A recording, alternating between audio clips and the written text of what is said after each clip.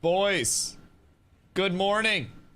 It's an absolutely splendiferous day, if I do say so myself. Ni hao, Mr. Leon. Another day, another Leon. First, what can you do but witness it? My lads, hope you're all having absolutely beautiful days. Brain, Arctic, Corla, shouldn't you be selling stuff? Navy, Root, what up, my boys? How are y'all today? Wow today, wow every day. Wow every day, brother. Ain't much else to play. Like, I'll be honest, what realistically would there be on the agenda other than WoW? You got like WoW, Quinfall, kind of gross. Probably not gonna play Quinfall. Play Marvel Rivals, gross. Rocket League, gross. Fortnite, gross. Deadlock, good game, but not up my alley for streaming. Like, I don't really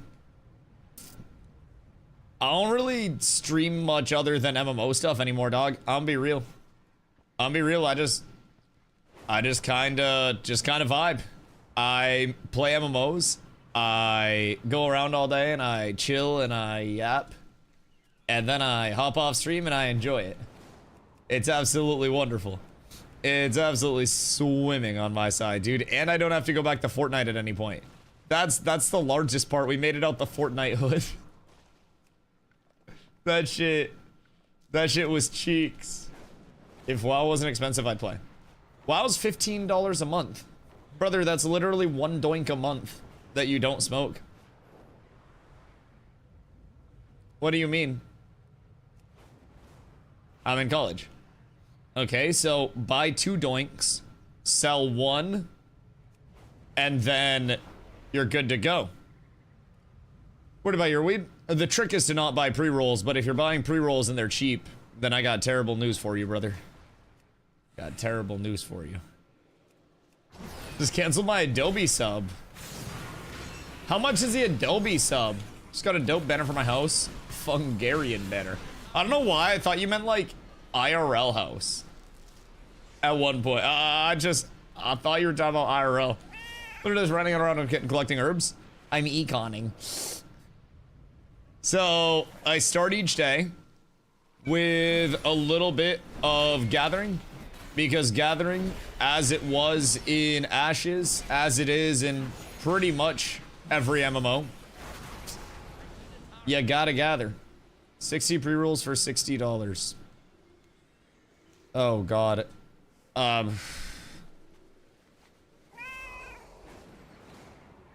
My advice to you, lab tested. Brother, I've worked in weed. I literally worked in the cannabis scene. I've tried all types of weeds. Oh my god. The hubris of a young stoner. Brother, I have been smoking weed for half of your life at this point. I do have terrible news for you. If I'm from a 40-year-old woman. Oh god. Yeah, I don't wanna know what terrible shit you were puffing on. You will probably grow to detest weed and cardio if you smoke in boof this early. I love pesticides. No pesticides, no dollar pre-rolls. Do you want to know what the cheap pre-rolls are? Like, just in general?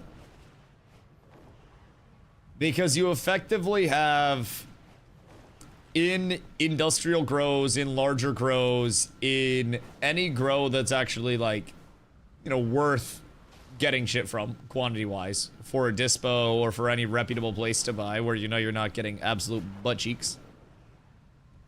You basically have these white rooms where they are super sealed, super secure, super like clean all the time, air filters, the whole 9 yards.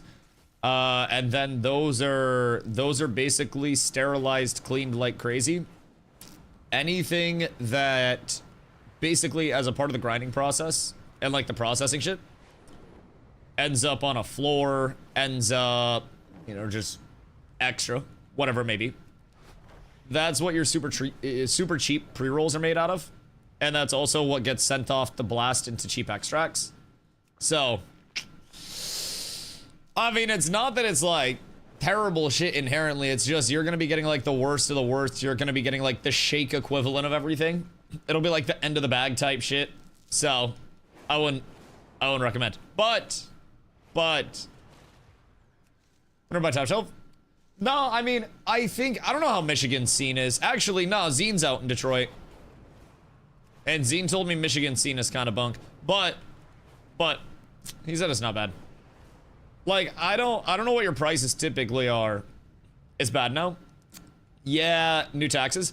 Well, so the thing about Maine that makes it very cool, like weed-wise, is that we have almost like a boutique state where it's not necessarily like super expensive, right? The prices are actually quite low because there's a lot of competition, but what we have are very small, like independent growers.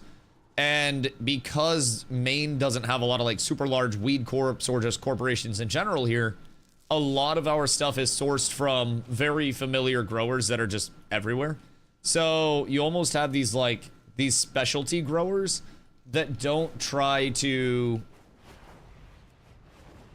overdo their catalog, and they focus on a few things, and they'd rather like excel at something than offer everything, which is kind of cool. So you'll go to any dispo, and then they just have a wide selection of growers, huge selection of strains. Usually, it's nice. It's nice. I will say, bad part is up here for whatever reason it's been hard as fuck to find sativas the last 6 months, and like I'm not even talking like a true like unhybridized sativa because everything's gonna be sativa'd up. I'm just talking about something that isn't bred to give a fucking couch lock, bro. I despise couch lock and body highs. And I can't stand it. I hate indica. Yeah, same.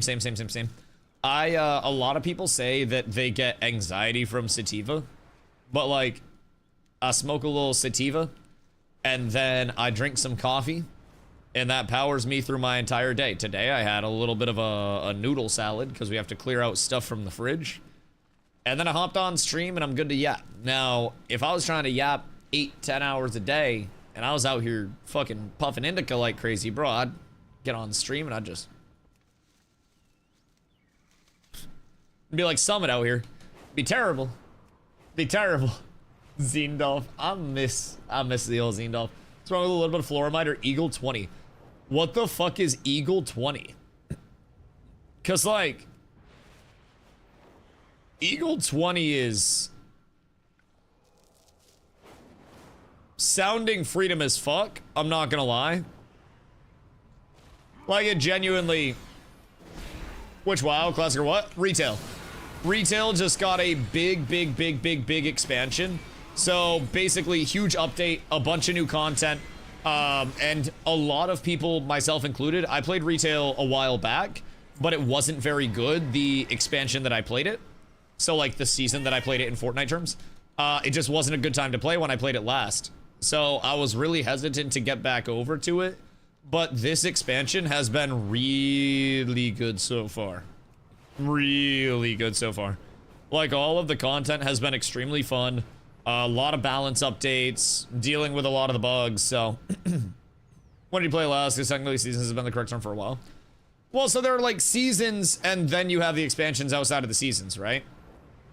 Because Midnight will have multiple seasons within Midnight, right? So like this season, yes, has been good, but more or less this entire expansion is looking like it's going to be good, I believe. Because I think it's like seasons, multiple seasons within expansions, right? Because you'll have Midnight Season 1, then you'll have Midnight Season 2, etc. Rare. Good day, my boy. What did you play last? Shadowlands, and then before that, Legion BFA. So, Legion BFA was like, not the worst, but it also didn't really hold with me. So, it's not good as what it is. I also spent quite a bit of time in the cannabis industry. You were a grower, I see. I was on the processing end. I was basically, my buddy Kyle has his own brand and was like managing the entire like warehouse and store side. So he was like the warehouse to store guy, figuring out which products we were gonna stock, R&D on new products and shit like that. So basically he brought me in just like part-time, and he was like, hey, you have really good knowledge of strains, so here you go. I'm gonna give you an industrial grinder. I'm going to have you basically run the pre-roll side of it. So I came in and I was looking at what the grow team had given me for strains. I would go through what I had each day, list them out. I would make strain combinations, and that would basically be like our hybrid pre-rolls. I would make indie, I'd make sativa, I'd make pretty balanced rolls, and then we would just sell those bad boys off in the storefront. And when I was there, our pre-rolls exploded in popularity because you actually had somebody like, you know, in the lab, so to say, cooking it up. How does that work? Do you just use how much you put in each? Yeah, I mean, more of like a strain combination, because everything is grinded together, and then it's basically like automatic. So we had, I'm gonna show you, futural grinder, open image in new tab, and then futural images, open image, new tab. Okay, so we basically had, this was the grinder that I had. So it's basically like a giant weed whacker, and this is like 5-gallon bucket size. So put a bunch of weed in here, and then it comes out here. So you have your bucket underneath that's grabbing everything. So there's no real way to guarantee what's going to be like, I can't say that this is 50% this strain, 50% that strain, but I could basically put in multiple strains and then give it to my buddy Kyle, who would then feed it into, this could hold, the one that we had was like 100 tubes. So it basically had the tubes here, you'd put your cones in with the opening facing up, and then it had another part on top that had like little holes that you would fill with the bud, and then it had a metal sheet that you would just pull out when you were ready. You turn it on, and this is called a knock box. So it basically just goes, and then it packs everything down and makes sure every roll is even and burning evenly. Big part of this, my side was making sure no stems, no shit got through that wasn't supposed to get through. So as it's all coming out, I'm literally sifting through everything, like with my hands, obviously with gloves on, but I'm sifting through all of the flour, hand picking out any stems that are coming out of this, processing, God, probably 100, 200 pounds a day, right around there. Most days, just absolutely blasting through it. And that was effectively the entire op. So I'd go in, and each morning, like my buddy Kyle knew that I was like streaming around it. This was just a couple of years back. So basically it was a part-time thing for me. And he was just like, yep, get your hours, come in the morning, leave whenever shit's done for the day, get it all done. It's your turn. This is before or after? Oh, way after. So I've been full-time on stream for like, this is my 3rd year now. So basically after college, I worked some big boy jobs and streamed on the side, and then effectively just, you know, went full-time on stream and haven't stopped. So just re-roll your pre's. You don't need to re-roll your pre's if your pre's are coming from a good place.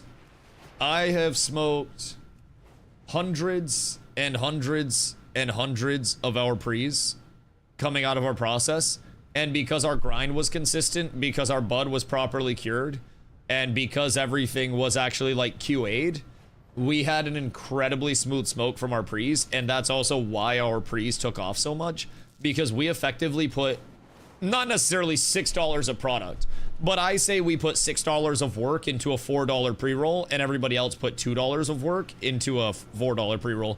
So like our pre was just fewer stems. It was a smoother smoke. We used a slightly higher quality cone to make sure that it was a good burn through. Like we were actually getting raw cones, and we'd run limited edition cones and shit like that for it as well. So then, as you guys mentioned, the hand rolls. My buddy Kyle actually runs a rolling service, like a private rolling service for events and stuff. So that's what he does on the side of his brand as well. So while he was doing this, he was making connections, and then his rolling service, he literally just goes and makes like insane quality rolls. The company that we were a part of won Maine and New England Cannabis Cup, like best rolls, best sativas, best hybrids.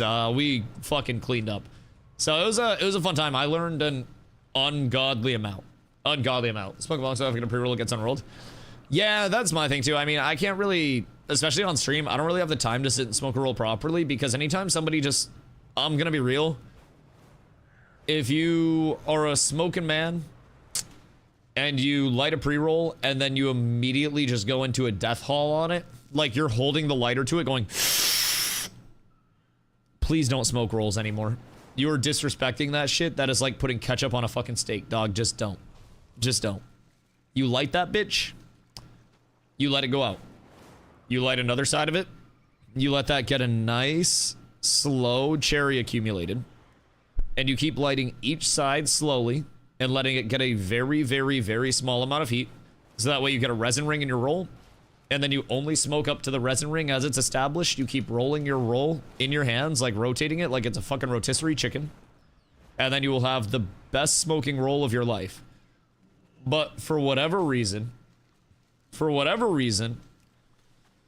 motherfuckers will get a roll, or they'll roll their own, and then they light that bitch and they just start hauling, and they're like, man, I wonder why it's canoeing. Well, because half your fucking weed ain't lit yet, dog.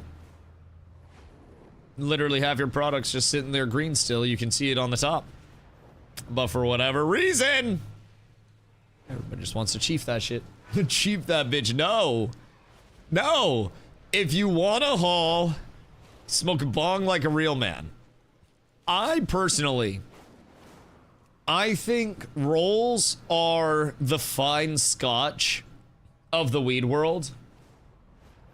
I think bongs are the Pabst Blue Ribbon. That's just that's mine. Then you got people who want a glob spit on the side that's running. Yo, you don't need to call me out. Sometimes old habits die hard. There have definitely been times where, like, usually when I'm smoking myself, but like I'm in a pinch to finish a roll, so I'm like puffing it down a little faster, and I have definitely hit the, all right, we're good. Dude, it's like digging a trench to stop a wildfire. It's like saving the farm. Water puts out fires, and my spit is mostly water, therefore I can slow the burning of that side of the roll.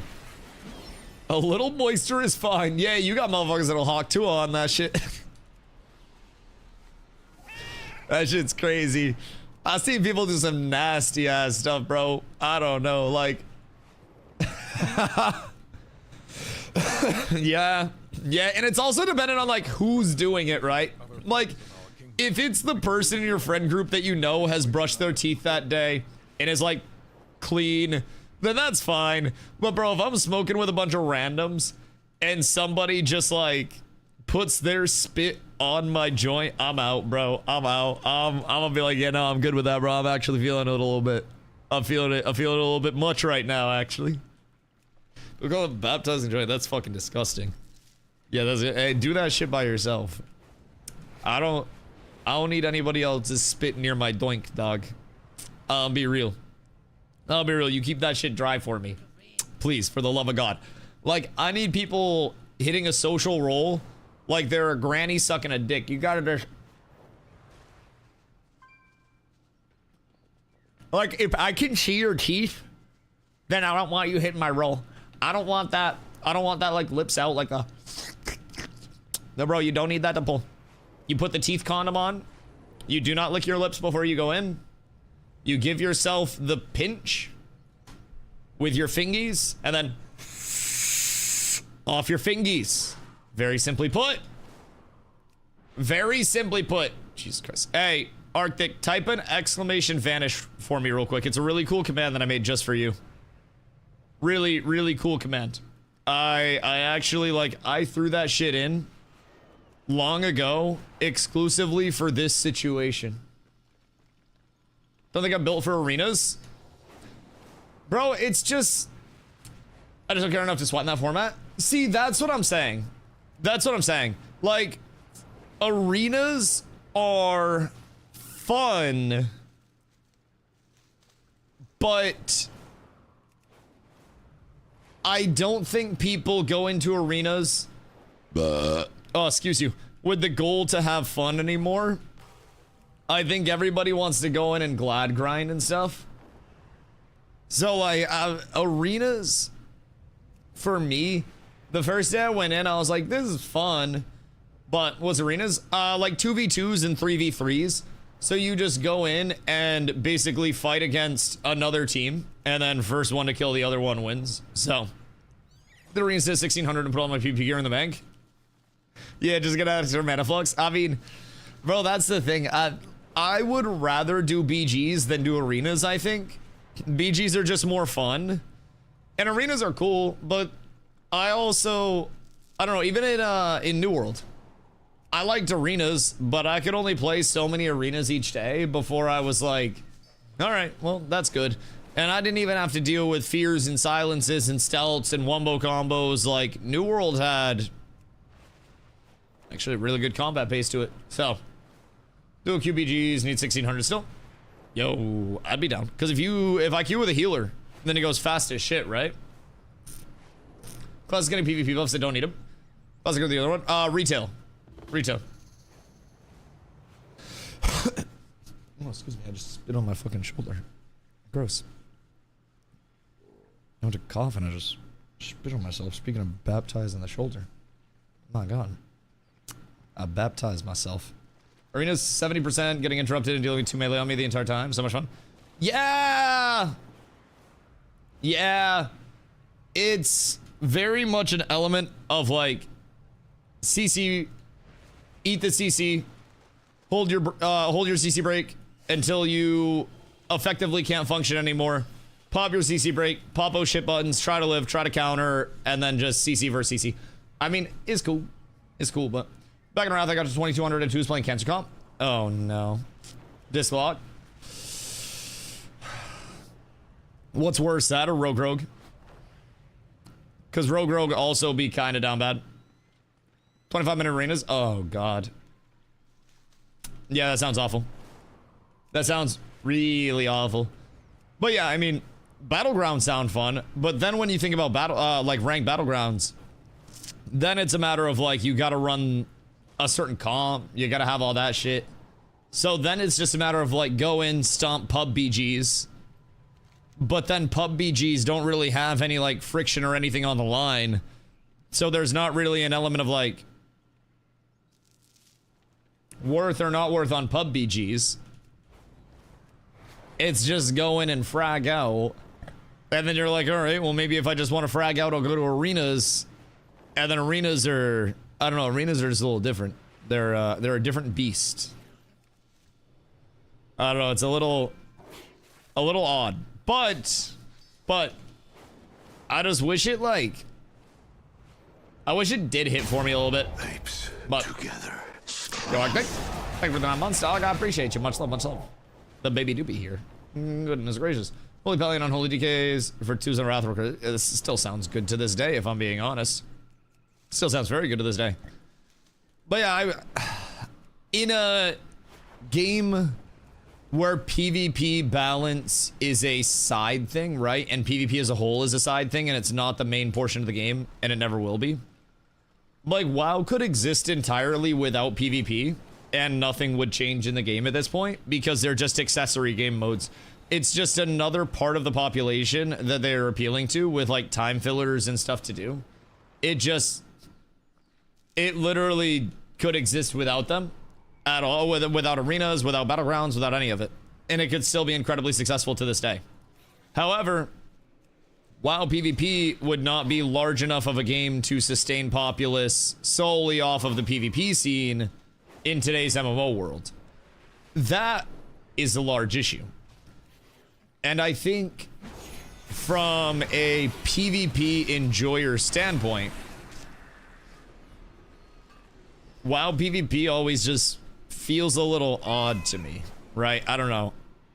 And I know there are amazing players in WoW PvP. I know once the bug gets you, the bug gets you.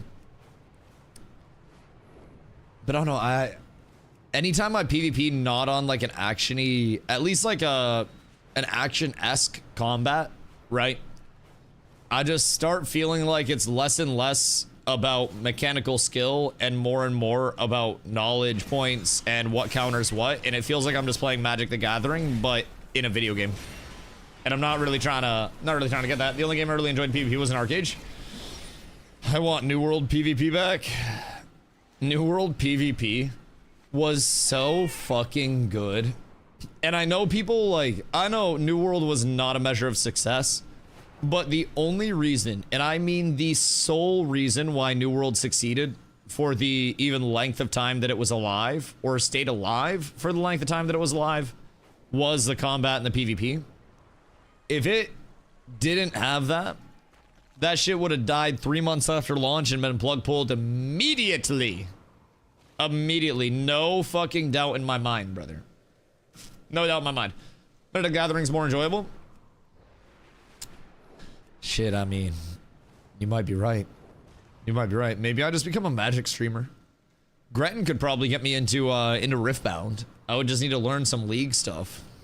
But maybe I become the yappiest Riftbound content creator that there actually is.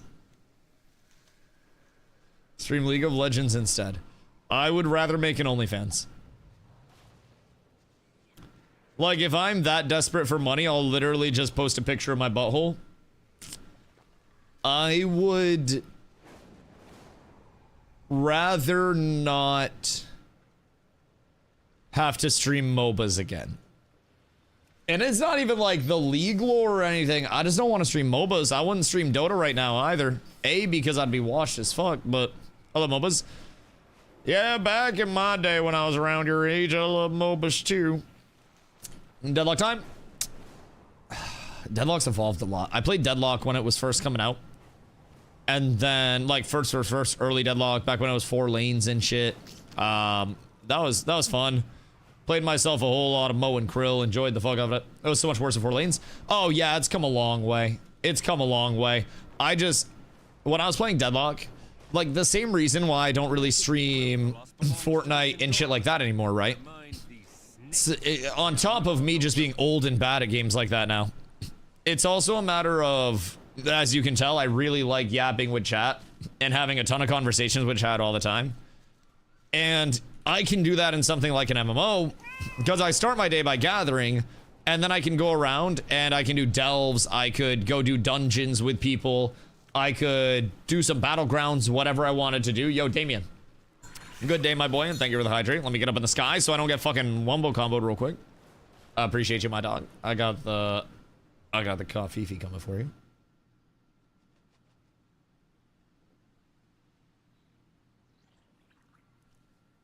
I appreciate you. Much love. Enable bling. I mean, everybody's style is different, but to the extent of trying to carry on full conversations, I've streamed about, I don't know, probably like 16,000 hours at this point or something like that. It's up over 15K. And there is always a certain level of, yes, you can yap while you're playing, but if you are holding a conversation with your stream, then you are not locked in. And if you're trying to play something on a very high level, especially something that requires you to be locked in all the time, if you're talking to chat and you miss 3 CS, then you're kind of cooked. Student in a game, doesn't matter what game. If I look up your ranks in the games you're playing right now, and you're dog shit, then you're banned. What games have you been playing ranked in? I will verify everything. I will verify literally everything. I can too. I got the time. I'm almost diamond in Apex, brother. There's no way we're citing diamond as an I'm so good at games. Isn't diamond like top 20%? If that. Diamond in Apex is free as fuck. I'm pretty sure Diamond in Apex literally means that you know how to pick up a gun. Can't you just sit in zone until Diamond? Like, you don't even have to get, like, KP or anything?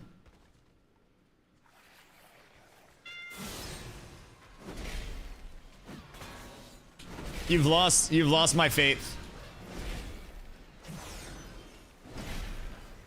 You've lost my faith as a gamer, I won't lie. The diamond citation is an immediate. Oh man, Randy Bears is the dumbest shit ever. Anyways, I mean, I played Apex for a while. I played Apex ranked. Not that I was going sicko mode, but I was smurfing motherfuckers up like crazy, up to like diamond and shit. And I can very much say, even not playing KP, I could go into a ranked solo, have nothing, sit outside a map entire time, rotate around, play edge zone, and we just ball.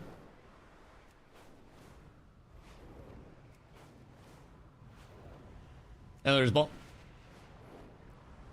I was top 500 in Overwatch. When? Let's see what's one of my Overwatch clips. You have to pay me to promo your shit. Sorry, dog. Terrible news. Terrible news. Yeah, no, that shit not free. That shit not free anymore. Yesterday's price is not today's price. Do I stream? I don't want to watch Overwatch content. I don't want to fucking watch Overwatch content.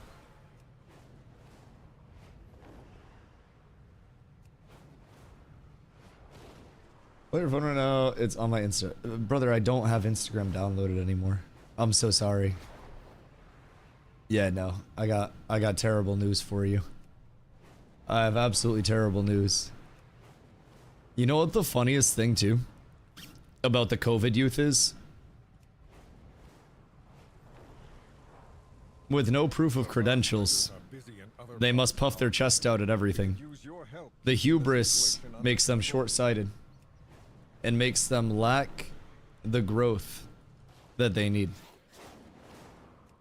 Put it on the spell? I don't know, dude. You're top 500 Overwatch. Figure it out. Figure it out. Should I do my delves? Yeah, almost definitely. Have you done your keys yet? Or do you still have keys? 100% of Pornhub, don't have me. Did you speedrun? Because I feel like you have the any percent speedrun where you're just watching a video, and then you got the true 100% no glitch, no exploit where you have to nut to every video. That one is like a Diablo 2 Holy Grail. Zop, what do you think can finish first? You full running the hub or a Llama Holy Grail starting from scratch?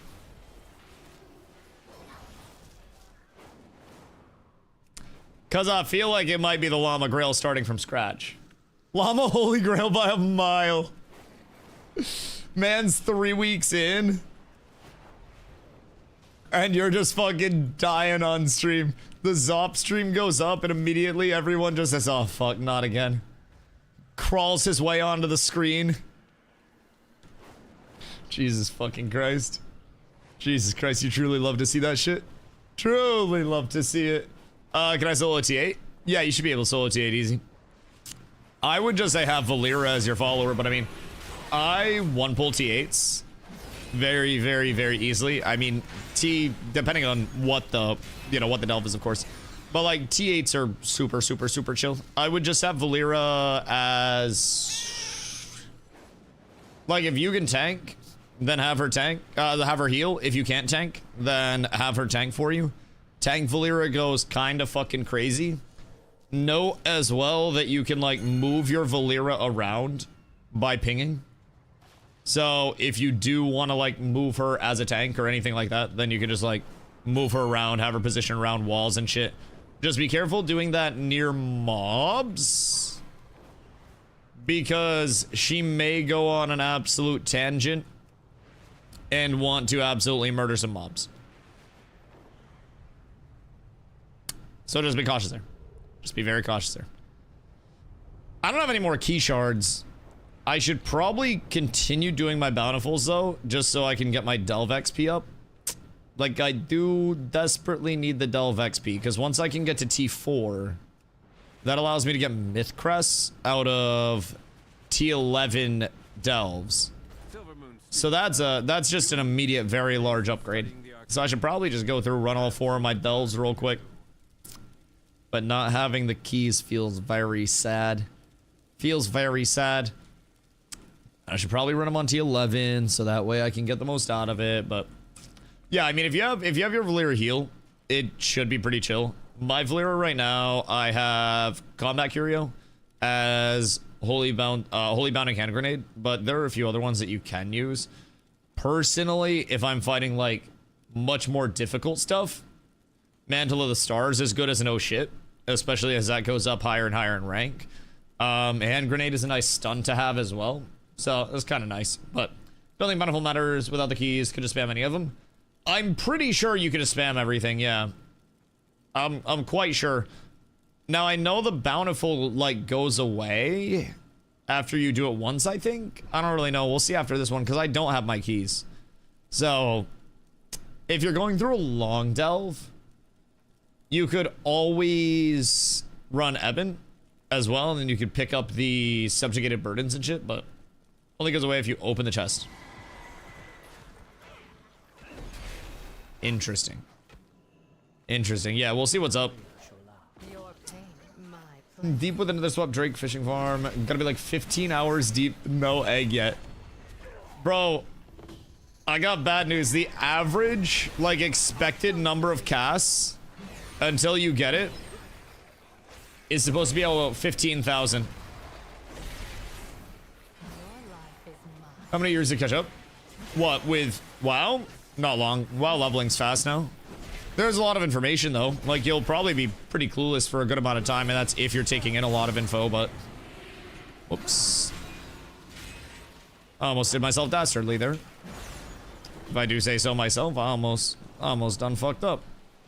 Excuse you, sir.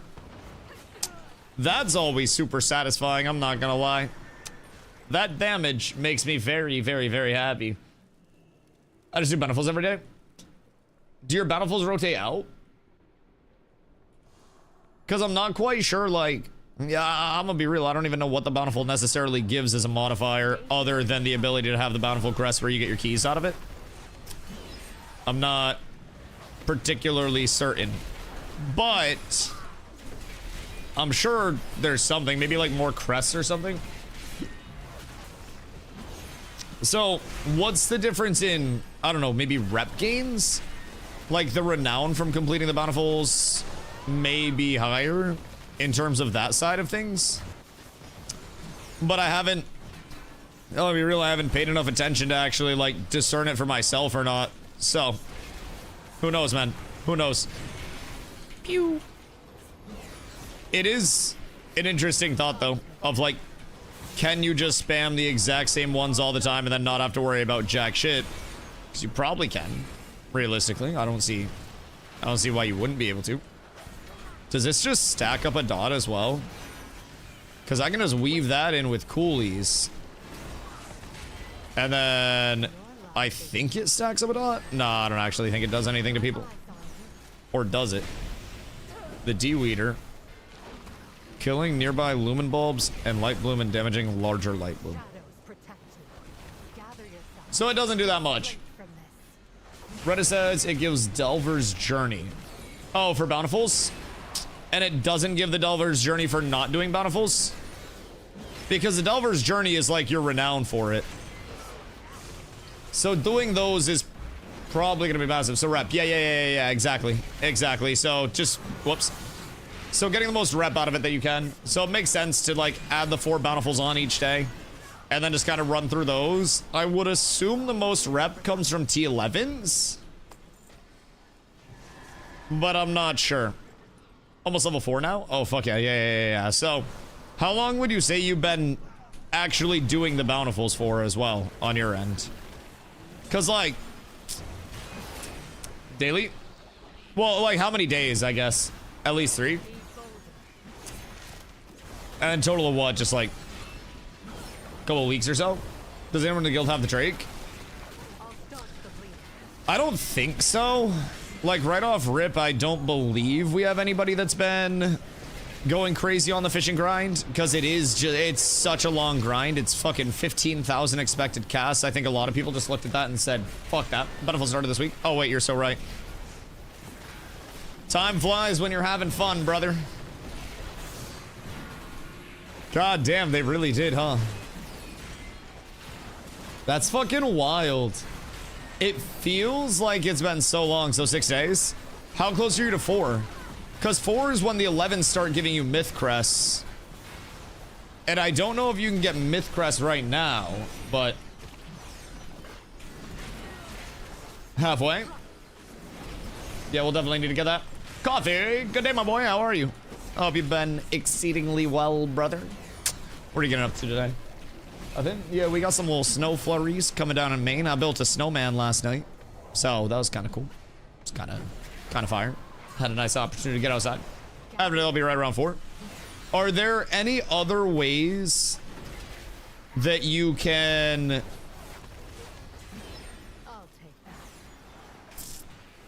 farm up the Delver's Journey or not? Tomorrow I'll get Mythic Crest.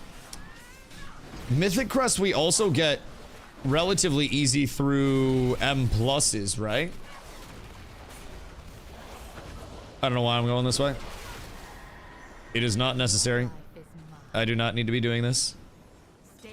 It's like 125 rep a run normally. For bountifuls or non-bountifuls? Just bountiful and extra rep with the keys. Right. For the bountiful, it's 300, 500. Okay. 7 and higher for Myth Crest from M+. That's not that bad.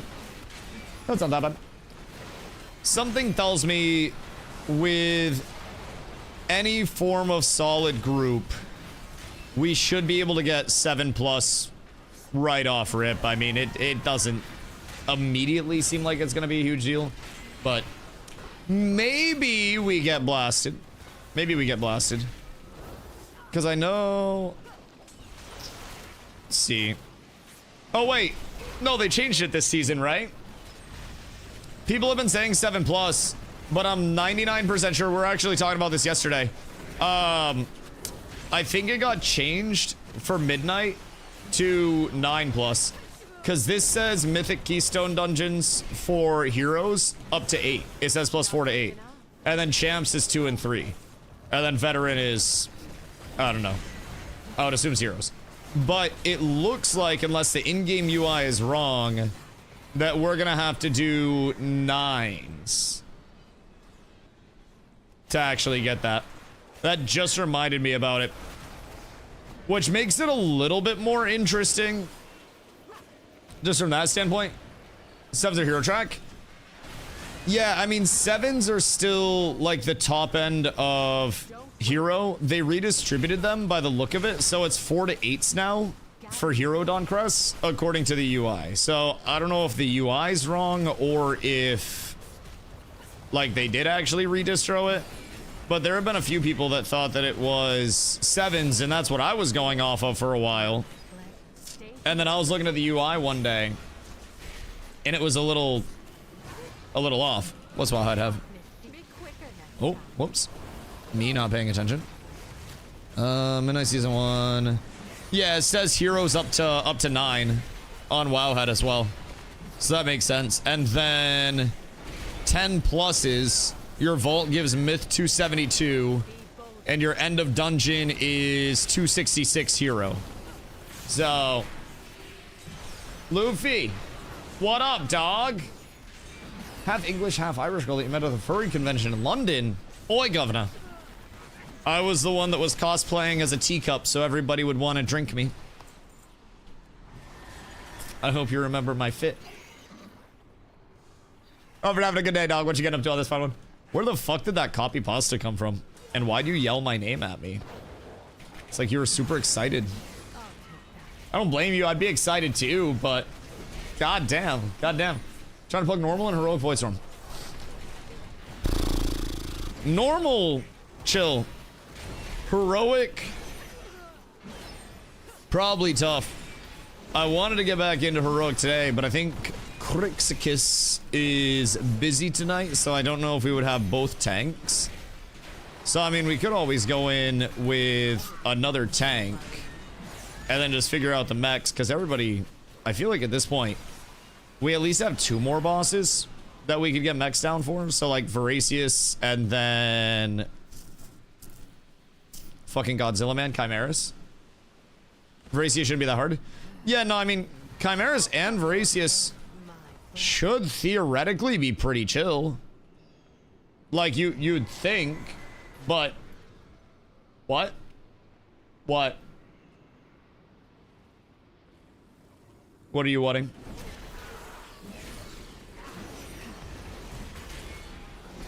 Voracious. Chimeras. Furry convention. Oh, yeah, no, that's nothing big. We'll be going to one of those soon as well. You don't need to get jealous. I'll bring you next time. Premier, if you need some DPS, can't really carry people yet. Yeah, I mean, like, technically on Voracious, you need to pass a DPS check as well, which is part of the issue, but...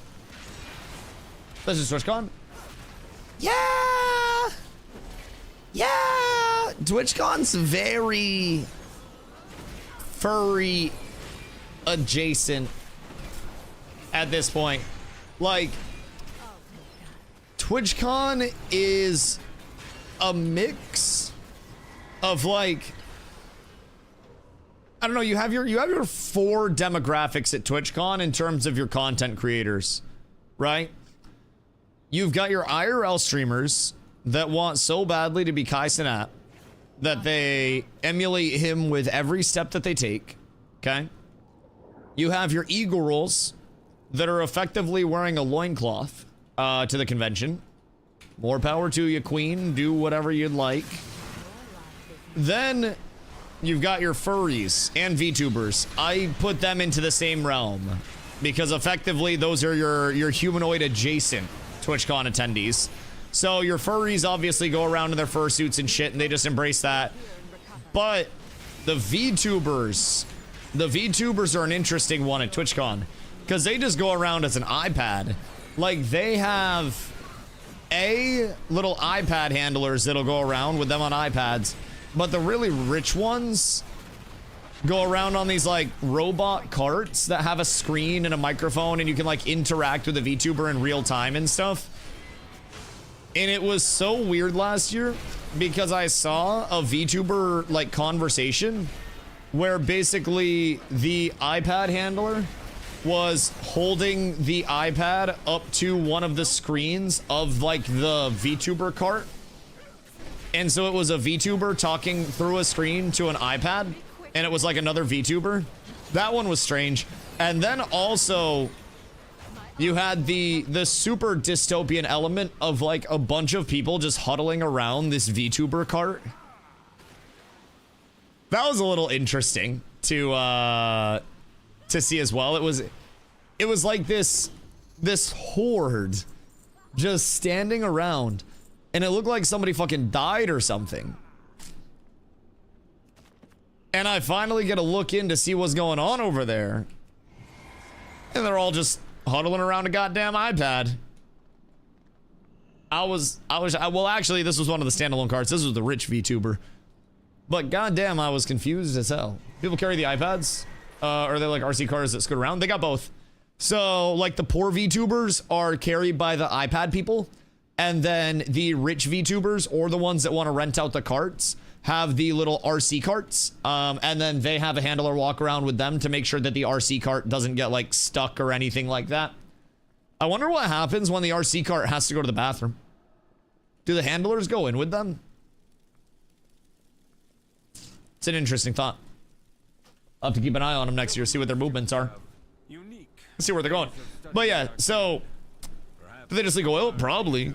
I mean, they just doctor disrespect that shit. Maybe just go in, take a look around, a little gander. See what you're liking, see what you're not.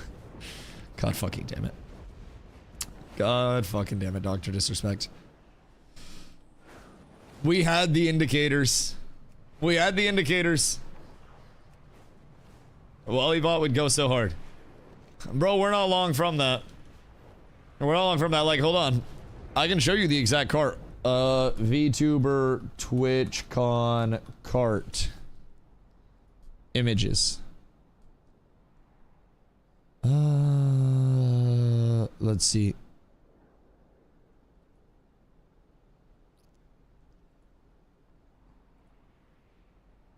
Wait, hold on. I found it. We've ascended. Look. These are the VTuber carts. So people will literally just hover around these like fucking mad. Like mad. You will have people literally like following the VTubers around, and then that's one of the poor ones. Yeah, this is a poor person VTuber. Yep. So this is what they do when they can't afford the carts. This is basically like this is like the premier escort. And then that one in the back is just poor as shit. Didn't pay enough for the cart. This is a super premium cart. They got the matching outfit. But yep, this was legitimately, this was TwitchCon. We were somewhere near, I mean, granted, it was probably a different VTuber parade, but we saw many VTuber parades. But yeah, that's another VTuber there. So, like at one point, one of these was being held up to one of these, and they were having a conversation. How do you think this is just had to pay to walk next to their VTuber? Oh no, these are the handlers. These guys get paid. They're doing this as their job. So basically, these guys all run the IRL backpacks, and their full-time job, those are all mods? No, they're not mods. These are from the company. So these are rented from a company, and these are the IT technicians and the employees from that company that runs these and troubleshoots them in real time. So you'll notice all of them have a bag or something along those lines. That's where they run the IRL streams out of. So this is a full mobile backpack, and the VTubers aren't like on scene. So the VTubers can't open doors or anything like that. They can't actually know where to go, what to do. And if anything goes wrong, they can't troubleshoot it in real time. So every single one of these are actually your handlers. Like legitimately, I wasn't kidding when I said it was a handler. Like this is literally a handler. So that's just a normal guy. That's just a weeb. But like this guy, I don't know what he's carrying. And then these two are independent. So I'm assuming this is one of the handlers because they have the IRL backpack. And he's just getting a video. And it looks like a couple of the handlers are free roaming handlers right now. This one's the guardian. This is their security. This man's ready to take on anything. But yeah, this is like the entire company setup. So the companies make fucking bank off of that too. Like those rental carts are expensive. I don't remember the exact company that it was, but like to rent one of those bad boys out for the entire weekend is crazy pricey. And you usually see them rented in basically like time slots. So you'll see different VTubers like in them at different time slots throughout the con itself. What I'm curious about was always like, do the VTubers have to buy their ticket still to attend and like have a lanyard? Or is it just one ticket? Because technically it should be a ticket for the handler and a ticket for the iPad.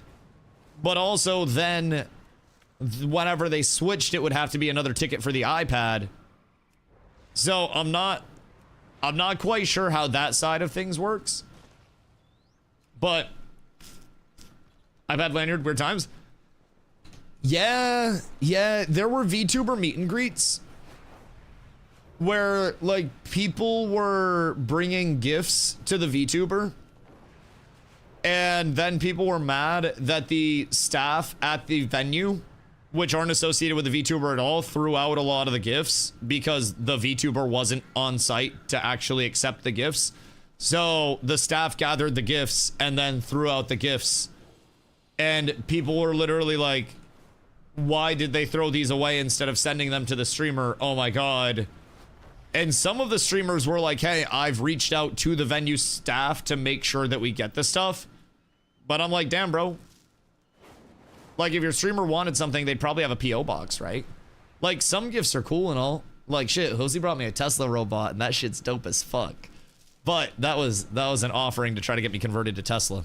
I still have my internal combustion engine. The Civic will absolutely outwhip that thing. I will not be converted. People be putting air tags in those things. Oh, yeah. Oh, yeah. Especially on the VTuber side. Like, not every VTuber is huge about OPSEC, but having anonymity to VTubers is a very important thing for some of them.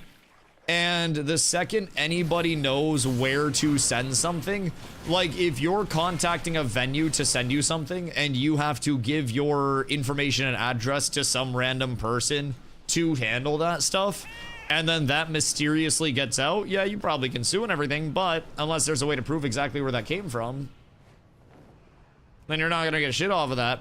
And then bam, your anonymity as a VTuber's gone, your entire persona's cooked, and then, you know, you're just entirely different as a result of it. On a 42-inch screen in the back of a van and let people spend an hour with their VTuber. Oh, that van would be rocking. That van would be absolutely fucking rocking. But yeah, it's probably already been done. They have like digital billboard trucks that go around during TwitchCon and like just advertise and shit, but that's a little bit different. It's a little bit different. What if I share this screen? Bro, it wouldn't shock me. Genuinely wouldn't shock me. Or some VTuber pulls up on like a fucking giant one of the little iPads. Shit's insane. MDCB ever? No, I mean like, I understand the concept of it, but also like, the meet and greet thing was a little strange. I'm not gonna lie. Maybe I'd see it differently if I was like, you know, a VTuber worshipper or something. But like, the meet and greet was essentially like, the person would wait in line for a very long time. Ooh. And then it would be their turn. They would go up and they'd be like, hey, I love your outfit or something like that. They'd fangirl for a second. And then they would like take a picture with the iPad and then they would just go away. I was like, man, y'all sat in line for an hour for that. Also, my largest complaint point about TwitchCon last year. This is an interesting one. So get ready. TwitchCon is only partially about the convention itself, right? There is a lot to do outside of the convention. And there are a lot of events that are both free and pay to enter events of various pricing. The single most expensive event that was TwitchCon associated last year was hosted by Iron Mouse. And it was Club Iron Mouse. It was her and other VTubers putting together a concert at a club that people had to pay a very not negligible sum to go see. I believe it was like 60 or 80 bucks per ticket. It was enough that we were like, absolutely fucking not. We are not paying that much to go watch a YouTube video sing. We weren't. So, Iron Mouse and friends get together and have the single most expensive pay to enter event at TwitchCon that's actually like associated with TwitchCon, right? And then after having the most expensive pay to enter event that TwitchCon had, also Twitch donated 100K to Iron Mouse, which is phenomenal. Phenomenal. Great. Very philanthropic. But the irony of the creator that had the most expensive pay to enter event that had made literally millions of dollars the previous year off of subathons and off of hype ran the most expensive pay to enter event and then got 100K dono from Twitch directly when there were so many smaller creators that weren't running pay to enter events and didn't have their own events and didn't have their meet and greets that could have used the exposure from that for their nonprofits, for their charities, for anything. Well, that's a different level. But I heard that shit and I was like, damn, really? Really? We're charging that much for tickets and we're getting donos from Twitch now. All right, rewarding the greed. Yes. I think Iron Mouse used to be an opera singer. Yeah, Iron Mouse is a very talented singer. But also, I'll be real. You want to know how I can save money by not going to Club Iron Mouse?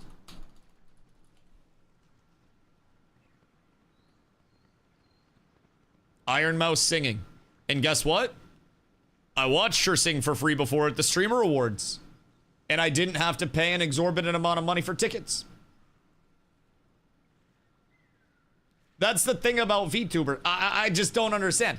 Why would I pay $80 to go to Club Iron Mouse when I can just look up Iron Mouse singing and then watch Iron Mouse sing for free? It's the same thing. You don't even know if she's actually live singing at the club because it's just the video. There's no verification. You're not backstage. You don't know. It could just be pre-recorded. This could be pre-recorded. I could just be really good at, you know, guessing what you guys were going to say in relation to my actual, you know, my actual conversation. What if Iron Mouse at home? And it's not $80. Literally, like, would people at Club Iron Mouse have noticed the difference if it was a live Iron Mouse actually singing with somebody linked up to do the dancing on the back end, or it was just a pre-recorded Iron Mouse going, "Are you ready, party people?" and then starting to sing. They wouldn't have known.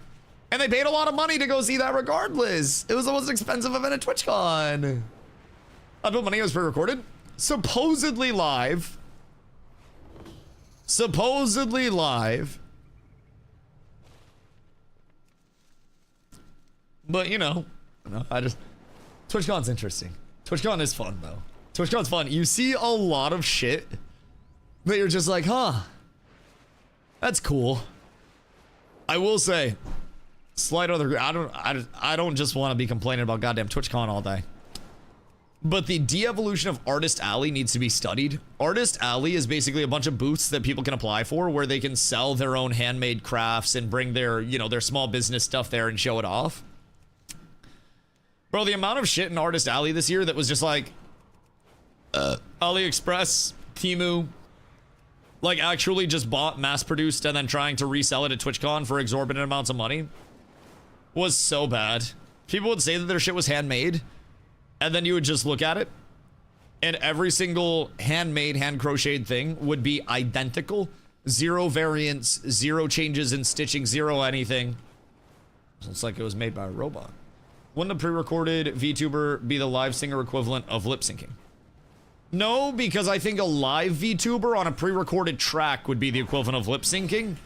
I think a pre-recorded VTuber would be the equivalent of like the Tupac hologram. Also, what happened to like the use of holograms after the Tupac hologram at Coachella? Do you guys remember that? Or am I just making shit up in my head? There was literally a Tupac hologram that was at Coachella, and then we literally never saw the Tupac hologram again. And I think they might have killed it. It happens. There's one for ABBA in London now. Oh, is there? Okay, that's cool. I was always wondering what happened with like dead rappers and artists being turned into holograms, because that fell off like crazy. This is the worst trinket I've ever seen. Roach, wait till you have to wait till you realize you have to kick 3 balls. Hold on. Yeah, that's not the most fun. That's not the most enjoyable at all, if I do say so myself. It's kind of fucking tragic. I'm in the bathroom smoking a one-hitter. Why are you smoking in your bathroom? Brother, just go outside. Why wouldn't you just, like, go to the outdoors for a sec? What, I don't know, man. I don't know, man. Kids are weird. KSU gang, no cameras. Are you one of those people that still thinks that the cameras are actually being watched 24/7? Smoke-free campus. You have not learned the way, my boy. You have not learned the way.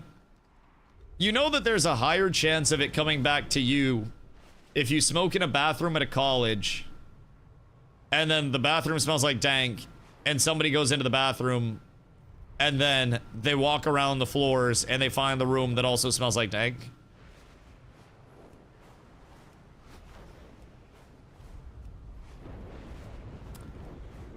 Just walk off campus? Literally. Yeah, our floor has no cameras. Right, but people have noses. It's okay. It's okay. My room smells normal. My dog has not identified what nose blind is. Boo, his room probably smells of ganja and he thinks he's sneaky. Yes. Yes. Or you can do strat. Brother, I promise you, you have people in this chat that have been smoking weed longer than you have actually been alive. I promise you, as somebody that was the plug for my friends in college and smoked an abundance of weed in college, you're not clean. I have air freshener. When I was in college, I had anything in jars, completely sealed, wrapped in 2 blankets with dryer sheets on the inside, with air fresheners on the inside, sealed in a tote that was then wrapped in another blanket with dryer sheets in between the tote and the blanket, and my room still smelled like weed. Brother, you're not gonna stop the smell of weed. I have 2 air purifiers in my smoking area right now in my home, and it doesn't stop the smell of weed. Brother, discover the toilet paper roll with the dryer sheets. I have bad news. You still about to smell like weed. Have you... Next time you smoke a roll. Was a meme? Fair. Thank God. Thank God. Next time you smoke a roll, smell your fingies. I smell like weed, not my whole room.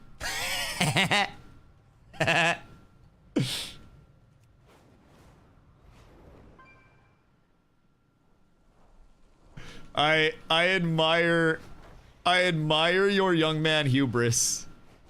I used to think the exact same way, and I also used to think I was slick when I got this place. And I would smoke, and then anybody would come in to my house, and any areas where I smoked or where I sat after I smoked, it was dank. The big moment for me where I was like, nothing I do will help it. Keep in mind, I smoked directly next to multiple air purifiers in a room with the windows open with great airflow. And I went to Iceland, okay?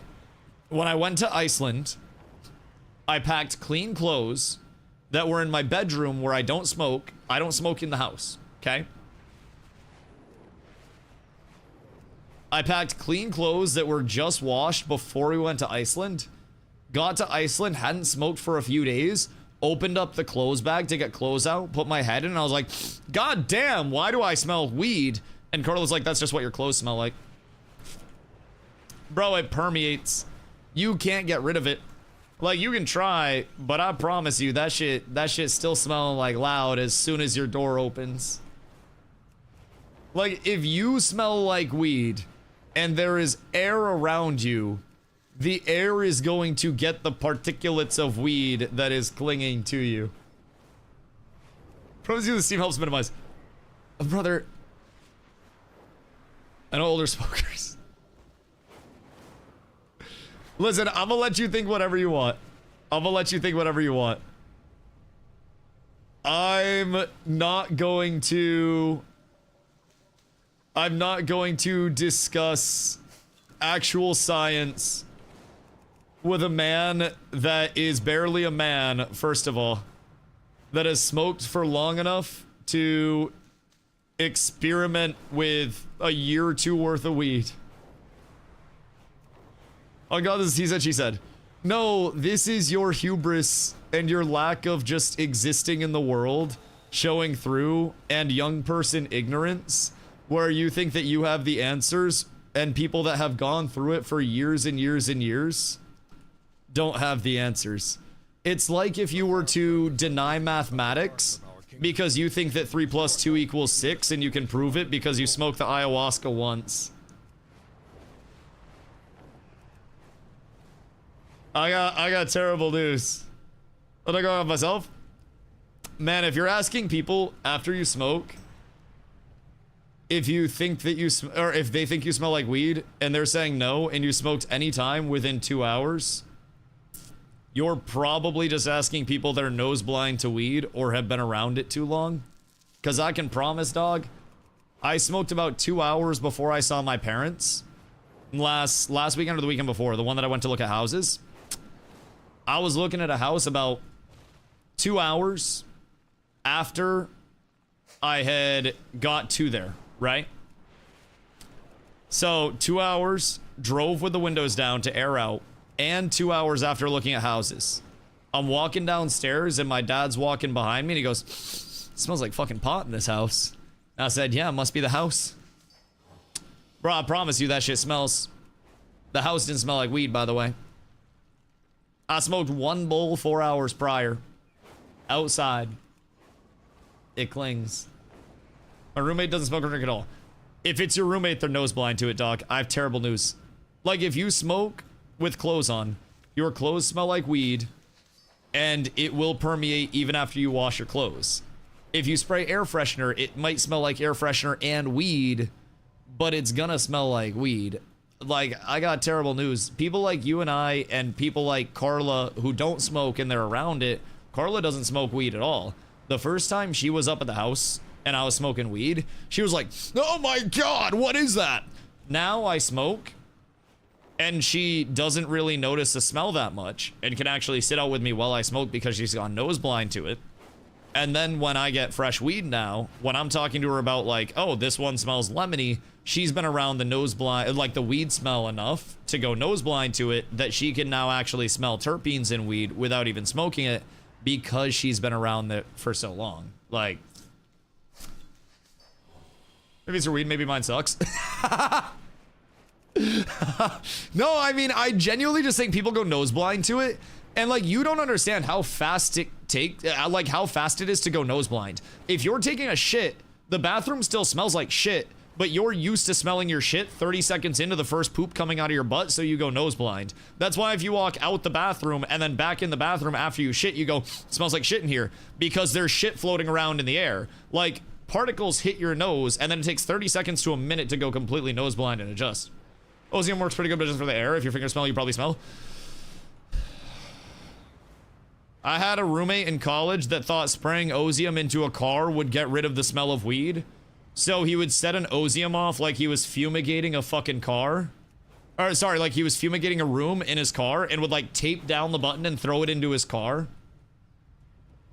Only the hand that packs. Ha! Sorry, I had to laugh. That's actually the opposite of how it goes.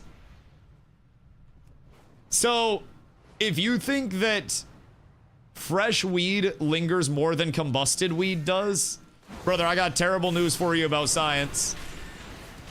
Smoke actually puts the particulates in the air, and even if you can't see the smoke, then you're cooked. It's my one hitter. Yes, so what you're holding that with and what you're lighting it with are going to be what's like most exposed to the smell. So if you have a hand here going, then that smoke that's going into your lips is going to be what clings to you the most, because you get the resin particles, you get smoke particles. So like, you're getting that on you.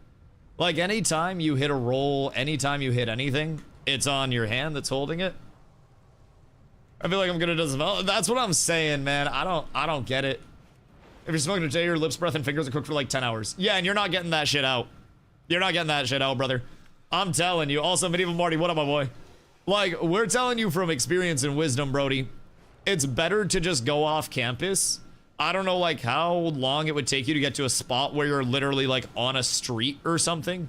But if you're on a street or you're at an area where you have a roof over your head, bro, that's going to be your better bet. Because if you're smoking in a bathroom at a college that claims to be a smoke-free campus, they're not going to care if you go off campus. But the second somebody bitches and that gets brought back, then you're cooked. What about off campus to change the smell? It's more so the knowledge of if you're smoking in a bathroom on a college campus that cares enough to put up cameras and have people actually police it, then there's a higher chance if you're on campus smoking in a bathroom that you're going to get shit for that. And you're going to be, like, if your campus, you said it's KSU, they won't catch me. I admire your hubris, big dog. I hope they don't. I hope they don't. I'll smoke in my bedroom. This is the entire discussion, though, brother. If you smoke in a bathroom and then walk back to your bedroom, and somebody does complain, then you're cooked. Like, we had a lot of people that were smoking in their bathrooms, that were smoking outside on campus, that didn't really give a shit before it was all legal in Maine. And keep in mind, it's only legal if you're over 21 or have a med card. And unfortunately,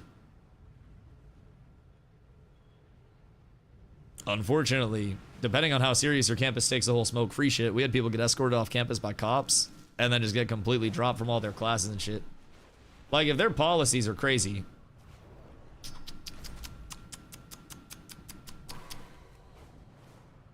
then you're cooked. I think that's the probable cause because they want to unlock your shit. Bro, you'd be shocked what colleges can get away with. Colleges have the right to go through all of your shit at any point in time, unless you physically bring your own something. But even then, a lot of colleges have changed source, worked in college admissions. So they can go into your room, and if you have stuff on the campus, and they have any reason to think that that smells or anything like that, then you're good. I promise it's not. I also need a warrant. Not with probable cause. So if you smell like weed, if it smells like weed, that's probable cause. My degree is in criminal justice with a minor in behavioral psychology. I also worked at a college in admissions for a while. They do not need a warrant if they have probable cause. That's the same reason why you can be searched if you smell like alcohol when you get pulled over for driving. Source, degree in the field, and I don't have to answer the door. They don't need you to answer the door when you're living on their campus. You are basically under their terms and conditions. It's the college's property, and they can literally just go in whenever they want.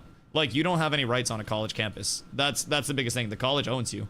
They just open your door. So when I was playing college basketball, I went to the gym one night, and I smelled like alcohol because I was absolutely lit. Somebody told my coach because it was an alcohol-free, smoke-free campus.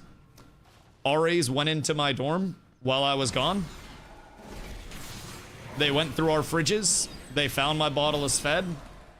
They dropped it out. Or they dumped it out. They brought it to my coach. And I got suspended for a weekend and threatened to be kicked out of the entire college. It's unacceptable with all my key wishes in my dorm.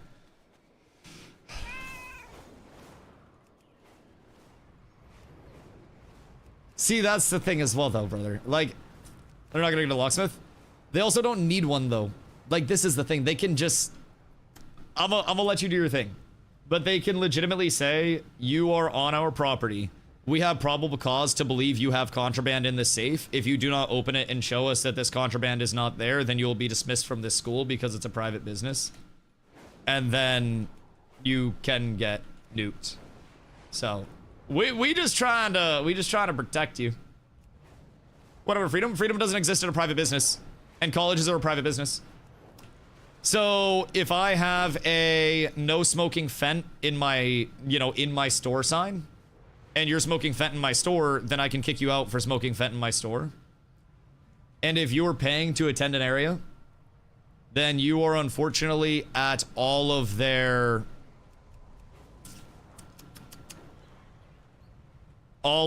free will. Like you unfortunately, if you're at a hotel, you agree to the hotel's terms of service. If you're at a motel, you agree to the motel's terms of service. If you're at a homeless shelter, which is state funded, you agree to the homeless shelter's terms of service. And guess what? Every terms of service applies the same, and you effectively give up all of your freedoms as soon as you apply to a terms of service, because that overrides pretty much everything. Cold world out there, boys. Cold world out there. Like, if you're at a hotel, you don't really have that much protection. If you're at a college, I can say, as someone that went through the shit in college, got weed in my room at all times, got suspended from the basketball team for getting caught drinking, you don't really have shit. It's not normal. No, it's very normal. If you're in an area that is not yours, then you have to respect the rules of the area that is not yours. And that's very normal. If you're attending a college or if you're staying at a hotel, that's not your area. You're paying to borrow that area from somebody else. Therefore, you agree to all of the terms of that area, no matter where you are. It's the same thing as being out in public and not assaulting somebody or taking your dick out on the street because you agree to the terms of service of being out in that street. It's all terms of service. You don't actually have any freedom, my dog. Like, you still have to do everything all the time in the eyes of the law, in the eyes of the terms of service, in the eyes of the policies. You just have more freedom in other areas than you do in some. But the second you're in a private area or anything that's funded by somebody else that's not yours, even if it's a state-funded school, even if it's a state-funded area, you're still at the like will of that business and of those terms. Those terms override everything. And that is completely normal. That's completely normal, dog. Like, that's just how the world works. if that didn't operate that way, then people would go into Walmart and they'd just be kicking the shit out of each other for supplies. They'd be walking out the door. They'd be bartering at the cash register. Is a cold world out there, my boys. We're all just rats trying to stay in line so we don't get in trouble. Burn doesn't exist in private business. This is why it's crazy to think they can say. You don't understand about online platforms that are business owned by others, terms of service. Everything's owned by somebody. Also, everything's owned by somebody. That's the biggest thing that I've learned is even if it's owned by publicly funded entities, that just means the government owns it and it's going to be even more strictly under rule of thumb. So, from my workplace didn't care. I got fired because people talked. I was just to be smart with smoking. You don't want it to affect your life. Yeah. Yeah. Can't smoke weed with federal contracts.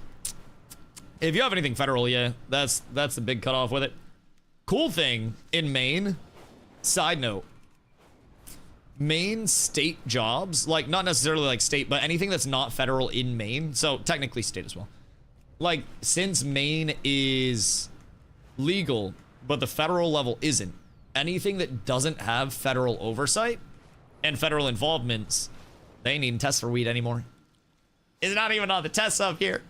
It's glorious. It's glorious. It's so nice. Kind of weird with Canada. I can smoke weed wherever. I can smoke cigs. Can't smoke around schools. And companies have to put up a sign. I think technically in the US, you're not supposed to publicly consume. I believe it's the same thing as like public intox with alcohol.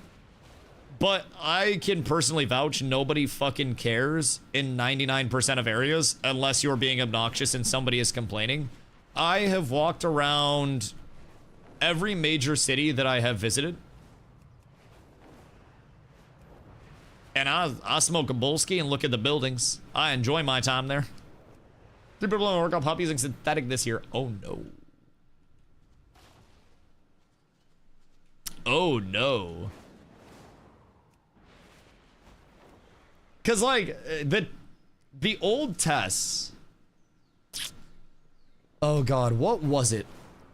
It was a THC breakdown molecule that was left over in the body that the old tests used to actually test for. I looked into it at one point just out of curiosity. Cause like by the time I was an adult, Maine wasn't testing or anything anymore. So I looked into like what the actual tests were at one point to see what was breaking down and what was coming from what substance. To see if you could have like CBD or anything like that. But I think they had something to do with the I think it has something to do with the pH balance. Interesting. That's weird. I wonder what can like alter that. No, should be just smoking synthetic anyway. Shit's nasty. Oh, synthetic piss, not synthetic weed. Oh. Oh, why wouldn't you just get someone else to piss for you? The fuck do you mean? Like, unironically, why wouldn't you just get someone else to pee for you? People at my job are dumb as fuck. They probably spent more to get synthetic weed than they would have for pee. That's hard as fuck. Getting someone to pee for you? Such an odd question to ask. In college one time, somebody asked me if I would piss for them so they could pass a test, and my answer was, brother, I'm fried right now. They didn't ask me again. They didn't know I smoked. What's that thing called? The fake dick people used to bring to piss tests. Jesus fucking Christ. See, the absolute trick is to get a bag of pee and then put that bag of pee in your butt and then have a catheter coming out of your butt with the bag of pee, and then you squeeze your butt to expel the pee. Someone that just came into chat for the first time is out there like, what the fuck did I just come into? What is going on? Under your balls to keep the pee warm. Oh, in your butt's way warmer than under your balls. Yeah, in your butt is pretty much as warm as it can be. They don't want you pee unless you feel the first one. We love the outdoors, just not inside our strong like, house. Clean out these pests, won't you? Why would somebody want to work a job where part of their task is potentially watching someone piss.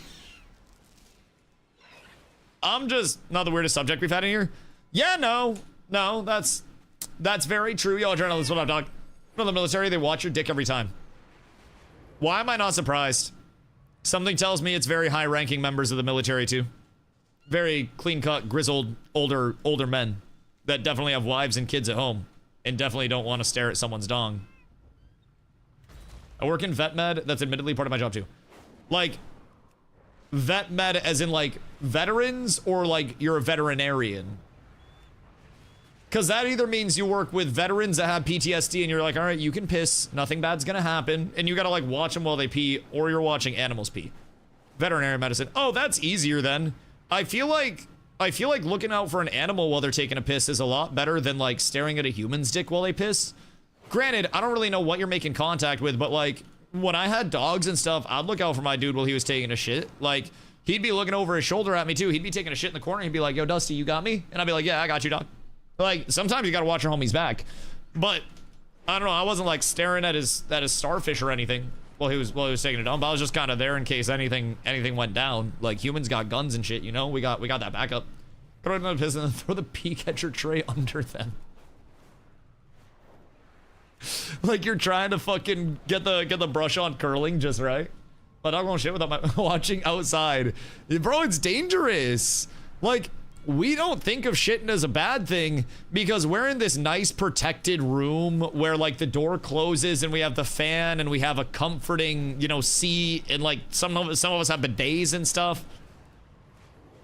If you have no weapons, tools, or defense at your disposal except for your bare hands, and you are taking a shit and you're mid-poo coming out your butt, and somebody decides they wanna cook your shit, brother, that's the perfect time to kill someone. They are squatted taking a dump. You run up and like a 2-foot running drop kick to the chest. They're done. Now imagine being in the animal world. You don't have guns. You don't have like, you can't just scream help. I mean, I guess you probably can, but I feel like pooping is the most compromised that a man is. Because I don't know about y'all, some people in this chat are probably quick poopers, but I'm like a 15-minute pooper. I get in there and it's like a commitment. I gotta hit a quick stretch, open up the gastric pass, touch my hammies so I don't cramp, and then I gotta find a good video to watch. I gotta find a good article or two to pull up on Reddit, maybe a good Twitter thread to look at, and then we get to business. That's a religious experience, man. I feel like 2 things should never be rushed: to shit and a haircut. Many things in life can be rushed very effectively, but if you're getting your hair cut, you get a barber that takes their time, make sure that shit's looking good. You taking a dump, you take your time. You don't want a hernia. And a hernia would be very bad. Gotta testify on bringing your phone to the pooper. If you're there for 10 minutes, still you're a slow pooper. Oh yeah, I'm a slow pooper. I've gone in many times without my phone. And it's not even that I'm like sitting there and like this might be graphic for some, but it's not even like I'm sitting there and I'm just killing time. Like, I am an active 10-15 minute pooper. Like, it's like one of those grand finales for fireworks, and you're like, damn, that's gonna end any time, and then it just keeps like pew, pew, pew, pew, pew, pew, pew. And you're like, man, when did they even get this many fireworks? Like, how much did they spend on this display? And then it's just pew, pew, pew, pew, pew. And like 3 minutes later, it's still just the grand finale, and you're wondering if this is even the grand finale yet, and then all of a sudden it just stops and everything's done and everyone goes home. It's kind of like a boss fight, so to say. What a time to click into the stream. Honestly, any time in the past hour and 30 minutes probably would not have been any better. What am I listening to while I work? Shit, what you do for work? Because it might just be the most inspiring information that you've heard today. You know, if you take a shit while you're working and you don't have to clock out, you're technically getting paid X amount per hour to take a shit. Professional shitter, by the way. I don't poop during stream because nobody will Twitch Prime when I'm not here. So like, watch. I'm gonna go take a bong rip right now. The reason why I don't shit during stream, I'm salary though. Okay, I've been salary too, and I'm gonna be real. I've worked the 2 types of salary jobs. One salary job where I did about 15 hours of work a week, and one salary job where I did about 70 hours of work a week. And let me tell you, that 15-hour salary job I was walking around the college campus. I was taking shits. I was like yucking it up with the cafeteria staff. I'd walk around the campus and just be like, hey, I gotta go check something out. I'd get out of my office. I'd just go for a walk, bro. I'd literally just be like, yeah, I'm going on at 10. I got all my emails done and shit. I'm all caught up. I'll be right back. And then I'd just scoop. It's beautiful. Beautiful. Absolutely nothing wrong. Absolutely nothing wrong. But goddamn. Because I still get paid a shit? Yes. Yes, you still get paid a shit even if you're salary. You just have to have all of your stuff done. It's like a little reward, so to say. And the cool thing is, if you're working, you technically don't even have to shit to just go sit on the toilet. Because nobody's gonna bother you if you're sitting on a toilet. You don't have to even pull down your pants. You could just sit on the toilet seat on your phone for 10 minutes and be like, oh, fuck, here we go. Like, bro, I'm telling you, just go sit in the bathroom for 15 minutes and de-stress and just chill. It's one of the reasons I wish I could go to an office and not work from home so I could walk around how the day doing random shit. Oh, your salary work from home? That's the worst, bro. Because salary work from home is awful because even in the event that you complete all of your work very fast, they're still like, why weren't you logged in to X software? Why weren't you remoted into your PC for this many hours this week? And I'm like, I got it all done in a shorter amount of time. And they're like, why didn't you find something to do? And I'm like, because there was nothing to do. And they're like, there's always something to do. You play WoW if you work from home? Oh yeah, I used to play New World when I worked from home like crazy. I shouldn't say that because they might be lurking. But yeah, I used to play fucking New World and shit. I'd get on and gather. I would make war rosters while I was like working. Yeah, that shit I'd do that while I was actually working jobs. Back when I was working in sales, I would just bring a laptop with me and then I would like do stuff at the work job or at my job. So thankfully I'm not micromanaged, but I work in incident response and digital forensics, so there's literally always more work to do. In incident response though, it's important to also have protocols for if you're caught off guard. So I feel like you as an incident response management person should probably organize a team shit one day where the building suddenly gets sieged and you guys have to finish your poops and then organize a defensive tactic response simply off of the organization, off of the poops. I don't need any credit for that. When you win awards, you do what you'd like. But one of my buddies works in the military and he does incident response stuff in the military. And I've always said, what happens if America gets attacked, but everybody important is taking a shit at the same time? It's things you gotta think about. And everybody's like, oh, well, we'll have the National Guard there. We'll have the Marines there. We'll call in the jets. What if all the pilots have upset tummies?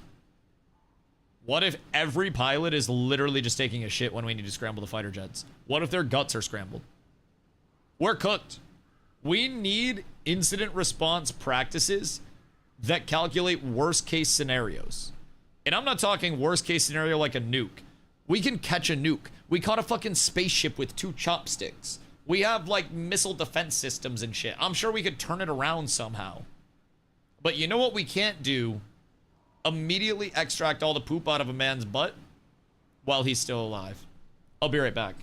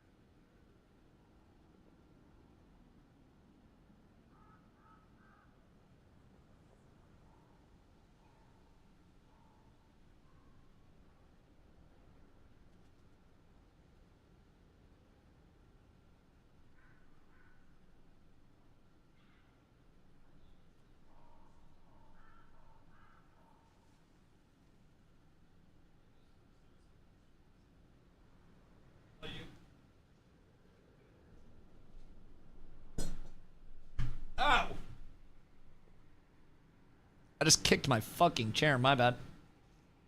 Right in the ankle. Like the soft spot. Just one of those where you really want to say bitch really loud. God damn. Owie.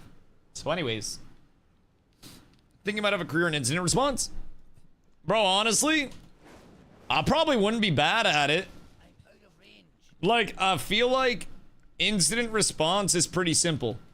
What happens if the power grid gets attacked? Then we don't have power. It's your response. There's the incident. There's your response.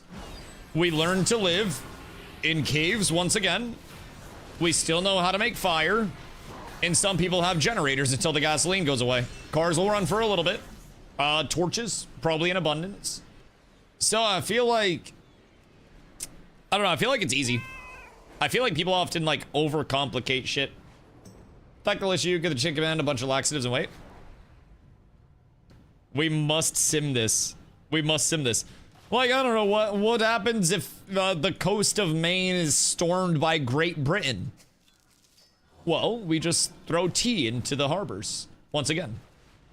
And then we let them know what will happen. There's always a response. We literally, if Great Britain storms us, right? We fly over with a bunch of very expensive jets, and instead of dropping bombs, we drop tea into the water directly near them. And we prove a point. I feel like reminders are more scary than reprimands. My instant response is, what happens if your company gets hit by ransomware? If I told them, then you're fucked, I'd probably get fired. I mean, I can offer an alternative. How much money do we have liquid right now? There's a really good way to never have to worry about ransomware. And I feel like it starts with being able to pay a bribe. Just turn off the PC. Just literally turn everything off and get a new computer. Easiest solution ever. How is cyberbullying even real? Jesus fucking Christ. Yeah, I don't know. I feel like realistically, what if you get hit by ransomware? Just pay what they're asking. And then they probably just chill. I feel like pretty much every scenario in life can be solved by paying somebody a few cool stacks of $100 billskis. Someone's robbing you, give them some money. Need a handy, give someone money. Need protection, give someone money. Literally anything. You give somebody a few $100, and depending on the situation, you're probably good. Probably good. It's usually pay or you have good backups. Yeah, it's not much you can do, bro. Anytime when I was working at the college, we had a lot of like very old coworkers. And I had many emails that came in. They were like, hey guys, there's a phishing email that's going around that's literally a Gmail account. Please do not click on any links from any employee named emails that are ending in Gmail. We do not run our email through Gmail. Thank you. And then it would be like our fucking IT dean. Be like, man, who clicked on the goddamn link? At one point in time, I had somebody email me pretending to be my, like, the basketball coach. And this was when I was working at the college, like, after I had played basketball. And they were like, hey, Dusty, I need you to go get me something at the store. Can you go grab it for me? And I saw the email and I was like, all right, fuck it. I'm gonna reply and just see what they want, right? And I shot a reply over. And I was like, yeah, sure, coach. What can I get you? I was heading that way anyways. And they reply and they're like, I just need a $100 iTunes gift card. I was like, oh, what do you need that for, coach? You don't even have an iPhone. My man was old as shit. So apparently the iTunes gift card scams are still a thing. This is like a few years back, but I don't know, guild running mythics, I'm on my age. I'll probably do mine soon. I think Carla's out of work, so I might force her to get on and do her M0s and then do her 4 Bountiful Delves for the day. So that way her gear isn't butt cheeks when we go back into raid. We also need to get her on weeklies and stuff. Because weeklies are actually very easy to complete and beneficial because you need your sparks. So, you think we're doing heroics today or should I try to just pug? I don't know if Crix is around to tank them later tonight. I was told yesterday that Crix is busy for them. If Crix is here, then I'm here for it, and I'd love to get it together and go in a little bit later. I don't know if he's available. I don't know, like, what the plan is, realistically, because I can't solo tank that shit, unfortunately. So, we would need 2 tanks. We could always have another tank going, and I'm sure we could get a guild group together for it, of some size. It's just a matter of, like, who's actually around and who's not, because as of what I heard yesterday, I don't think we have our other tank for tonight. So, that's a slight dampener to it. But I also wouldn't be opposed to putting something together. Realistically, the DPS checks were the only real thing that was, you know, getting us down bad. So we should be able to do Chimeras and Voracious pretty easy, mechanics-wise. Like, that is not what was fucking us. It was just DPS checks. So I'm thinking that we should be good. Excuse me. Pardon me. So I'm gonna get my warrior DPS up. You should have Lesh bring you through a parse audit. So Leshrak looked at his logs for the bosses that we killed, and then looked at the logs of the people that were performing very, very, very highly on that same boss for his spec. And Warcraft logs will show you a spell by spell breakdown of what was cast at what time for each player. And it logs every single spell. So Lesh went through that and realized that he wasn't casting something that was very core, very core for his DPS. And like he was casting it, but not enough. So basically he went through and saw that there was a, you know, a relatively big discrepancy DPS wise, and said, what is the common denominator? Like, what's missing between me and this person? Saw that it was Implosion as a warlock, and now he's using his Implosion more. Figured out what the big benefit to using it on that timing was, and he's been blasting since then. So a lot of it can be as simple as, like, we have the resources to see what literal professional players are doing. We have the resources to watch the Race to World first right now and see what their compositions are, see how they're attacking the bosses, see how the, you know, the best players in the world are looking numbers wise. We're never going to reach those numbers, but it's at least something to go haha and laugh at a little bit, right? But golly, man, those numbers are insane. But I do think it really helps to have people looking rotationally, specifically, at what they're doing and seeing how they could do something in their rotation a little bit better. Come on, Paladin, kind of give it up to DBS since we have so many priests. He's still fresh, but he kind of humps. Wait until you actually get your 4 set. The ret set is so good. I mean, technically you only need the 2 set because expurgation goes insane, but bro, it's so nice. It's so fucking good.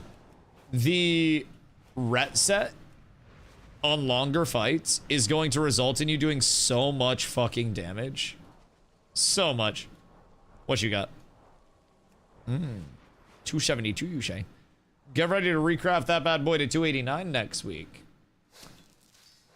I think just a DP set for warrior would make a huge difference in itself. Oh, tier is a huge thing. Yeah, tier is an absolutely massive thing. So people were asking me if I thought we would clear heroic like this week or not.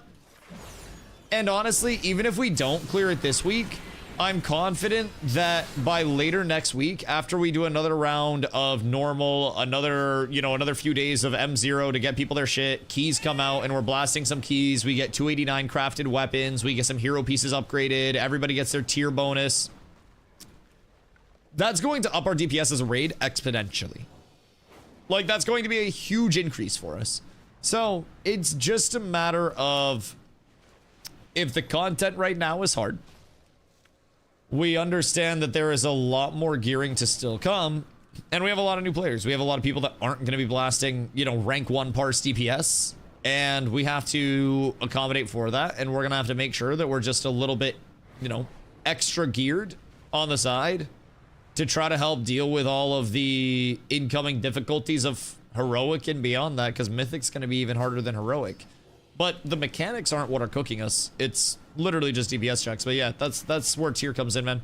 The more tier that we can get, the more 289 crafted weapons we can get out next week for DPS, the better it is. Does retail still have Horde and Alliance? It does, but most things are crossplay at this point, Hank. It's very much like crossplay Horde and Alliance, crossplay across multiple servers. It's very, very, very, very, very, very, very playable. So it's just some that's a bad thing because you don't have as much friction on the Horde Alliance side. But there is also war mode that you can turn on at any point. So if you have war mode on, then you're put in a war mode exclusive layer where only you and other players that have that turned on are, and that's basically PvP. So then, you know, Alliance and Horde players can kick the shit out of each other anywhere in the world. You get bonus XP and some other shit for turning war mode on, but when you're doing some things, it can just be an inconvenience. So, like, if you're going around and you're just trying to, like, gather, or you're just trying to complete a daily or some shit, can be an inconvenience to go around and have that pop up and then also have somebody to swoop down on your shit. But can also be very fun. So, depends on how you want to go about it. I'm 1 point from 250. Do you still have pieces that are bad? Because Carla just got on, so we could realistically try to do a gear share group for leathers.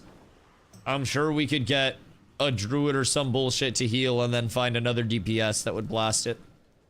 Because I don't really need much at this point for my own set. There are some pieces that I could switch out, but I mean, I'm 256 without upping my weapons. My weapons are still, weapon and shield are still 259. So I'm big chillin' at this point. I've got trinkets that'll last me until I get raid trinkets. I have rings that'll last me until I get into hero tier. These are my bis rings before hero tier. I'm all champ or higher in every single one of my slots. I have all of like the optional pieces that I could want, except for potentially like the neck. That's like a super rare drop off of Crown of Cosmos. But we saw that one last week. I feel like we've seen a lot of those. From what I've heard, it doesn't seem that rare. But either way,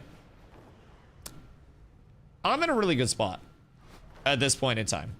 So I'm hoping that next week we can push through more heroic content. Especially, you know, we have 2 bosses down right now. If we can find a way to get Voracious and Chimeras down, then that'd be huge. I may even try to put together a small group for it so we can pug it, but any hands back and trinket? Oh, that wouldn't take long. There is a trinket that you can get from... It's this one. It comes out at Champ when you first get it.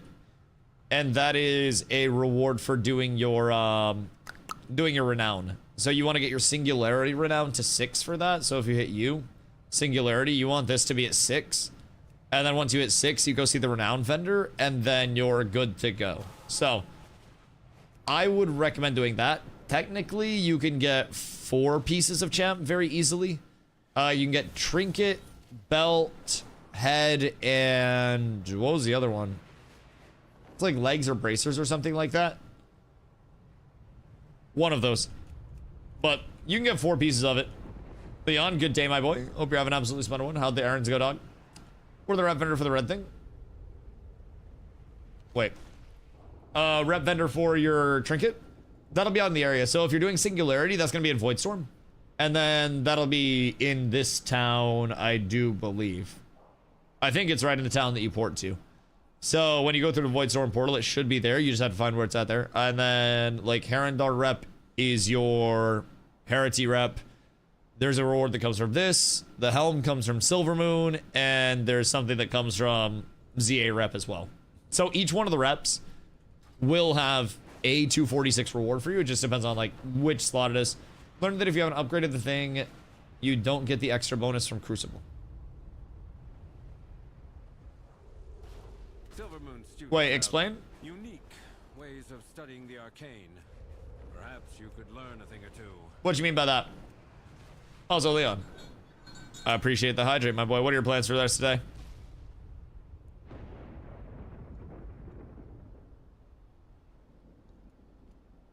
Go to the weekly in the Void Zone to make the trinket good. Yeah, definitely make sure that you have your trinket upgraded. That is a big thing. If you do the weeklies and you get the points, then that is very good. Winter Inspire M0 into my log. Yeah, let me... When Carla comes on, I'll invite Carla, and then we can do M0s. I think she got home from work, so she's probably getting all cozy and shit. And then when she gets on, I will be down to blast. I don't know what other ones you need, but I'll probably run through all of them so she can get some gear. Because she still needs a few pieces. I think she just needs a couple, actually, at 246. But either way, yeah, I'll be blasting a little bit. So, figuring out the AT&T thing. Yeah, no, you're chilling. Take your time. I have plenty to do in between now and then. You do what you gotta do. Because the M0s don't take long at all. We'll have a pumper group together. And I can get meta in, because meta cat. So, that'll help to get some more gear out. Do you remember what slots you need, Carla? Like, for your upgrades? Everything Mythic 0, gear, or champion, except my shoulders. You just need shoulders? Neck and head? Okay, word. Yeah, that'll be easy. Oh, right, because you made the neck and head joke. Right. Right. You demon. Okay, cool. So, that'll be easy. I think Meta said he needs hands, back, and trinket. So you guys don't need the same slots. So that'll be super, super chill. We can get that taken care of very fast. Technically, there is a helm that you could get from grinding your renown up. And also, grinding your renown will get you some cosmetic rewards, too. Oh, my boots sold! Oh, shit, boys. Hold on, ready? Bop, bop, bop, bop, bop, bop, bop. I have a lot of gold right here. Wait a second. It's not an absurd amount, but they sold for 100K. Auction house cut, 5%. 95K in the bank for your boy off of a BOE epic. Ophelia, thank you. I appreciate you. Back up to almost a milli. Holy. All right, so that's a nice 129K. That's so much money. So the 30K that I got is literally just from going around and gathering, Carla. Like, I take 2 hours. It's been 2 hours a stream. I've done one delve, and I've just been flying around gathering and yapping about very important things. Very important conversations. But in that time, Are you planning a purchase? I go around and I gather, and I've already sold all of this. So immediately, that's probably like 20K worth of stuff just from a couple hours gathering. And I didn't have consumables up. So you can have consumes up when you're gathering. There's probably a better area to go for gathering that's not right outside of Silvermoon. So gathering is very, very, very, very, very, very, very good money. That is how I've sustained myself on top of the initial Hoofsy money. But for perspective, shit's expensive, like rating wise and consume wise. I got a milli from Hoofsy and I got 250K from ASICs. And I've been selling stuff like crazy, and I'm at 890K right now. I am minus 350K with selling a bunch of stuff. Like, it's expensive to be all enchanted and shit, and to like enchant pieces of gear as you get them, gem everything.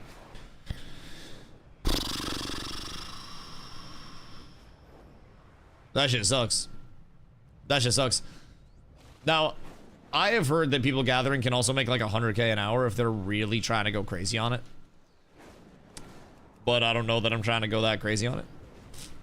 I don't know that that's going to be my immediate goal set. But the each their own. My delves are at 2335, so I need to keep doing the bountiful delves. I have 3 of those left. 100K an hour is from full consumes and grabbing chests from zones. Right. Are full consumes that crazy?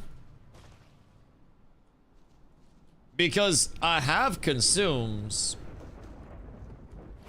I think, somewhere in here. Finesse and speed. The Argent Leaf Tea. Oh, wait, that just got nerfed, right?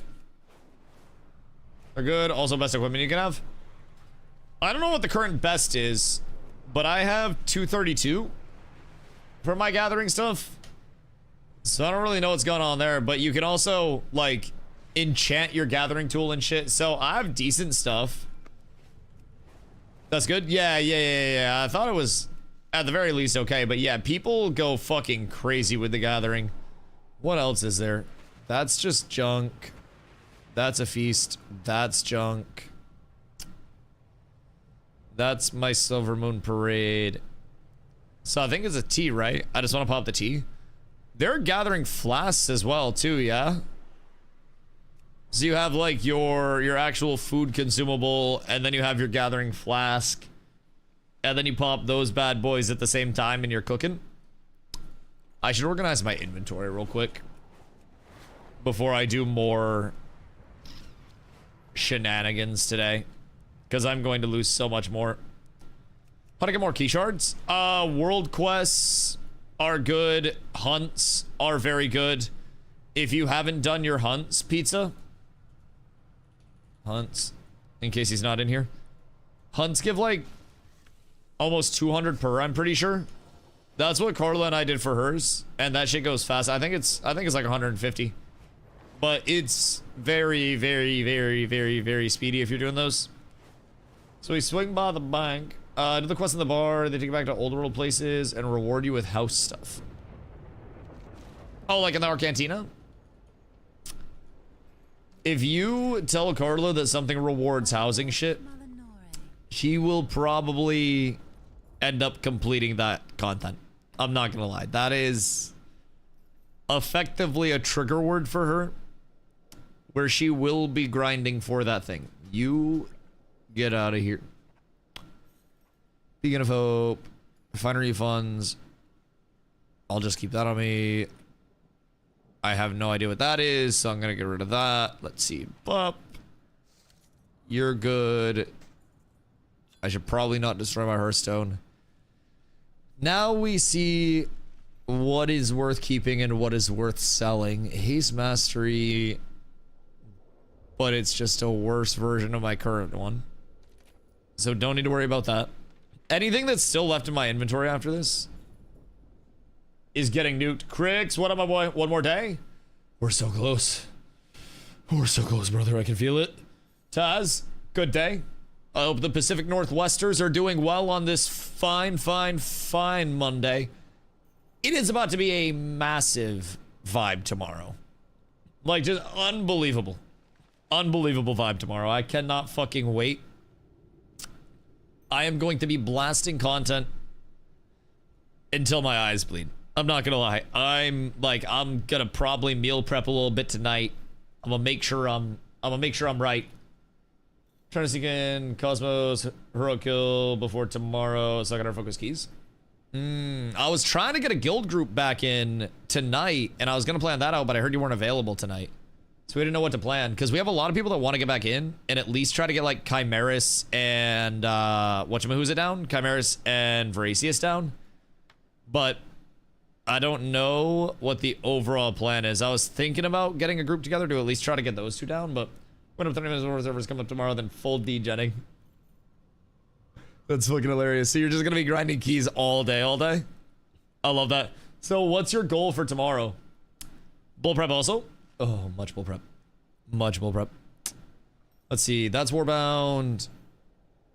That is ass. Like, I guess I should just keep it in case it gets buffed to shit.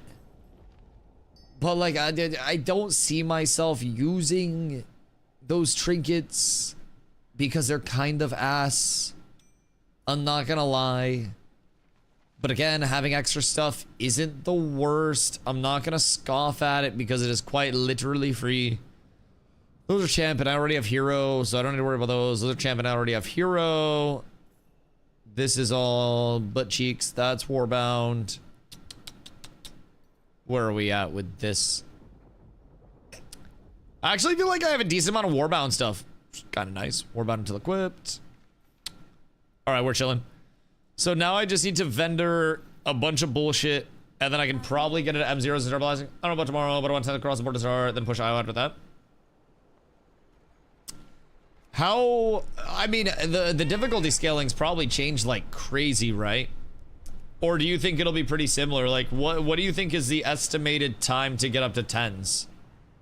Because I heard that, I think it's like 10 to 12 or some bullshit is when you start to actually get into the double up of scaling with like damage taken, damage done. So that's when it starts to get really chunky. And then like 13 pluses, it's real scary. So that's interesting. I definitely want to see, you know, how difficult it is to push up. Because I'm sure it's not the worst. I could probably sell these for a decent amount. I don't know why. But people actually overpay for that shit like crazy. I unfortunately cannot be asked to worry about any of that. That is much too much work for a lad like me on a day like today. And anything that is not a part of one of my gear sets at this point in time, that's not PvP gear, terrible news. Terrible news. It's all going to shit. It's all getting nuked. That's gone. You were gone. Should I keep that for Rhett? I should keep one of these for Rhett. Haste Mastery, Crit Strike Versa. I think Crit Strike Versa would probably be better.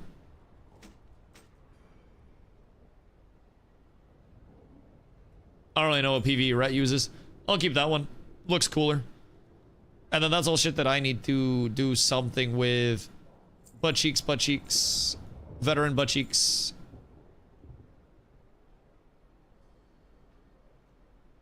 I should keep those just in case I do decide to use those.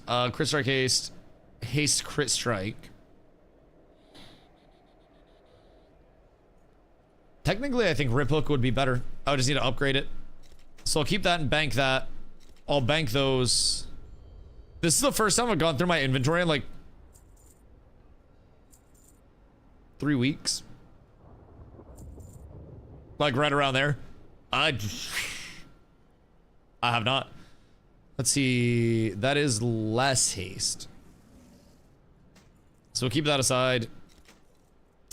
Because I do want as much haste as I can physically get in every single slot. You get vendored. You, sadly, my boy, must get vendored. I can't do it. That's Warbound. You're gone. These are consumable. Those are old enchants. I don't really know why I have those. Thank fucking God, chat. This is organization that I haven't had in a minute. In like any MMO. Okay. I already have it, I guess. So I'll go fuck myself there. I am usually so terribly disorganized with my inventory that it's like, it's pure chaos, and there's just somehow a method to the madness. And I've pledged to not run into that same set of circumstances over here. And I told myself I'd be better, and I would take care of it. Most people pushing 10s this week, only people with 4-piece, and mostly hero track. Wait, how mostly hero track at this point in time? Is that like next week mostly hero track? Do they still go up in real difficulty at like 4, 8, 12? I think it's every level. They go up a percentage. I don't know if they're like large incremental jumps. I haven't looked at the scaling for every level myself. But I don't know like what the largest breakpoints are. I've heard that getting past like 7s will be a first little wall. Like I should be able to push up to like 5 to 7 really easily. And then once I get past that wall, I should be able to get up to 10s. And then I'll hit a wall at 10s. And then I'll hit a wall at like fucking 12s or 13s. So it seems like it's going to scale up pretty progressively along the way. Which I do enjoy, the constant feeling of, you know, difficulty increasing, having to lock in a little bit more with each one. But also proportionately getting geared to represent that. Because once you get up to 6s, you're getting hero gear out of your keys. So I think that's the big goal there. As soon as we can get up to 6s and start farming hero to replace our champ stuff, that's going to get us baseline 259 armor, I'm going to be saving myth crests that I get through the first week. So that way I can upgrade my weapon to 289 as soon as possible. So that'll be a large jump. According to Wowhead, it's 9s to get mythic Dawn crests. So Delve reputation is probably going to be very important. I don't necessarily know what else we're going to be getting myth Dawn crest from. I'm sure they'll feed us some that are exempt in the weekly, but that's also going to be, I don't know, that's also going to be probably very few, and also an exemption from the weekly isn't going to be what you want to build around. That's what you want to get on top of it. So, gotta try to figure that side of it out. Gearing wise, next week's going to be busy as fuck, though. Busy as fuck. I don't know my 4-piece, but I've been told that you can also get another Mana Forge whatever, the tier upgrade, from getting up to 2k M+ rating, which from what I've gathered, a lot of people are saying that's around like 7s usually. So I mean, I'm hoping that's pretty easy, because that'd be nice. And then if I can get lucky with 1 drop from heroic content or normal content, then that'd be cool too. But I did not find the trinket of that vendor, and I'm 6 or I'm looking at the wrong one. Was it the Singularity Renown vendor? Check your renowns, because it should be Singularity and then view Renown, and then it will take you through, and you can see, oh wait, sorry, it's 7. My bad. My bad, it's 7 for Singularity. Might be. So it's the, it'll say which level gives you the reward for it, but yeah, it's 7, not 6. People gonna research any on plus routes, or you're just gonna feel it out? Probably just gonna feel it out to start. Like, I'll compare and contrast a little bit more if it gets to that point of like needing to cut down on time, and I like seeing what other people are doing for theirs. But what I don't like is when I don't go into stuff blind, because I feel very capable, right? Especially because video games are simply video games. Every single person in the world is capable of pressing the button to some extent, and all you have to do is press the button at the right time. So for me, I like to go into things relatively blind and then field test and figure out what I enjoy, play what I enjoy, and do, you know, what I've determined basically to be okay until I encounter difficulties. And then once I'm a little more comfortable and I can say like, this feels bad, this feels good, then I start researching, you know, other stuff. So since I've become more familiar with Paladin, I've looked at pretty much every Paladin guide that I can find at this point in time. I've looked at YouTube guides. I've looked at all the text-based guides that you can effectively find. So I've been trying to consume all the information there now that I actually understand how my class plays, how my talents work, what my talents are, all of that stuff. It's a different level of, you know, kind of digging my feet in, so to say. With M+, I'm going to be figuring my own way out through it, talking with my group and seeing like, you know, what mobs should we cut out, which mobs are giving us a hard time, which pulls are too hard, too easy. Can I pull more here or can I pull less here?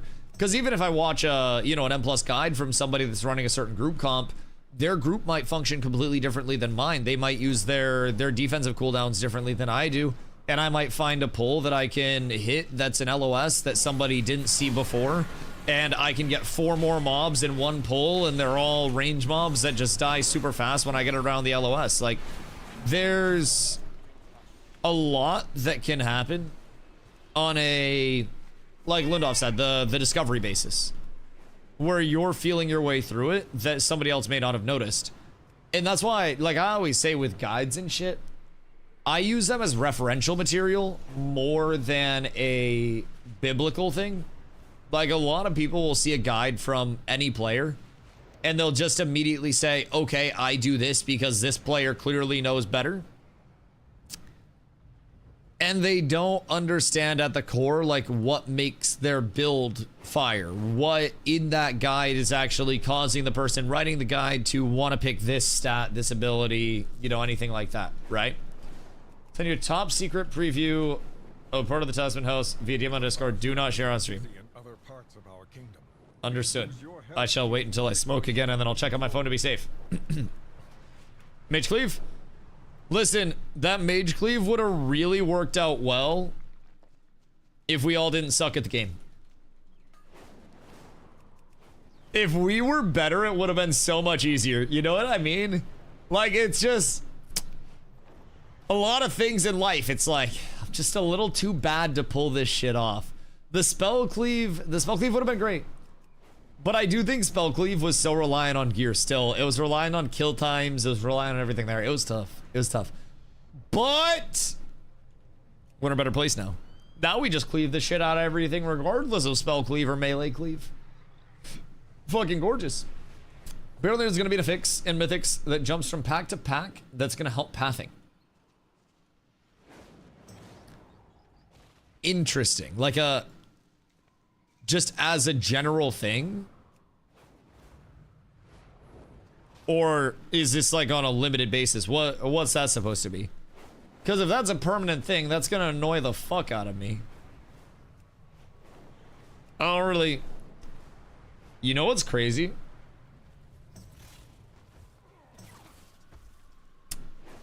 We could do a series where we feed the map. If we find a map with all of the mob spawns, we could feed the map into AI, and then we could see if AI would generate routes for us to go through and like what mobs to kill and not kill for pushing M keys, and we could see like how high we could push keys with AI powered routes. We might be onto something, chat. We might be onto something. Just take a picture of the map, feed it into AI, and say, this is this dungeon. Please figure out, based on the mobs, based on the pathing, and based on this difficulty of Keystone, what the optimal path for completing this Keystone in time with the proper amount of mob kill percentage, or like whatever the term is, right? Please make sure that this would be completed successfully and generate a route based on that. And it should be able to spit out a route on like which mobs to pull, which mobs not to pull. Should. TM. Fellowship had a website that you could use. Oh, Fellowship. For crafting routes? That's kind of cool. So you would go through, and I'm just theorizing in my head. Map, interactive, right? So there are like mobs shown at their spawns. And then you can select or deselect the mobs that you're killing, and it will show like what kill percentage they are. This would be an add-on that the leader of the group could plan a route, which mobs they had to kill and which ones they could skip. Right, that's kind of cool. But also is a little bit... I don't know, I think... For me, that's part of the explorative route that I really enjoy. I don't know, maybe I'm stupid for this. Maybe I'm like old-fashioned. Maybe I'm just like dumb. But I almost prefer figuring things out myself through running the content and completing the content instead of turning everything into a spreadsheet that I rely on. And I feel like a lot of the... You mean just playing the game? Yeah, I feel like a lot of people have gone down the rabbit hole of I am good at video games and I want to be sweaty. Therefore, if I am not spreadsheet gaming this and doing everything in the most optimal route, then I should actually just die. And I don't know, I think there's something beautiful about a bunch of very good players coming together and putting their heads together to theory craft instead of everybody immediately going into a sim or a third-party tool that's meant to take out all of the theory crafting and all of the hands-on and all of the experimentation. I hate min-maxing, but sometimes you have to a little bit. I love min-maxing but I do not like the resources which are used for min-maxing in World of Warcraft. I have min-maxed in every game that I have ever played, and I prefer to min-max through my own research and my own means of playing, understanding how much damage I'm taking, how much damage I'm doing, what my DPS output is in this situation versus that situation, and then min-max off of my actual experience versus putting it into a sim and then having the sim run the numbers for me and come out with that. It may be more optimal to do it that way, but the same community that complains about AI in game development will punch numbers into a simulator, and then they'll let the simulator run everything for them, and they won't actually play the game as it's being developed. But DLSS 5 is terrible. I sometimes don't understand the gaming world very much. I don't get it. Sim's a calculator, technically. Yeah. Just a very, very good tool in some people's minds, but I like min-maxing, but I also enjoy the journey of getting to the min-max as much as I enjoy getting to the min-max, right? And maybe this is because I started out playing Diablo 2 when I was a kid, so it was a seasonal game, and every single ladder reset, my brother and I would make characters. We'd try to get geared out. We would gear out along the way, and every upgrade we got was huge. The first insight that we got for a merc was a big thing. We celebrated it. I would do Countess splits in normal while he was teleporting to Andariel, so I could try to get us stealth runes for our chests, so that way we could have stealths, and that was something that we felt the upgrade of. And along the way, we would refine our route based on, you know, what was optimal for him and I, you know, off of what I like to do and what he liked to do and what our strengths were. And we weren't going off of a two-man guide for other people, but we were definitely beating a whole hell of a lot of people prog-wise that did go off of two-man guides. And we just made our own route and explored it over many, many, many years of playing the game together. So, I just had a spreadsheet that I made for a 7+ team called Will I Live It? Because you pretty much have to know that stuff if you're pushing the top 1% keys. I think you can also compile that stuff, though. Like, that's the thing. WoW has a lot of information available, and the people who put together the information are not the bad people, and the people who put together the tools are not the people that I'm mad at. It's like the people who are slaves to the tools and will only do stuff with those tools present. And if a calc or a sim hasn't been run on a build, then they just go, I'm not trying it. Like it's a kid trying Brussels sprouts for the first time. If it's running an M+ and they don't have a group that's already spreadsheeted everything out, it's not an, okay, let's run in and let's see how we do. It's an, okay, everybody, let's go look at this spreadsheet to see exactly what the route is. And some people like that. Some people like just turning their brain off and not thinking. But at that point, why not just play an auto clicker? Like if you're actually just sitting here looking for pixels on a screen to waste your life away, then why not just watch a cartoon, throw on an anime, play an auto clicker, and play Tiger Woods PGA Tour? I have never vibed with the devaluation over time of the explorative process of gaming. And I really like the explorative process. I really like the learning process. I like feeling my brain get another wrinkle in it when I unlock something that I didn't know before. Yesterday, I had an oh shit moment because someone in chat told me that haste impacts all of these green cooldowns, like all of the abilities that have charges or like any of my green cooldowns. I have the 4-second recharge, 12-second cooldown, all of those. Haste actually brings those cooldowns down. So I found that out yesterday, and I was already all hyped up on haste anyways because I really like haste. And then I realized that that was another level of oh fuck, that's insane on top of why I was already using haste. And I literally had like a eureka moment because I hadn't just Googled literally every single thing about the game. I'm trying to figure out on my own, and that might mean that I learn a little slower. But it is what it is. Is what it is. Can't seem to find the guild on my alt to get an invite. I'll start on the same server as you. Are you Horde? You can add me on BNet. And then I can send you an ad from there. I can invite you once you add me. It's a little strange, but you know, we do what we can with what we're given. I do the invite. Oh yeah, Taz can also do the invite. Yep, that one also works. Thankfully, we've got the entire task force on today. Everything is Gucci. But yeah, I like the compilation of the data. And I like once people have compiled their own data, coming together to share that data. But like my own personal, I guess my ideal scenario, right? And what I kind of enjoyed a lot with Ashes, where it was still in the discovery phase as a game and not all of the third-party tools to just eliminate all of the actual work existed. People would put together their gear sets and then they would test their gear sets after the hypothetical numbers and they would see what everything lined up with, right? And they would actually field test everything over there.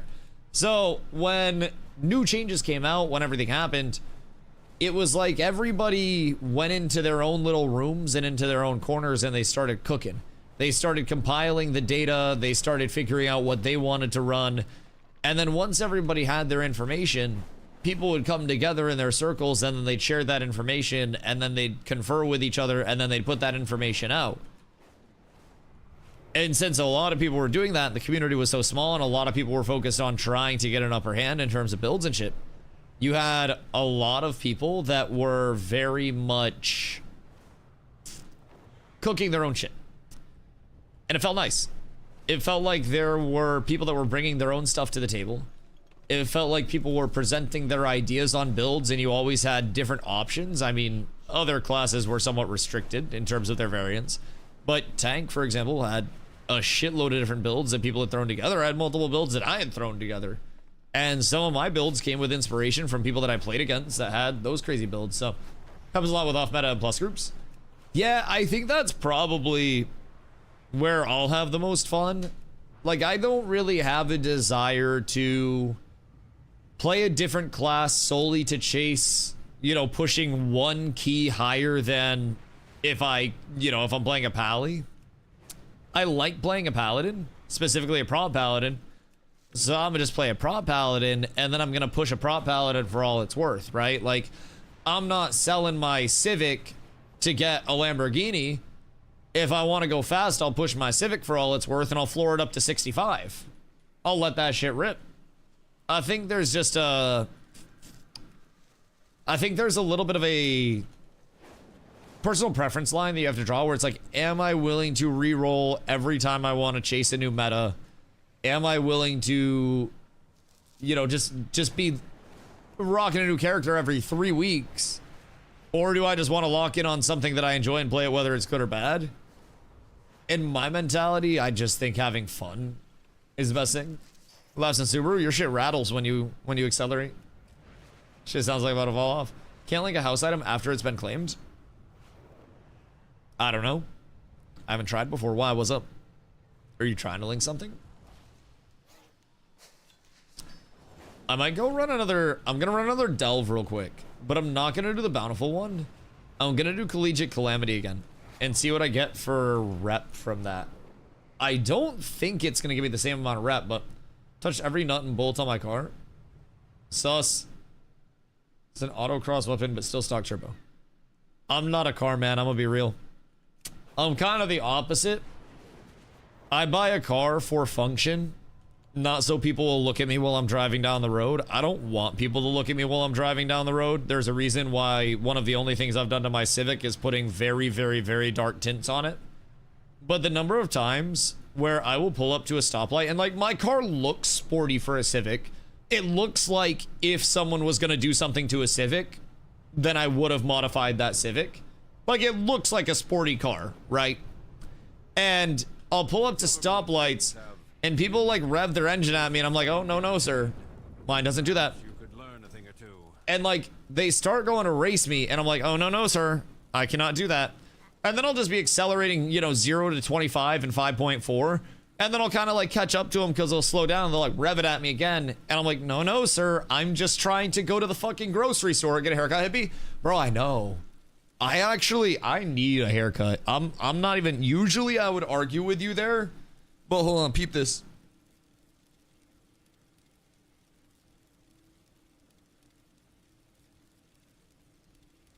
I got a lot right now. I'm not gonna lie, dog. I cannot defend this. I've not got a haircut in... Have I got a haircut in 2026? I think like November was my last haircut. I'm pretty sure. Because I was supposed to get a haircut when I was on my way back from... Or after I got back from Phoenix. Because I went down to Phoenix to meet Carla's family and spend some time down there. But that was when the big snowstorm hit the Northeast. So my haircut got canceled. Because our flight got delayed. So that's kind of tragic. You need a haircut? I do need a haircut. Yes. I will probably schedule one the next time I go up that way, but yeah, I'm not gonna lie, bro. This is probably the longest my hair's ever been. Like, even the back. The back is almost down to my shoulders, which is remarkable because my neck is long as fuck. Like, if I took one of you no-neck bastards, this would probably be down to your greasy-ass shoulders. So, this is mullet-worthy right now. I will say though, it fucking flows. This shit taught me a little something. When I'm doing my hair now, I hit like a whoosh, and that shit is smooth as hell. That shit's nice. It's the most flowy it's ever been. But yeah, I scared the shit out of Carla one day, cause I got out of the shower and I put my hair straight down in front of my face like this while it was still wet, and then I just kind of like walked in the bedroom, dick out, doing this and kind of like T-posing a little bit. I was like delt spreading basically. So I kind of scared Carla one day. My dreads are about 6 inches from my ass. Almost time to cut them again. I feel like there are two types of dreads. There's the like, I am young and fashionable dread. And then there's the, I smell like patchouli dread. I've cut 10 inches off them every 2 to 3 years for the past 14 years. You smell like patchouli, don't you? Toe, do you like patchouli? That's my wife. Okay, hold on. So, are you old enough to be currently, or do you plan in the future to be an old man with gray dreads, glasses, a tie-dye shirt, a slight belly, and some very cool pants? Because that is what I picture. That's the old man evolution of like the hippie stoner dreads. Are you pastafarian? Oh, I love pasta. Switch back over here, is up Twitch. Wait, so what do you mean you lost all your backup data? Because that doesn't sound very good at all. But doesn't run party in the back. Carla wants me to get a mullet. I don't have the hair, like, density to get a mullet. My shit's so thin. Watch, ready? Not tie-dye. I do some white hair growing, but I shave the sides of my head now, so it's like a buzz cut with dreads on top.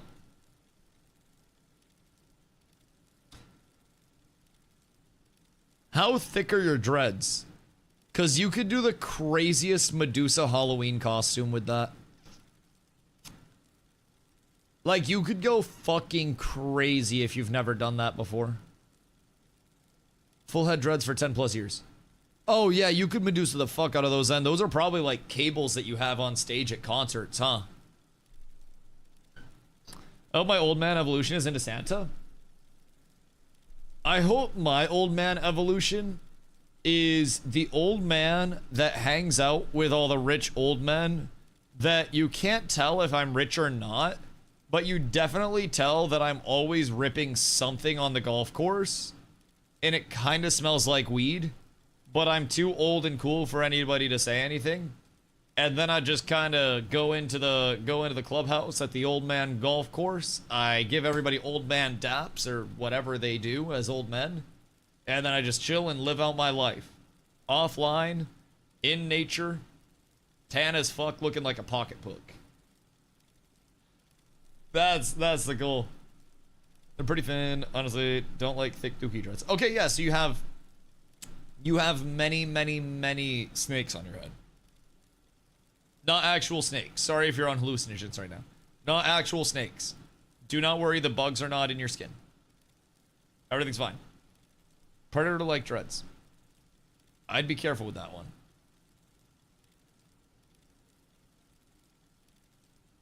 That is definitely aged poorly at this point in time. That movie title's gone way downhill. Fresh, good day, my friend. Also, Victor, good day. Thank you for the hydrate. This is my last sip of coffee for the day.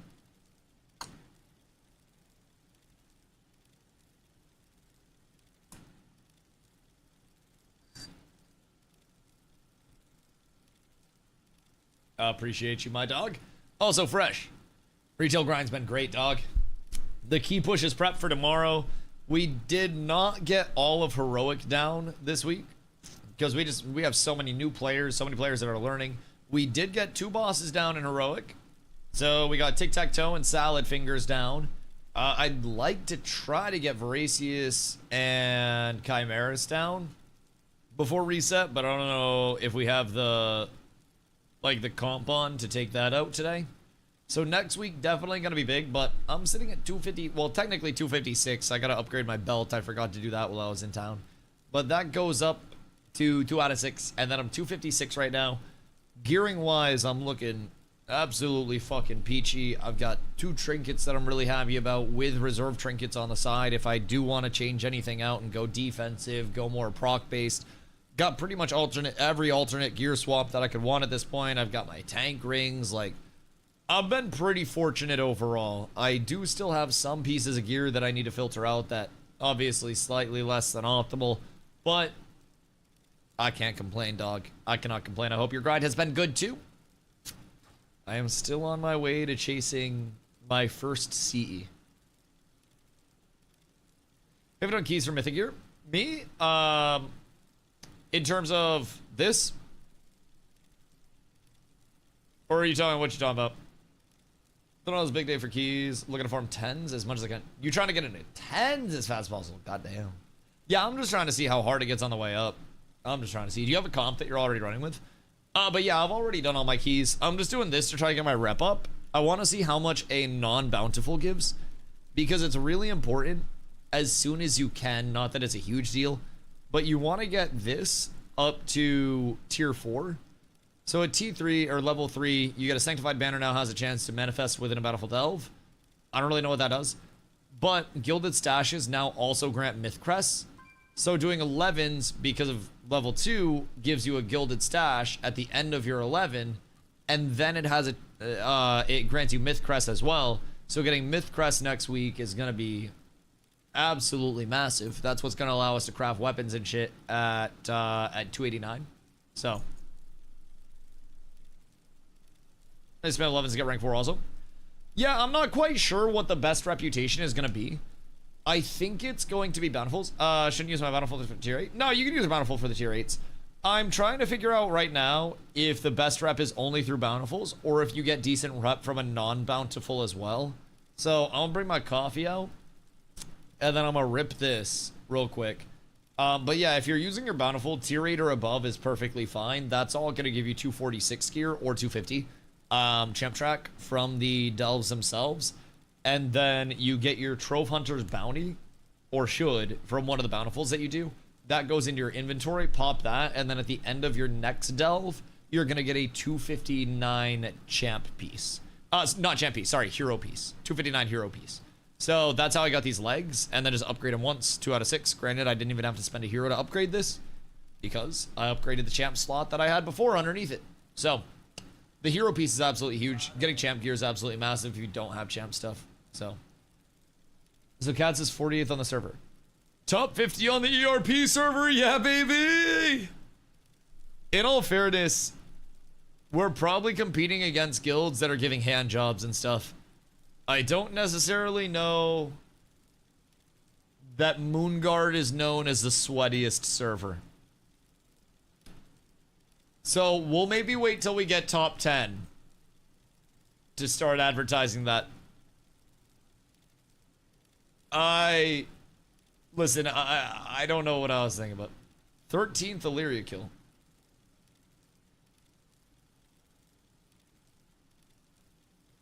Really? Huh. Huh. Want to get free handies in the guild? You gotta go to Gold Chiron for that. Yeah, if you go to Gold Chiron, though, you'll ball out there. Rankings latest. World 6928. 1738. Let's see. Yeah, it's a pretty good sign of how uncompetitive our server is. Our Illyria kill was 1,081 in the region and 13th on our realm. Goodness hecking gracious me, oh my. Do the boss delve? I've not yet, actually. I did some attempts on it a couple of days ago. Part of why I'm doing normal delves is to up, like, level my Valyria a little bit as well, or my Valyria a little bit as well. So, when I went in before, Valyria wasn't doing jack shit. And then also, if I would miss a single mechanic, I would get my shit kicked in. So I figured a little bit more follower leveling would be good. What level is she? Like 25. But the prot is something. I could do it. I got it down to less than 50%, but you crest above the cap if you do it. Yeah. Yeah. I gotta get it at some point. I do. It will die. I could also just go in with a group and then do it pretty brain dead. But part of me wants to... What is she doing?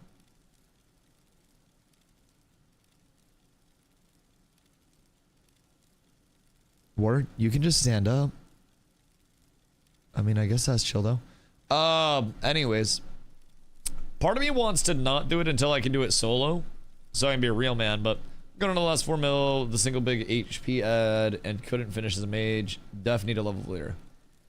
Yeah. Put a porcelain tip in Death's Mandate Curios. I don't necessarily know that the damage is my issue, though. So when I was running, I would have Mantle of Stars and then Overflowing Void Spire. Because this is just a straight, like, 6% all the time.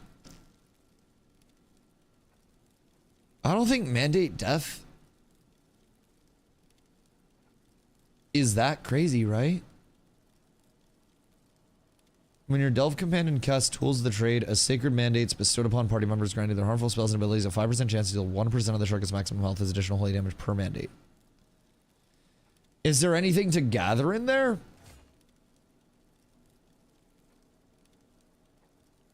Like, is it actually that good? Yes. And it stacks. Motherfucker, you were the one that told me to put on Void Spire, ASIC. Like 6 nodes. And then Porcelain Tip. Your companion spells and abilities have a chance to weaken enemies, increasing the chance to critically strike affected targets by 5%. Is that for everybody? For the boss, there's no nodes in the boss one. Oh, yeah. I was talking about for the boss one specifically. That's the largest thing. So does she just go crazy with this? Porcelain Tip doesn't seem that crazy, but I mean, maybe it is. Maybe it is. Also seems like Nether Entropic Chris could be good, because if that's got a chance to actually, like, do the damage itself, that could be solid. Mantle's just best because you can do a TA in one pull with big defensives. Right. Or I could do a T11 in one pull. I've been messing around a lot. You get the little blue pouches, and it gives a bust for the run.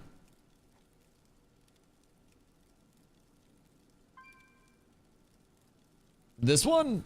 This is Gathering. Little blue pouches is Ebon Crown, right? Because that's the Mislaid Curiosities. So this is how you get the Subjugated Burdens. And then these go crazy. In the Delve, not Curio. Wait, there are blue pouches? That... Are you talking for the boss one? Must loot all the things. Are you talking in the boss one or just in any general delve? Would you like a slice of cinnamon raisin and cream cheese toast? I'll just do something with butter. I don't need cream cheese on mine. That kind of sounds weird. But I'll do like a little butter. That'd be kind of cool. All delves. I don't really loot shit like that. Like, the normal delves aren't the issue. I just want it on record. The normal delves are not the issue. I could have Valera at level 1 and do normal delves. But I'm more worried about the boss itself. Entropic and Voidspire for Nullius. So why Entropic?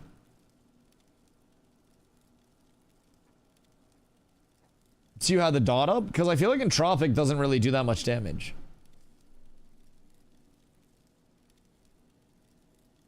The ads? Right. Through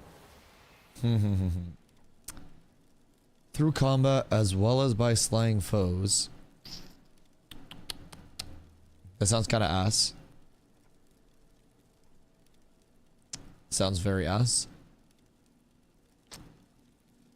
Yeah, I don't know. I mean, I'll give Nether a try and see if it actually does damage on these pulls. Because if it does, then that'd be cool. That'd be a huge bonus. All right, I'll be right back. 1 sec, please.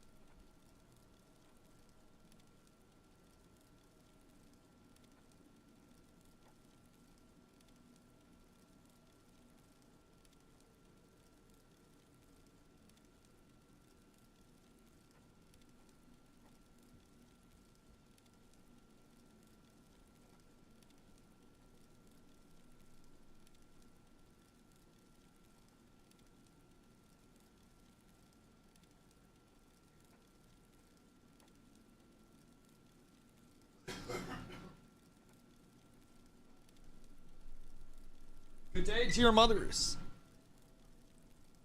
Cypher. I hope you're having a beautiful day. I hope you and all the VTubers are ready to absolutely blast. So, I think our snow's done. But it's cold as shit outside, I'm not gonna lie. Call the elites and delves too, it'll drop an extra chest at the end. That sounds like a lot of effort. I won't lie. It sounds like a lot of effort. Will Valera actually run to me? That is the question. Because if she does, then amazing. But something tells me, why is my game running at 3 FPS? I do not like how this feels. Oh shit, I didn't get my item. Uh-oh. Chat, this might be bad. I didn't pick up the blasty when I came in. Hold on. Need all of these little guys to follow me down. And then as soon as they get down here, I've got a present for all of you guys. Thank you. And thank you. Alright, we're good. Holy shit. We're gonna look at my top secret house. Yeah, I got distracted when I went out because Carla's on the phone with AT&T and they're trying to like make her pay for something that she returned a while ago, and it's very weird. I was like listening in. You know, hockey the bomb? I know! I'm lazy. I need to hotkey my action button so badly. Hold on. Let me do it real quick. Action. Where is it? Is it action button 1? Extra action button. There we go. Easy peasy. Easy peasy. How'd that happen to me with Xfinity too? Well, so she was working at AT&T at the time. And then like, basically bought a product for a very small amount of time and then ended up returning the product shortly after. And she like has a copy of the return receipt and everything. And they're just like, yeah, no, you still gotta pay that. It's like very weird. Very weird. It was extremely strange. Descent is a sector-wide skill issue. Yeah, it was, I don't really know, man. It was an interesting conversation. Because the guy was like, do you happen to have the receipt or anything showing the confirmation of the return? And Carla was like, yeah, I have a picture of it right here. And then the guy was like, oh, well, let me see if I can actually do anything with that. Like, bro, you just asked for it. What the heliante do you mean? My dog's asking for stuff and then he doesn't even know what to do with the stuff once he actually gets it. My knees are too angry from the airplane to do Stairmaster, so I'm chatting from the bike. Oh no. Oh no. Big men in planes don't get along, DOS. Holy shit. Yeah, nope, good. I'm glad that you're decompressing at least. Brother, the last time that I flew was on the way home from Phoenix, and I found comfort in somehow like contorting my body so I was slightly on my side, slightly on my back. My legs were underneath the seat in front of me. Basically, like, my knees were pointed towards the side of the plane and my knees were bent so I could fit my legs under the seat in front of me, so I could kind of stretch out my legs. But by the time I got off the plane, my legs felt great, but my back felt like somebody had fucking karate chopped me, bro. It was awful. Awful. I was sore for 2 fucking days. I was like stretching and shit, bro. I actually felt like an old ass man out here. I swear to God, it was fucked up. It was fucked up. So I'm playing with the cheaper row instead of 3, so it wasn't horrible, but my right knee was getting jammed a lot. Dude, the worst part for me is like, I have extremely long arms. So anytime I have an aisle seat, like my arms and legs are so fucking long that when I have my arms on the armrest, naturally a part of my arm is going to be like longer than the armrest is, unless I'm sitting with my arms on the fucking tray in front of me. So all the time when the nice flight attendants are going by with their cart, if I have my headphones in and I don't hear them coming, my elbow will get fucking slaughtered by a cart once a flight. Once a flight. But it's also my own fault for having headphones in. I know I gotta be more cautious. They gotta give me a mirror in that shit so I can see what's actually going on. On the flight there, out of the middle seat, and then in the aisle seat, sniped the armrest and took off his shoes right away. Oh. Oh, God. Oh, that's terrible. Carla and I took different flights to Phoenix. and she had a shoes off flyer that was sitting next to her. But she said that lady had the worst smelling feet that she had encountered in so long that Carla literally had to like ask the flight attendant if she could move because the lady's feet smelled so bad. Bro, I would have fucking vomited. Are there not any rules about that? What, taking your shoes off while you fly? I don't really know. I mean, honestly, back to the discussion we were having earlier, sometimes motherfuckers be nose blind to their own stink, dude. Your life is mine. Like, sometimes people that stink don't know they stink because they stunk for so long. It's like a different world out there, man. Because once you're stinky once, you're stinky for life. And there's not really a way to stop that.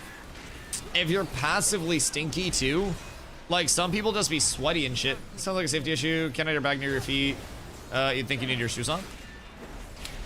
Probably, but I mean, I'm not gonna crucify somebody for taking the fucking shoes off. Like, realistically, I could just put my shoes in my bag Take strength from this. and then it'd be the same thing.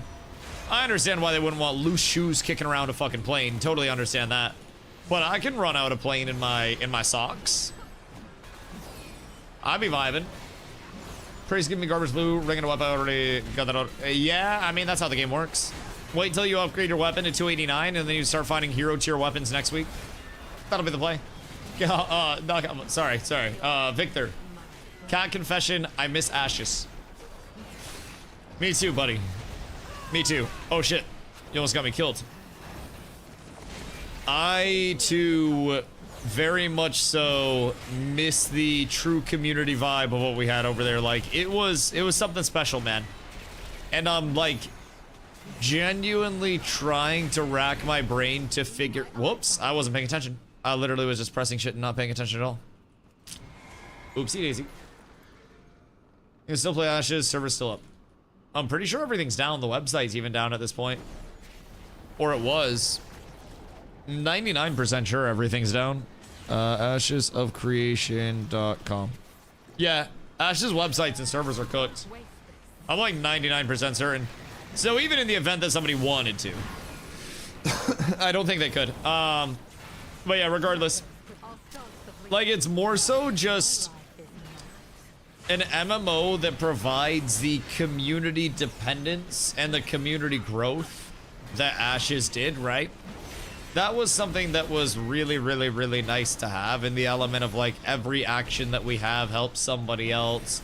Every person farming, every person getting materials for the guild to save money, everything. Like, the crafting was so intertwined with the core element of gameplay that it really was a cool thing to see. Like, it was quite nice.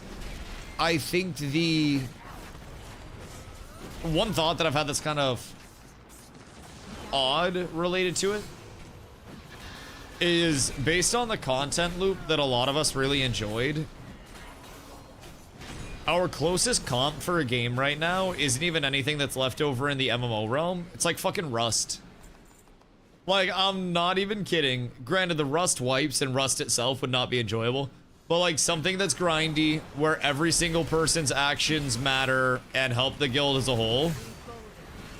And there's something on the line and there are people to compete against and play against. That's like literally Rust. But Rust is so fucking toxic. That shit would be ass. Like, Rust without all the bad parts of Rust, with like the getting offline and all that stuff. But a true PvP driven MMO, those don't typically do very well in many markets, especially modern day markets. And I think the last hope would be the offshoot chance that Riot decides to go for a PvP driven open world MMO, which I think is a pretty slim to none chance. I just don't necessarily know that I see that happening too quickly either. It's a market that they could definitely go into with their size and just riot the shit out of it. Like, if anybody is going to bring a massive community presence to a genre that's not in a good spot, probably gonna be Riot. Riot or Valve. What do you call us all at once? Not you guys. We came from a PvP MMO. Like, a lot of our people fit into the more like modern day, newer generation, so to say, of MMO players that likes PvP with things on the line, that likes a little bit of punishment along the way. It's a little bit different than the older generation that likes a less frictiony experience. But a lot of modern gaming trends have really skewed towards the younger generation of players, heavily going into PvP-driven games. That's why their retention has been so good. And a lot of the time when games go PvE-driven or have PvE or PvP options, you'll typically see the older generation being more present in the PvE side, and a lot of your younger gamers are present in the PvP side. And I'm kind of thinking, with Riot's current demographic, it may not be bad to try to appeal to the PvP side. Riot's take is like if you want PvP League. I don't know though, because these are like, there are many scenarios that Riot could go down. And part of this DOS is also tied to a rumor related to Ashes of Creation that people outside of Ashes aren't necessarily going to be privy to. Not that it's substantiated, but... Fucking cook. Ni hao, ni hao, ni hao, ni hao. Ni hao, Douglas. How are you, my boy? In 2020, according to Jason Karamanis, who is one of the shareholders, one of the board members of Intrepid, who would have no reason to lie for Steven's favor, right? Who, in his own words, fucking hates Steven. They made an offer, they being Riot, in 2020 for $100 million plus to acquire Ashes of Creation and Intrepid Studios. Now, that is from a board member of Intrepid that is currently not named in the legal cases, but was still very privy to a lot of information and had a lot of knowledge on what was going on and was absolutely involved in shit. So it's not confirmed. It is an unsubstantiated rumor, but that alone could be an indicator. If it does come out that that's true, somehow in the court proceedings that gets brought up when there was an offer because it was named in the court filings, it will come out who the studio was that made an offer for Ashes of Creation. And if it was Riot, that is effectively a leak that Intrepid Studio, or that Riot is trying to emulate something that Intrepid was doing. Not necessarily emulate based off of Intrepid sort of thing, but something similar to Ashes in the grand design of things. And part of me thinks, right, the League lore is expansive, but the League lore, from what I've gathered, is also very much built on conflict between different factions and positive relationships and negative relationships. And what if you have a living, breathing, faction-driven world that evolves and is built up and has an element of that community-driven sense? You have your players working to build up these cities in these hubs in these regions that are architecturally those regions. Arcane already sets up factions? Exactly.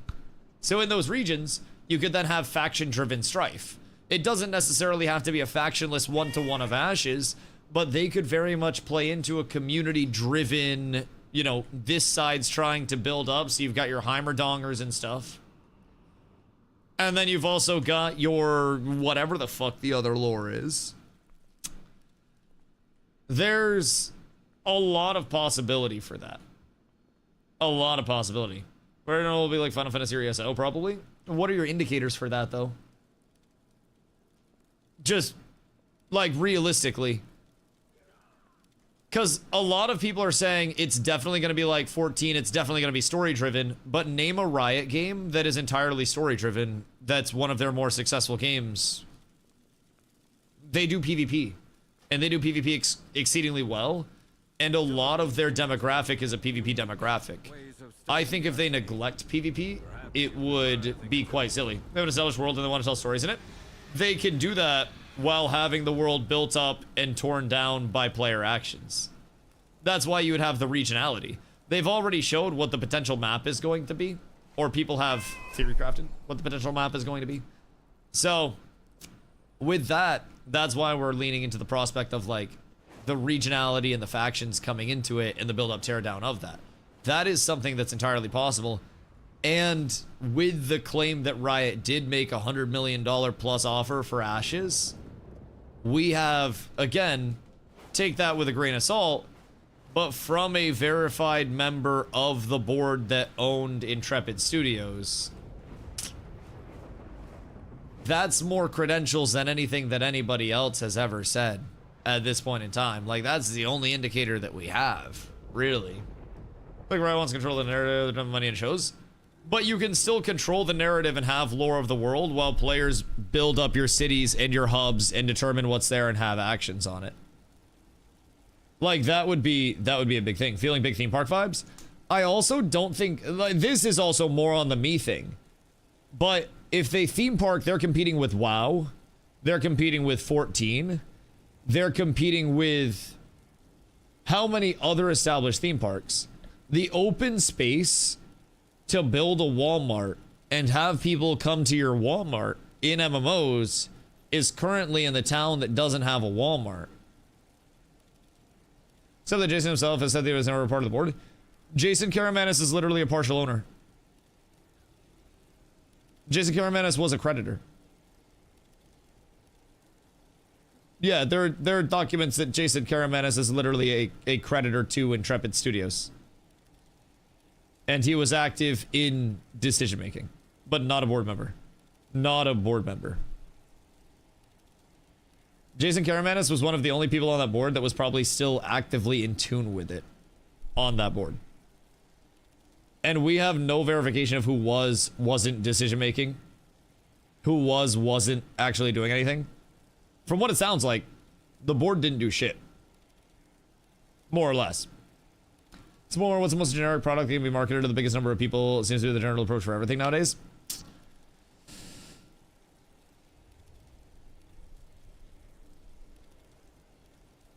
My counter to that is in the MMO world, your potential isn't going to be to convince people that your product is better than WoW.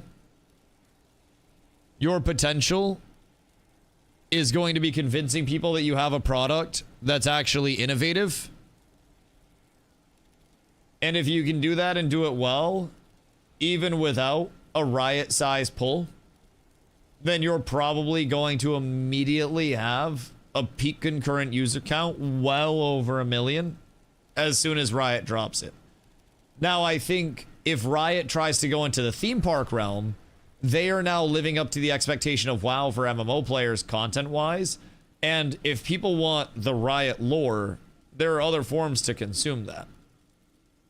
Like, people can play League, people can watch the shows, people can do anything. Anything. Culture we were playing only thanks to got the vibe he was trying to glean what the zeitgeist was and was pulling people into that version of WoW. They've been researching everything, brother. Like, they have been researching literally everything, I'm sure. They're very active on Twitter. They have people working on their team who are former CE WoW players as well. So that may have also been a tie to Tryndamere playing. I'm not entirely sure. But let's see, who is it? I think it's Orlando Salvatore. Yeah, Orlando Salvatore is an engineering manager on the Riot Games MMO. And then he's a former CE raid lead and GM. And then worked on Warcraft, worked at Blizzard, worked on Call of Duty. So that's one of their lads. Still years out. Very much years out. Very much years out. Although they seem to be moving. I mean, they flew Esfand out to the stew and did some shit with Esfand. So that seems like they at least have a playable internal product.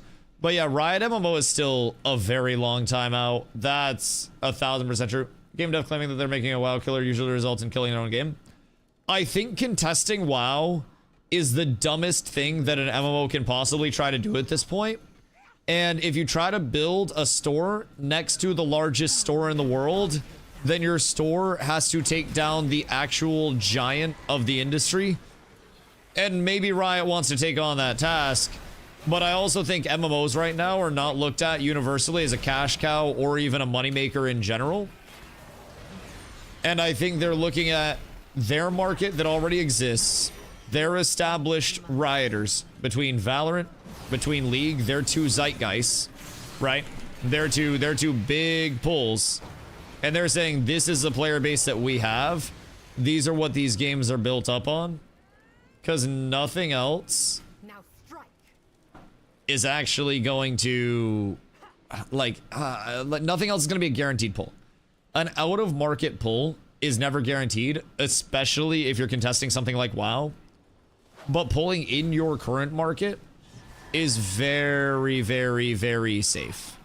Very safe. If you already know what your players are playing, and all of your rioters are already enjoying the PvP side, why wouldn't you lean into that? Now, I also don't necessarily think that it needs to be entirely PvP driven. I think at their core, PvP MMOs and PvP forced interaction games are traditionally performing quite poorly, but PvXs that have an integration of PvP with the PvE in other genres are showing to perform exceedingly well. Having the option to have interactions with other players that are both positive and negative, while also having the element of, you know, the common denominator of let's go out and kill some AI, that has proven to be extremely successful right now in today's gaming market. Look at a lot of our zeitgeists that are hitting right now. Look at a lot of our cultural ones, right? It's big right now. So, those interactions are, I think, crucial at their core. Now strike. At least if you're trying to come into the MMO market. I'm not an expert. I'm just a man that streams a lot of MMOs and has played MMOs a lot. And this is always just my opinion as one dumb man, right? But I've seen a lot of MMOs in my lifetime try to compete with WoW. And the second you try to compete with WoW, people just go back to WoW. WoW's just better. Like, that's it. More like a 5G strategy. Coke is the big product in all the restaurants. Since they're trying to break into the stores, go buy Taco Bell, Burger King, Pizza Hut, and have them sell your Pepsi. Yeah, but then you look at Pepsi, and Pepsi literally sold fewer units this past year than Dr. Pepper. And Dr. Pepper's independent, so Pepsi's falling off because they're trying to contest Coke, which is a titan. Pepsi literally is not going up over time. They're being outperformed by Dr. Pepper, and they're now the third most sold. Pepsi distributes Dr. Pepper. Dr. Pepper independent. Pepsi doesn't get credit for the Dr. Pepper distro. At least, I don't know in the United States if it's different. But Dr. Pepper had higher sales figures than Pepsi. How do you compete with an MMO with 20 plus years of how do you compete with an MMO with 20 plus years of active development time? You don't. You physically don't. That's the thing. Stay here and recover. You legitimately do not. Veil void. So, I work for PepsiCo. They sell the Dr. Pepper here. It's independent. So, Dr. Pepper is part of Keurig Dr. Pepper, KDP. It's a publicly traded company. Just look this up to confirm. It was formed in 2018 for the conglomerate. And it operates its own brand management, and it uses Coca-Cola and PepsiCo bottling networks for distribution. So Pepsi and Coke are distributors for Dr. Pepper, but they do not own Dr. Pepper. So the majority shareholder, Jab Holding Company, is a private investment firm. They hold a controlling stake in KDP. KDP also owns Snapple, 7-Up, Canada Dry, Mott's, and Green Mountain Coffee. So that's your Dr. Pepper ownership. That's where the Dr. Pepper sales figs are coming from. They're just a distributor of that. And Dr. Pepper is absolutely smacking the shit out of them. Isn't Dr. Pepper just cola and root beer? Dr. Pepper is the nectar of the gods, you fucking casual. The fuck do you mean? Smart for them to do? Yeah, Dr. Pepper took the two largest competitors and said, you work for me now. And then outsold one of the largest competitors. It's kind of wild. It's quite nice.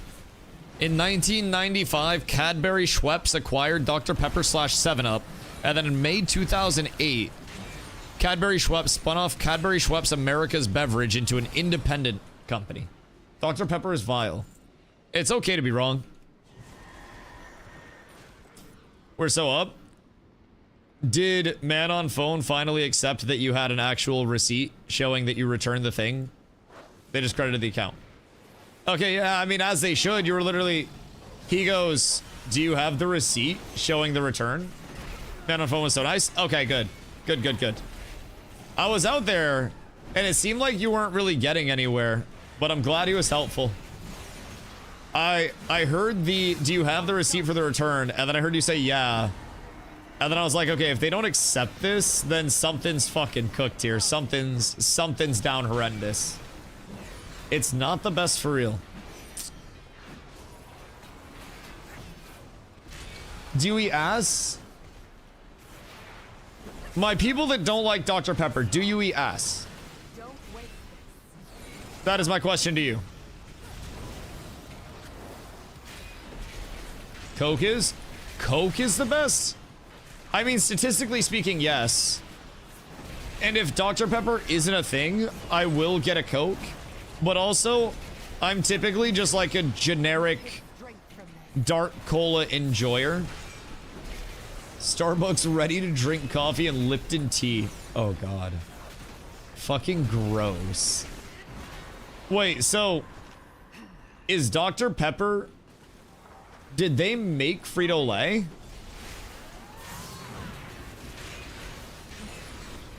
Or is that Pepsi? Your pain, my friend. Yum Brands, there's KFC, Taco Bell, pizza, among other fast foods. Wait, so is Yum Brands the devil? Is Yum Brands just really bad for food? Be bolder. Because I don't know about you, but KFC sucks dick near me. Yes. PepsiCo is evil. God damn. Yeah, I'm glad Dr. Pepper's pimping those bitches out. Fuck, bro. The bleeder. Most businesses are. Not Dr. Pepper. Hold on. Does Dr. Pepper donate to charity? Keurig Dr. Pepper supports charity through corporate social responsibility initiatives, focusing on community partnerships, environmental sustainability, and disaster relief rather than direct unsolicited donations. They partner with the Red Cross and Boys and Girls Clubs of America. They care about the weak and the children, chat. Dr. Pepper is truly goated. Unfortunately, Pepsi is pimping Dr. Pepper. My eyes on you. If Pepsi's making Dr. Pepper's product and distributing it, then Dr. Pepper would be the pimp because they're not doing the work. The pimp is the one that's not sucking the dick, and Pepsi has to suck the dick. Like, Pepsi has to actually make and distribute the product, so their boots on the ground. If I'm out there sucking a dick to make the money, I'm not a pimp. Arizona tea best drink, price still 99 cents a can. People want to fuck Dr. Pepper. Pepsi provides. Now strike.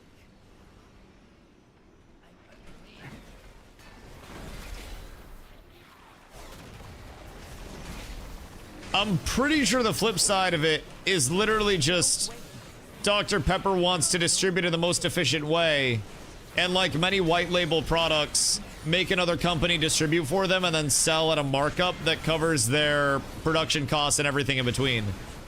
Think like Pokimane cookies, but successful. Dr. Pepper doesn't have to worry about upkeep on machines.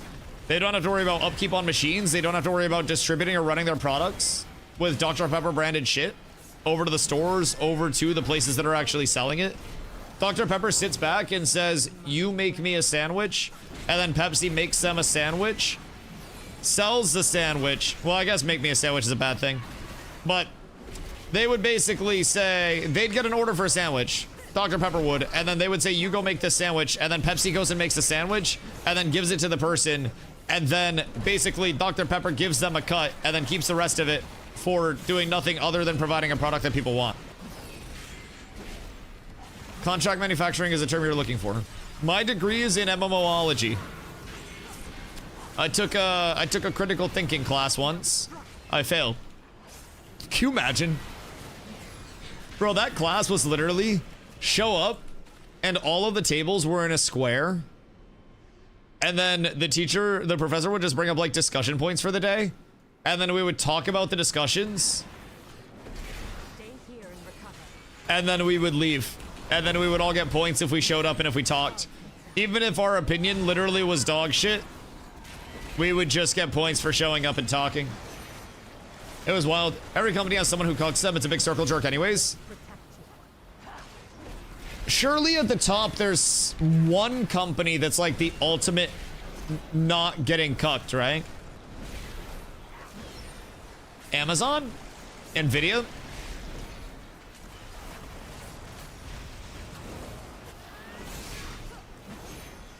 You think it's Nvidia?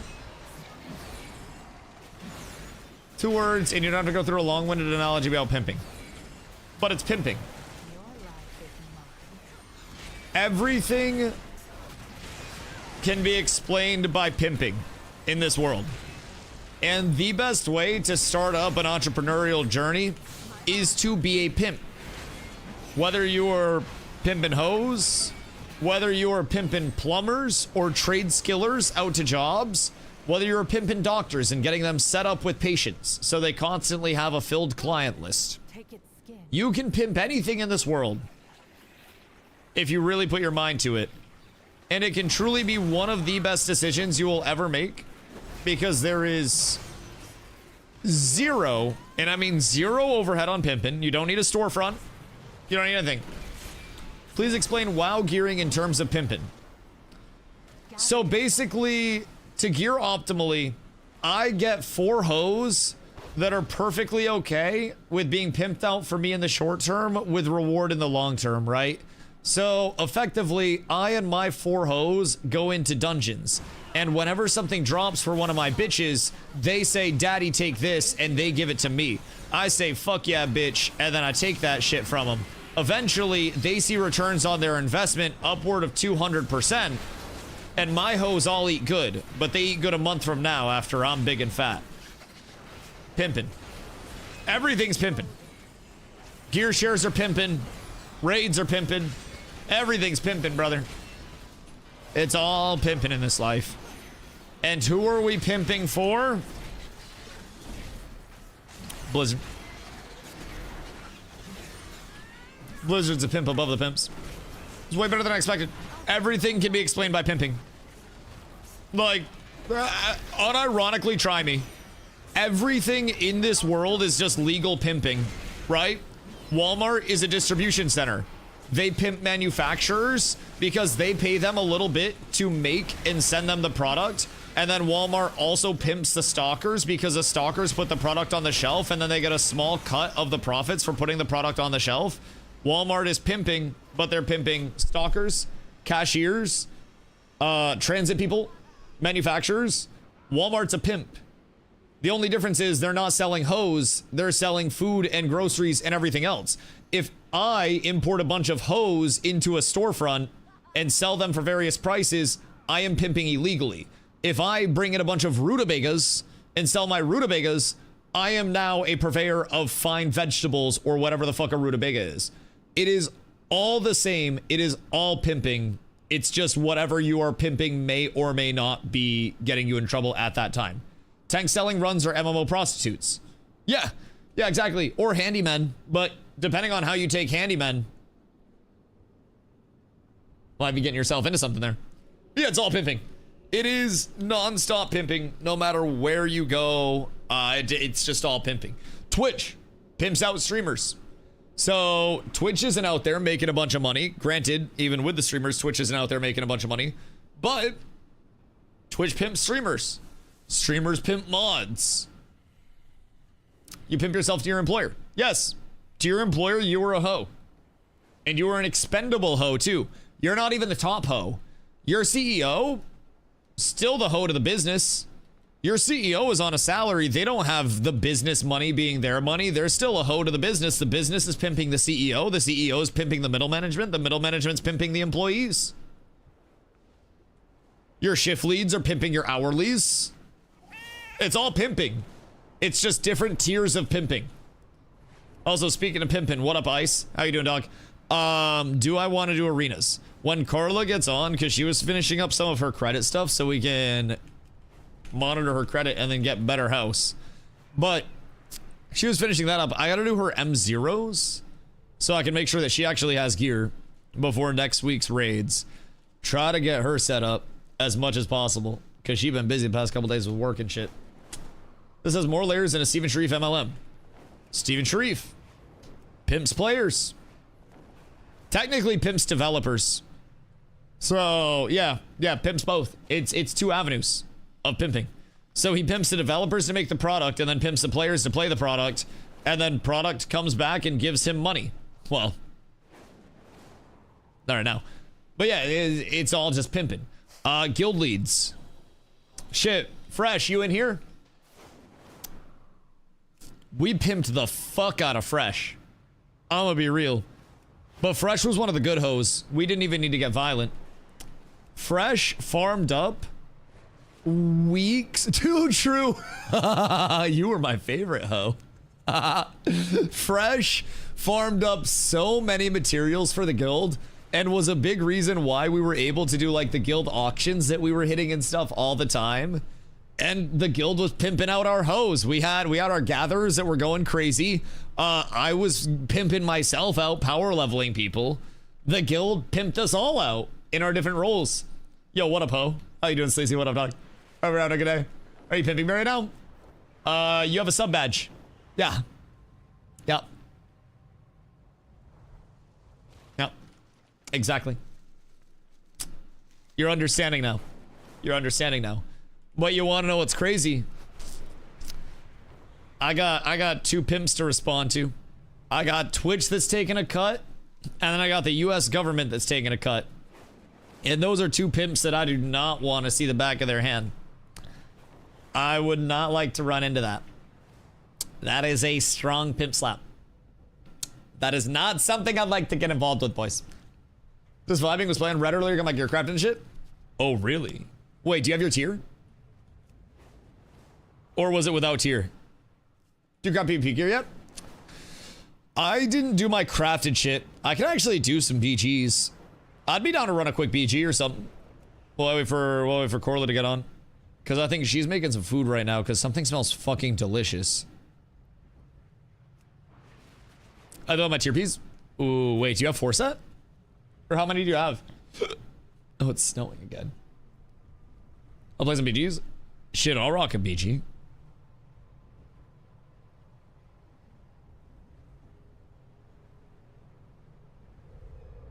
I'd be down. Damn, you guys got double dragon down on heroic? That's fucking nice. Y'all got anything? Maybe I gotta get in the pubs, man. Maybe I just gotta tank it for a pub for the one time. I don't like that pub DPS is out pumping our guild DPS. That does mean that we've gotta get the numbers up. We must.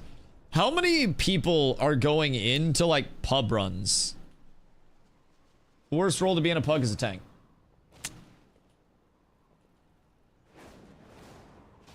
Yeah, that's probably true. Not being in comms to co-tank sucks. Yeah, I can imagine that would be slightly less than optimal, especially with how much shit can happen like spur of the moment in terms of needing to swap. Pings can do a lot, but plugs are fine if you stick it out. Yeah, I feel like if you get a good co-tank, then that makes it easier for literally everyone. 2 alts were pure pugs and 6 out of 7 heroic, all but Cosmos. How long did it take? Oil and PvP, but I feel less different in beaches arena and pub though.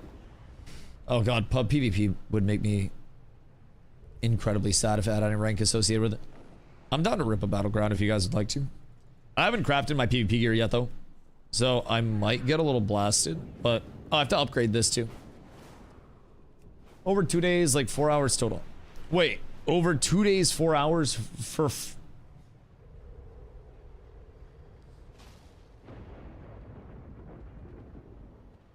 4 hours per tune? Or like 2 days per tune? Hold on. Because now we got some scary numbers going out. I'm gonna go get my kids order with Dinden first. We're at 4 hours per tune? I mean, that's not the worst. Oh, okay. So you just did like 2 different 2-hour sessions per tune. Right. That's not that bad. Like 30 minutes for this boss. Raid disbands, join next raid, etc. It's really not that bad. So what is the biggest... Where did we go wrong to the point where we're having trouble clearing? Is it the fact that we're going in with like 25 people? Or more? Is that not helping? Because I definitely feel like that's one of the causes. Got to be bigger. Tell you what to craft. Because you don't want rings on ret. You're going in with 25 people and DPS numbers aren't there. You'll hit a wall. What is the ideal to go in with? Like 10 to 15? And then just carry people as we get the content down? Because, like, I am down to make, like, a strike force, basically, that goes in with a raid once a week and just tries to blast on heroic or twice a week. I do feel like it's doable. Just depends. Some bosses are easier with more, some easier with less. Are DPS checks just typically easier with fewer? Dragon's 239 is probably a better blast setup. Is that 14?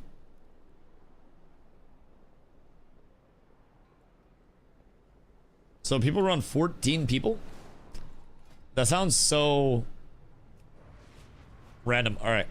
Who wants to blast a BG? Yes. Interesting. Is that just like the best for percentage scaling and proportions and shit? Good old flex scaling? Right. RPG, probably just a pub. 15th person normally adds an extra mechanic. Wait, what? Pallies with 14, it's 3 soaks. 15, it's 4 soaks.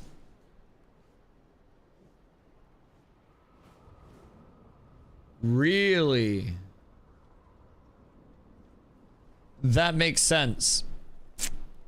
So, like, do the number of ads go up in fights and shit? Thunder OPG. Shoot me a message real quick, and I got you. We shall Q1 and blast. Because I don't know what Carla's cooking, but it smells fucking good. Smells really good. But once she's on, I do have to make sure that I get her M0s and shit done. I also need to, like, move a couple of things around. That should be good. I think it's the largest thing that I wanted to move around. Because I gotta be zooming. Because if I can... Oh my god, look at me go. I'm so fast. I'm so speedy. Alright, we're good, we're good. Nate, my boy. I got you. Nothing wrong with ads, but HP damage and target mechanics sometimes go up. I think maybe more ads on Godzilla, but I'm not starting there. Right. Interesting. So...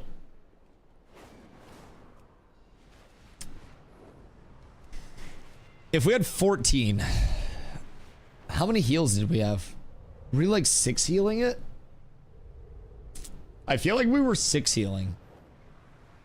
I'm not gonna lie. I feel like we had 25 and we were 5 or 6 healing. Which makes me immediately think we're gonna be a little bit low on the damage side, just comp-wise. We had 5 to 6. Yeah, I think we had 5 with a flex. 6 healing for 25 is fine. But does that mean we're going to need even more damage per person, just like proportionally? Because that kind of gives me the vibe that it's going to be more damage per person proportionally. Which is less than ideal. Excuse you. PvP, RPG, random battleground, hiya. Alright, we bless. I haven't played Ret since the rework. Does Ret fuck now? Or is it bad now?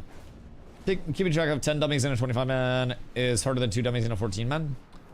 That is fair. Although there is something to be said about less room for error in a smaller raid.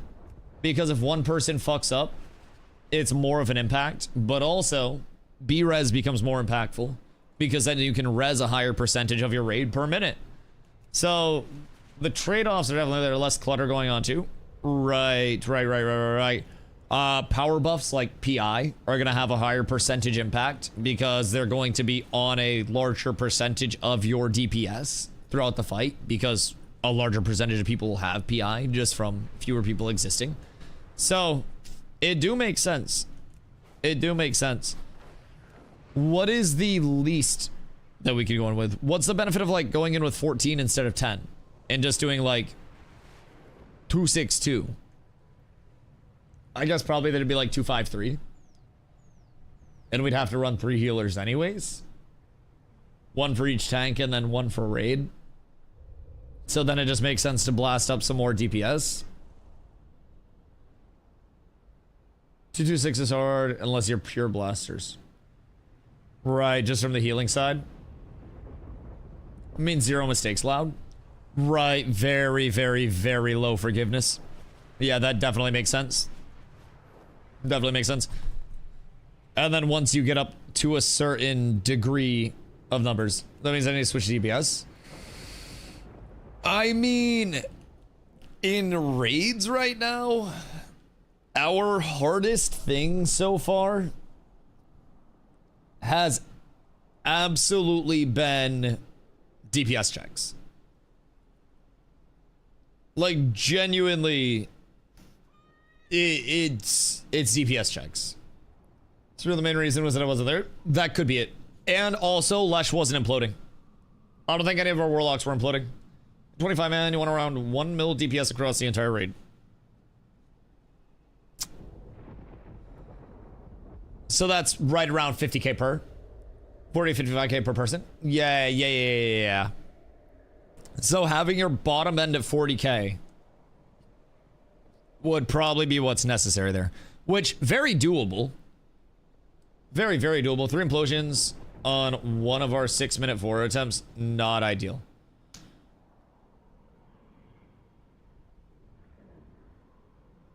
What's the cooldown on implode? Like, how frequently can you implode? With six impies up? 30 seconds. So you should have had... I get like 24 in 6 minutes. Oh wait, is it 15 second? Because that's a lot of implodes. Yeah, you might have... 15 seconds for implosion? Oh yeah, you done fucked up. You done fucked up, Aaron. So that'll probably make a difference. That'll probably be nice. How many doing 1 key DPS in raid? I mean, honestly, I don't even know that people pressing 1 button would be the ones that are pulling low numbers. I'll be completely real. I think 1 button at least establishes a baseline of you will do this much damage or more.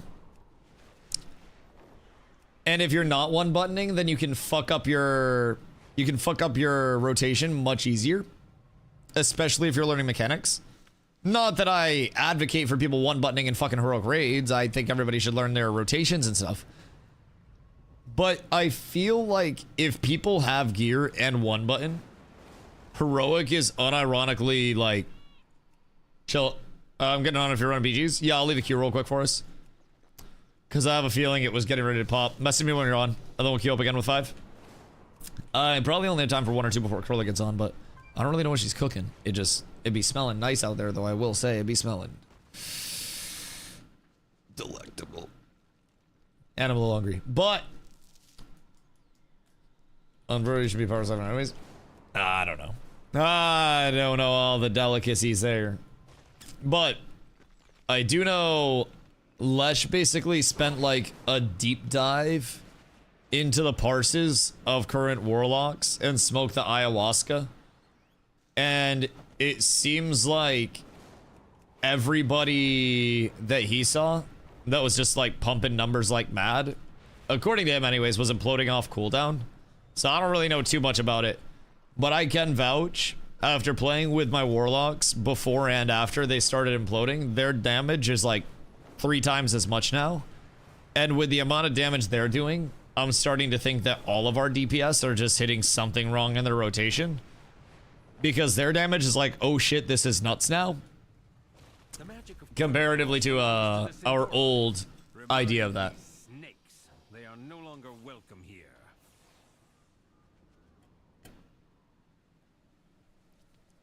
Where do you find all this info? Warcraft logs. You can go on Warcraft logs, and you can see the logs for like every guild, every player, every kill of every boss. And you can see, you know, who the highest DPS players are for each class. And then you can go into the fight breakdowns. And then you can basically see what they're casting. You can see when they're casting it, what cooldowns they're using, what trinkets they're using. Pretty much everything. Oh, I got you, my goat. Literally everything along the way. It's actually really, really, really useful for people that do want to, like, actually take their pump to the highest level that they can. It's very impactful. Very impactful. Why do we have enlistment bonus on Alliance now? Does that mean that we have fewer people queuing? Because that seems like we have fewer people queuing. Coming over Deep Elf logs. Who's Deep Elf? Is that like really good log player? Wait, Dawes, what is your Mexican refried bean tech? Echo lock? Oh, pro player lock? So pros in WoW get salaried, right? Like every other game? How much do they get? Just as a baseline, is that public? I would assume with the size of orgs that are here, nobody is getting anything less than 100k a year before performance incentives. And probably some fat performance bonuses if they can hit that. You, so say 5k at least plus bonus, 5k a month. Yeah, they're doing pretty well for themselves. And that's also typically, some orgs have also been known to cover housing, have been known to cover a lot of living expenses as well, because orgs will frequently have brand deals and shit that can be used to cover expenses for their assigned people. Also depending on the ranks inside. Yeah, 1000%. Probably many levels to that shit. Many levels. Excuse me. Pardon me. Season with peppers, salt, and taco seasoning.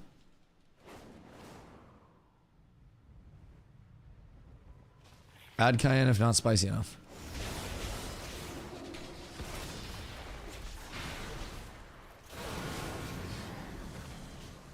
If Carla hears the word taco seasoning when I try to talk about Mexican food, she goes, Dusty, what the fuck is taco seasoning? It's just like, I've never seen that before in my life. In my life. Then I used an immersion blender.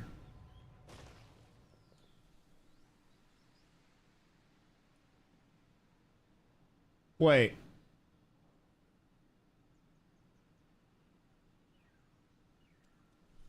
So you took beans. Wait, fry some onions and peppers. Then add beans.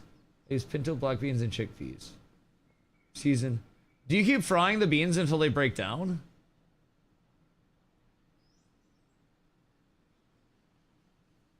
I don't think our beans got blended. Hold on. Hold on. Let me ask real quick. Because I'm curious.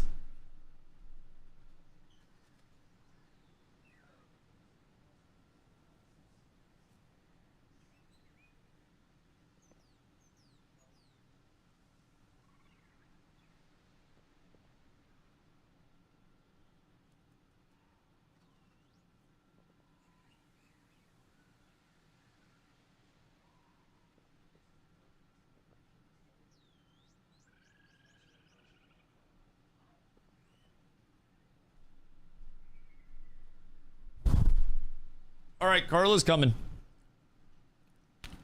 Carla's gonna confer on this bean making tech. For those that don't know, my girlfriend Carla grew up in Mexico. Didn't come to the US until she was like 16. So I have had fortunately, very good Mexican food. Visited her parents, and they grew up in like deep Mexico, like not a border town. So no American influence whatsoever. No like fucking internet and shit. Like it was. She grew up in the actual like traditional Mexico spots.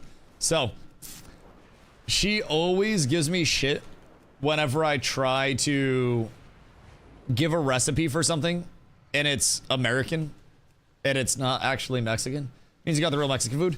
Dude, it's so good. It is so fucking delicious. I'm not gonna lie, like, she makes a salsa that is one of the best salsas that I've ever had. And it's just, she just goes, oh yeah, this is my mom's old recipe. It's just not even a big deal for her. Dude, it's so fucking good. The first time she made it, when she came up here, I made her make it like 7 times in a row. She loves your barbacoa. Oh, I'm gonna stop the phrasing on that. My proteins, that doesn't sound better. Whenever we're having tacos, I'm on meat duty. I'll just make it sound sus. Because according to her, there's no way that I can say this without it sounding out of pocket. According to her, my meat tastes very good and is authentic. It tastes like authentic Mexican meat. She was very impressed the first time that I prepared my meat for her. I was trying to think of a phrasing way that wouldn't just sound like a fucking innuendo, but like there is no way. Do you use taco seasoning? No, I'm a man. I'm a man.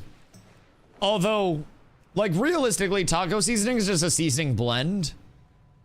But I also think the prospect of taco seasoning is weird for, like, Carla and her family because they use fresh, like, peppers and everything. Like, they don't really have dried seasonings in a lot of their stuff because everything they do is fresh. And if they do have dried seasoning, it's going to be like a dehydrated, like a dried pepper that they will literally like mill and like mortar and pestle down into a powder and they will prepare it fresh. So like that's how all of her shit got prepped. Shinzo! Oh wait. Yes, I can. No, I can't. You didn't apply. /G invite. Did it work? I don't know if it worked. What server? Because I gotta do that. Just one step seasoning first, Lazy Rose. Yeah, I've used taco seasoning before. But like, hear me out. When Carla first moved up, I hadn't had authentic tacos much.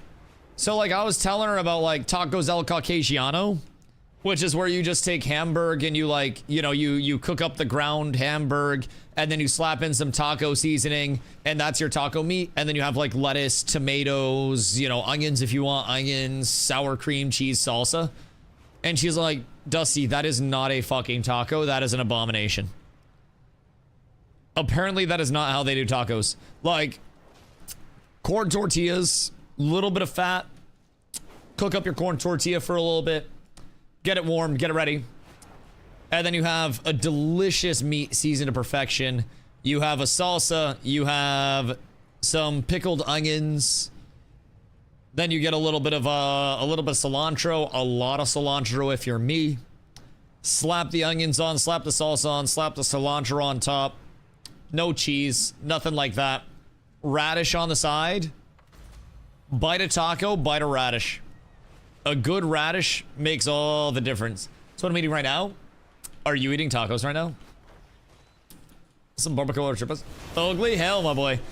Tripas is fuck, is that the beef cheek or is that the tongue? Or is that the intestine? No, that's the intestine, right? Which one is that? Tongue is langua. Right, I'm still learning. I'm still learning. Is tripas the intestine that gets like stretched out basically and then fried? Bro, I will give it to Mexico. They found a way to cook everything creative motherfuckers. Let me tell you what, the amount of waste in the United States is crazy. And Carla's just out here. Like, we went to a Mexican market in Phoenix, El Rancho, and like they had everything prepared fresh and stuff. And like I was walking through their meat, like just everything's about meat. God damn. But I was walking through their like meat department, right? And I just saw this like, I saw this big ass selection of just tongues. Just like literally beef tongue tips. And it was just a metric fuckload of tongues on display. It's kind of weird to see. And then Carla comes over and she's like, "Yep, yeah, those are tongues." Oh, okay, gotta get used to that. Okay, Carla got the tech. Hold on. You have to fry the chilies too, onion and garlic. Then you don't blend the beans. You preciously soaked in water overnight and then drain the water from. You add the beans to a pot and boil for a little bit or until soft. Then add to a pan with oil after straining them. You let it cook a bit, then mash. After mashing the beans, you add the chilies, onions, and garlic. Mash more, then done. Dust, did you use canned beans? Or did you use, like, fresh beans? Because if you say canned. If you say canned. I use canned beans? No! Okay, try it with fresh beans next time. So, like... Oh, Carla. Pizza has a ship. You gotta soak that shit. And then, like, multiple times throughout the night. You wanna, like... I don't know if you wanna agitate it, but, like, agitating is nice. We have Costco amounts of beans. Canned? I mean, I'm sure canned beans are fine. What's your hard shell tacos that come out of the blue box? Bro, Stomps, no hard shell tacos, by the way. Hard shell tacos don't exist unless you are making like a tostada, I guess, and then it would be flat, according to Carla. Like, hard shell tacos are another very American thing. Like, I, as a kid, knew tacos as flour tortilla or hard shell taco, flour tortilla microwaved, right? Big ol' stack of them with some ground up hamburg, with some taco seasoning, some lettuce, tomatoes. I don't really fuck with raw onions that heavy, if I'm being completely honest. Hard shell biz. Oh, you were a demon. I don't know if I can advocate for that shit, dog. That is genuinely demonic levels of tomfoolery, if I do say so myself. You are an extra level of... Oh, fuck, I'm dead. Oh, the global. All right, we're getting kind of run over right now. Everything's fine, though. Everything's peachy. Yep, nope. That's not a good sign. Apparently, we just have a whole shitload of people playing points, though. Nobody wanted to fight there. Ew. Oh, God. Ew. Yeah, that's fucked up. Like, Carla's history. Her grandmother would make a salsa that just, like, had bugs in it. Like, just bugs. She would go get the bugs off of a tree and then mix the bugs into a salsa. And then the salsa just traditionally has bugs in it. So it's like, I don't know, like, if I could do it, dude. I'm not gonna lie. Like, I'm sure if I knew nothing else, it wouldn't be a big deal, but goddamn, like, knowing what I know now, that doesn't sound like the best thing to ever happen to me. It sounds like a pretty rough experience overall. We'll never see a goat again. Well, what if I want goats? What if I want to have a representation of myself with me at all times? Therefore, I need a goat. Because if I don't have a goat, then who am I going to hang out with all day? I need somebody to hang out with that's a representation of me. Wait, spiders in our sleep is not that bad. That is a myth. That is a myth. You're more likely to have somebody break into your house and put their fucking brown starfish directly on your tongue than you are to have spiders crawl into your mouth while you're asleep. I'm just giving you that consideration. But no, it's not a myth. Your mother is not a myth. I can say that shit is legit as fuck. But you, my sir, you've got more cap than a fucking lid store. And I have no problem calling it out. I feel like sometimes in life you've gotta... I know from experience, woke up to a big ass spider on my lip one night. That's just you. You go fuck yourself. Couldn't sleep in my room anymore. Yeah, probably because you're living in fucking hell. I think that's you, dog. Maybe you should just clean your fucking house. And then you don't have a lot of spiders. Like, I'm looking around right now, no spiders. I would say maybe just like clean, dust a little bit. This is when I was like 10. Why weren't you cleaning the house when you were 10? Your parents probably would have appreciated that. They had fucking spiders all over the place. The fuck were you doing? Not contributing? Dwarf. Donger. I feel like I'd be kind of pissed if you were my kid. I feel like that would be very not good. I'd make you pay rent and shit. Sir. For the love of all that is holy. Ow. I was just in the process of popping my hellstone. I was about to pop the old hellstone and then I got fucking blasted for the rest of my HP. I'll have to build a beaver city. A fucking what?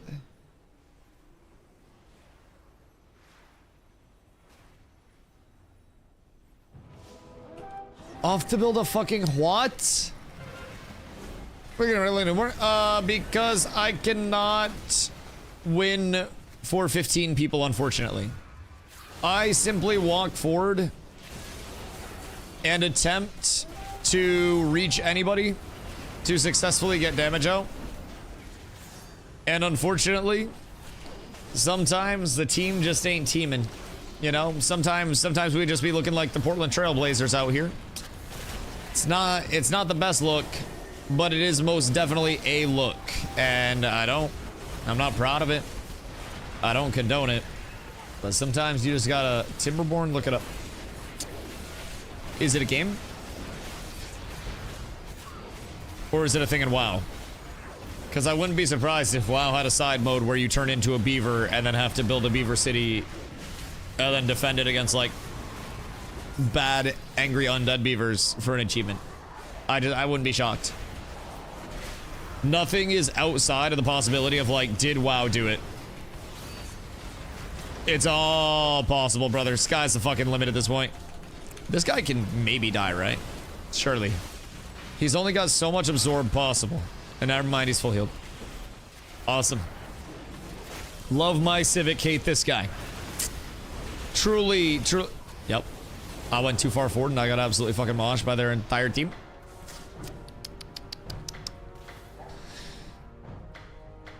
Sometimes it's just not meant to be, boys.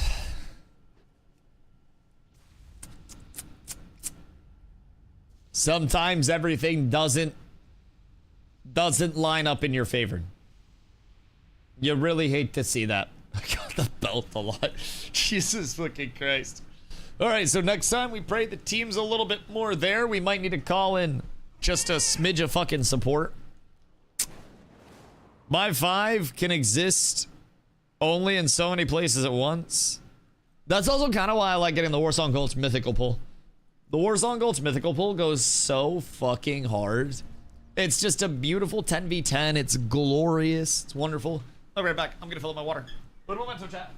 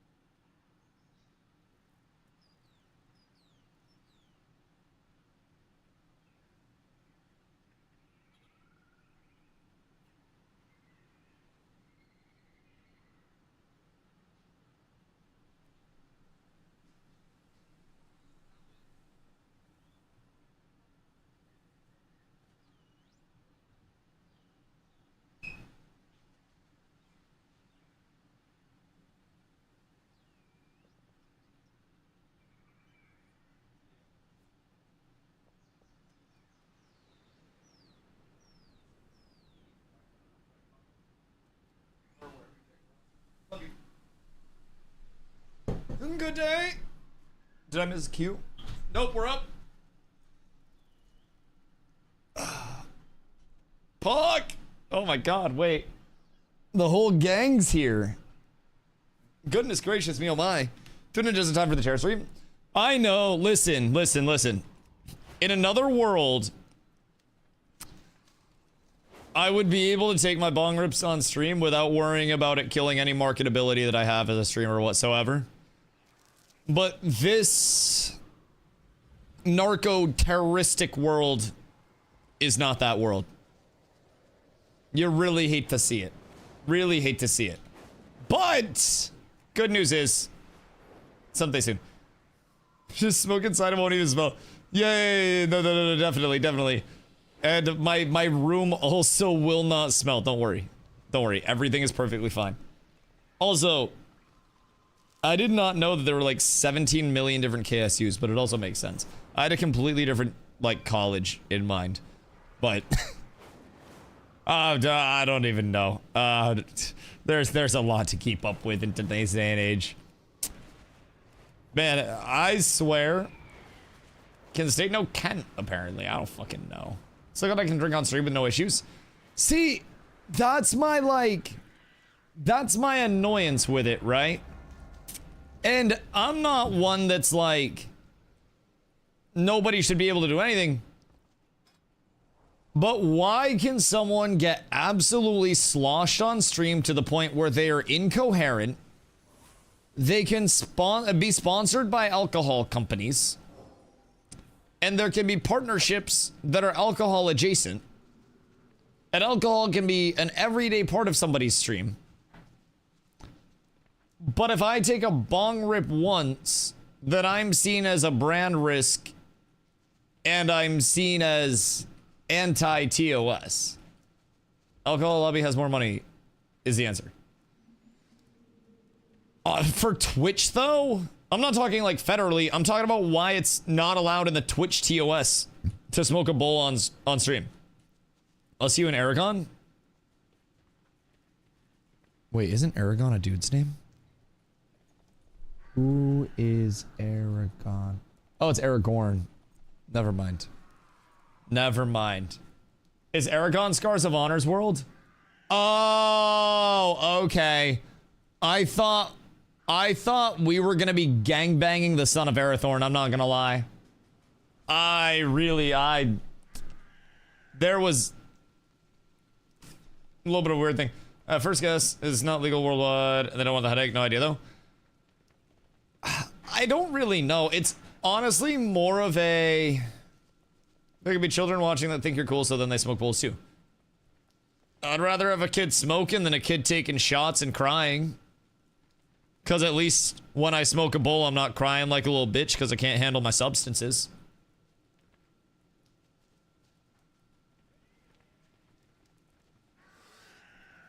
Rather have stoner kids. Maybe they'd listen more in school.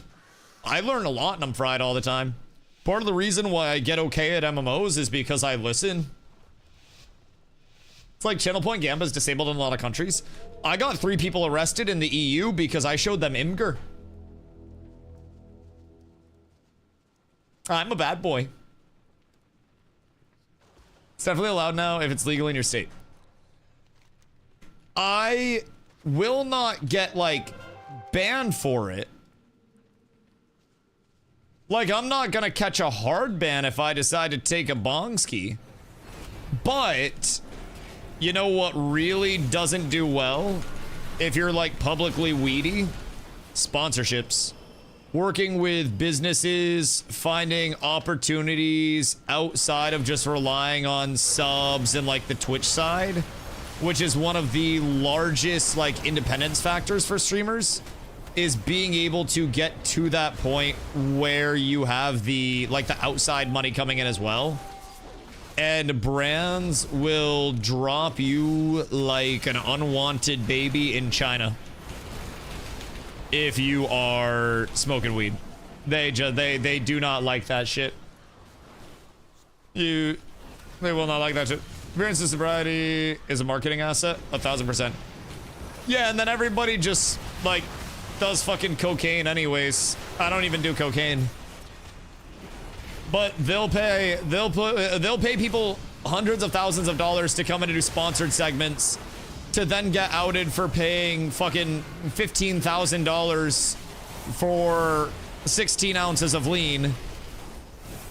But I'm over here talking about how I'm economically buying $120 an ounce weed because $120 an ounce weed this week was much better than the $100 an ounce weed. It was a substantial gap up, and the harvest date was fresh on it.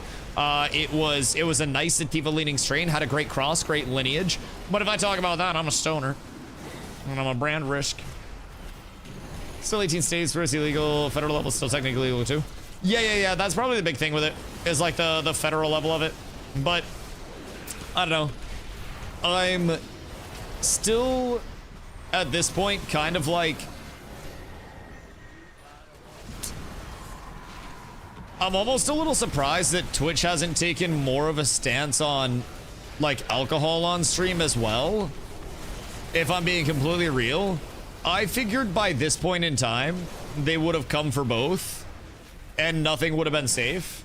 I think much more that side is what I guessed, rather than the side where alcohol is just chilling, and definitely much more that than the side where both are chilling.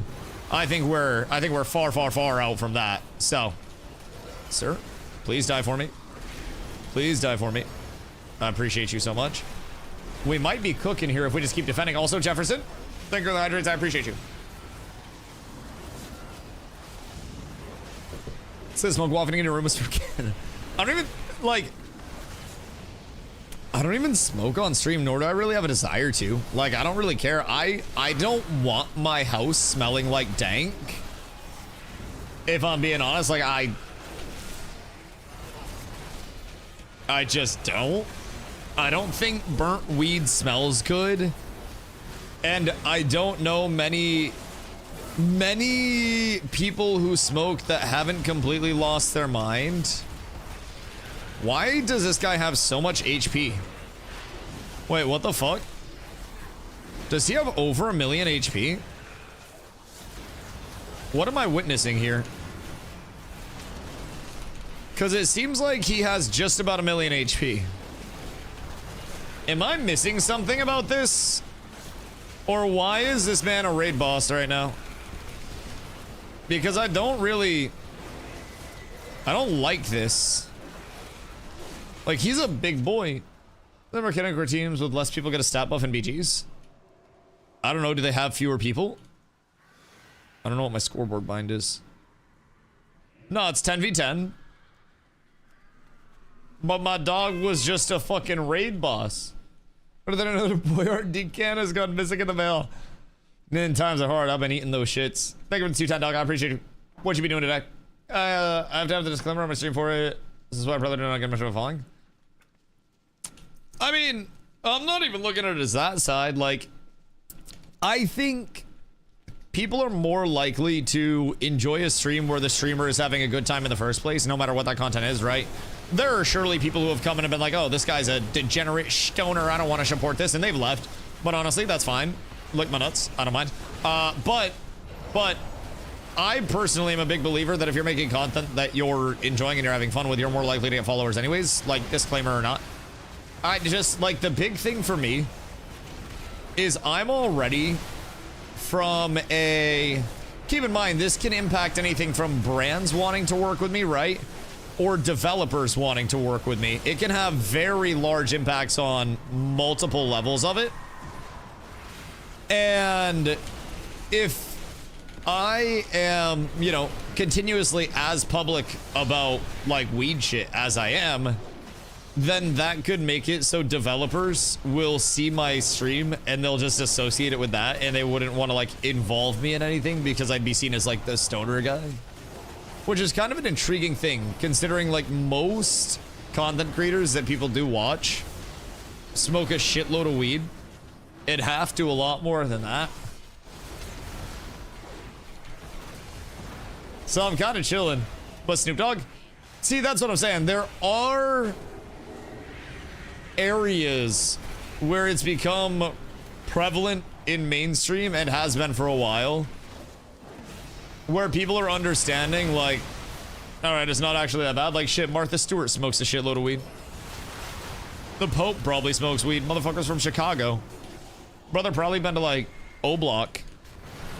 I'm not quite sure, but I am probably putting my money on the Pope having been on O-Block at one point in time. It's kind of crazy to think about. You have close to the same as a tank? Oh, Blood DK's tank. That makes sense. You're BGing on an next one if you're not full. We have 5 right now. I don't know how many I'm doing though. Carla's making food.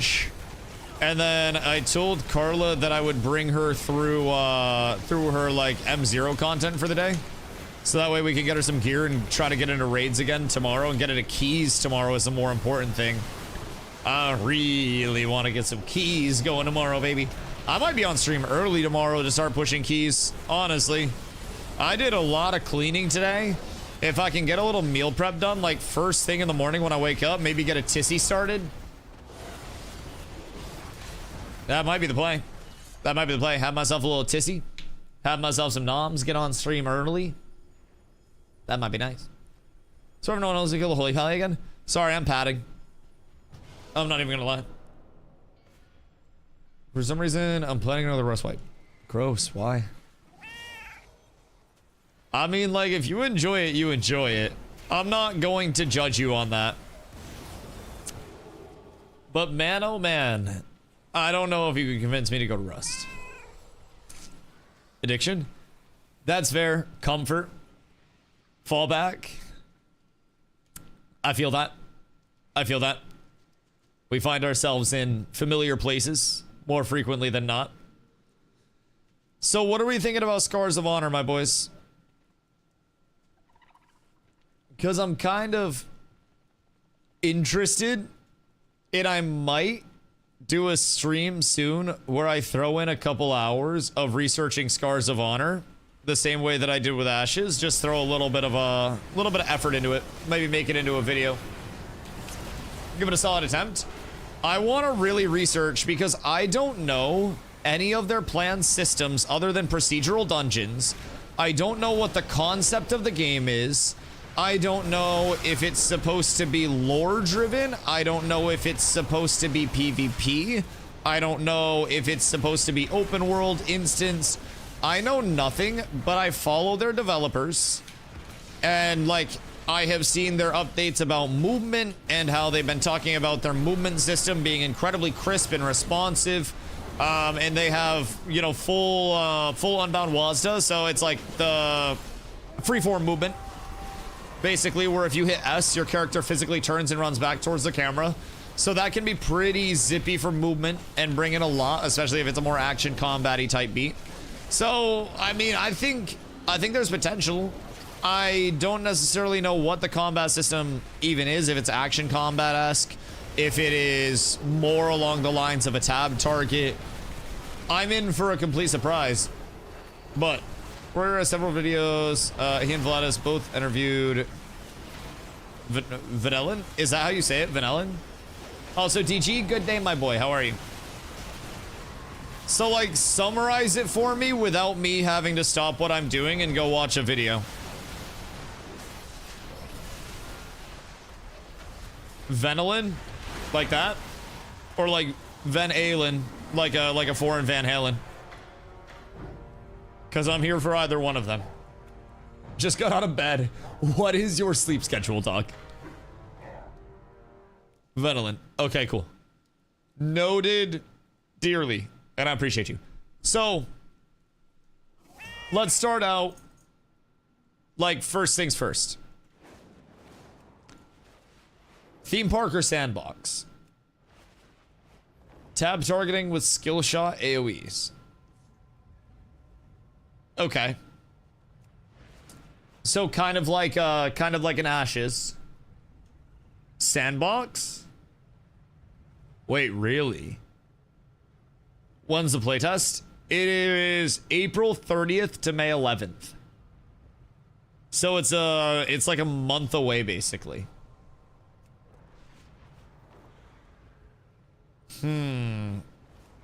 So, tab targeting with skill shot AoEs.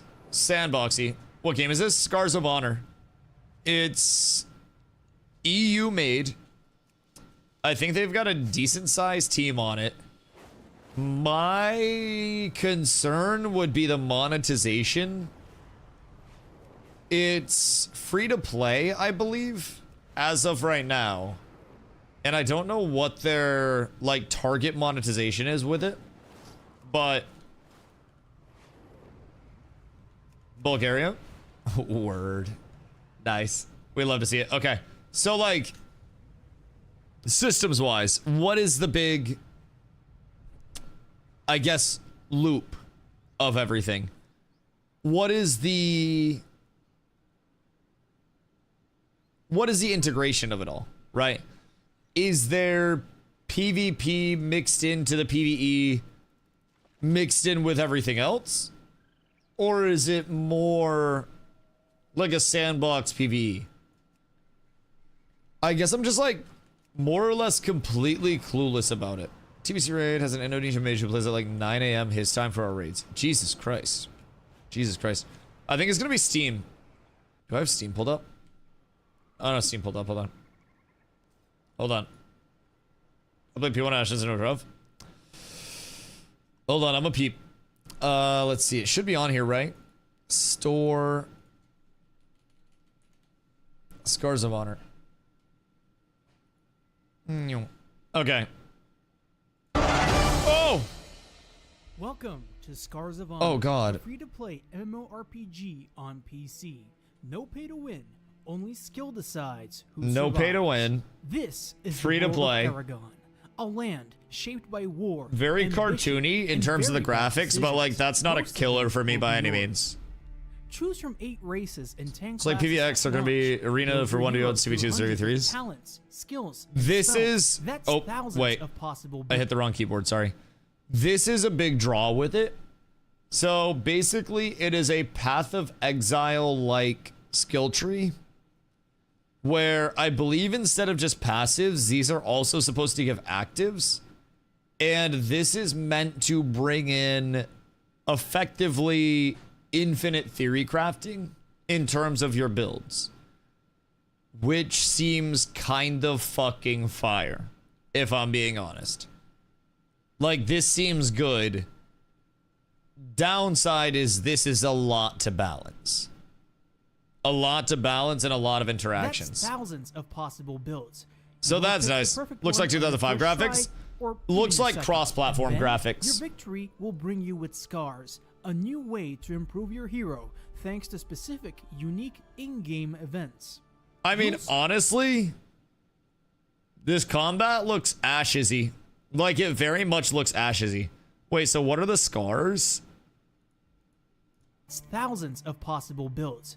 You won't pick the perfect one on your Right. first try, or even your second. And then your I think victory respeccing's will free, bring you right? with scars, a new way to improve your hero thanks to specific, unique in-game events. Okay, wait. You'll start with Double simple sandwich. quests with your friends.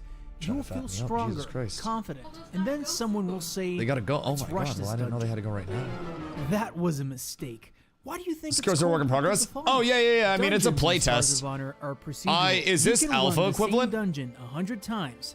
It will never play the same So way procedural twice. dungeons It that will change up get every time you harder run it is and also harder. kind of sick. That's why crafting, gathering, and cooking matter. Not for decoration, but for better gear and better Different trade preparation. skills. Because surviving is Was that not gotcha card rolling? for those who prefer a more second. So this, basically, their scars. I don't know what they plan to do with the monetization. They say no pay to win, and then your but victory will basically bring completing content.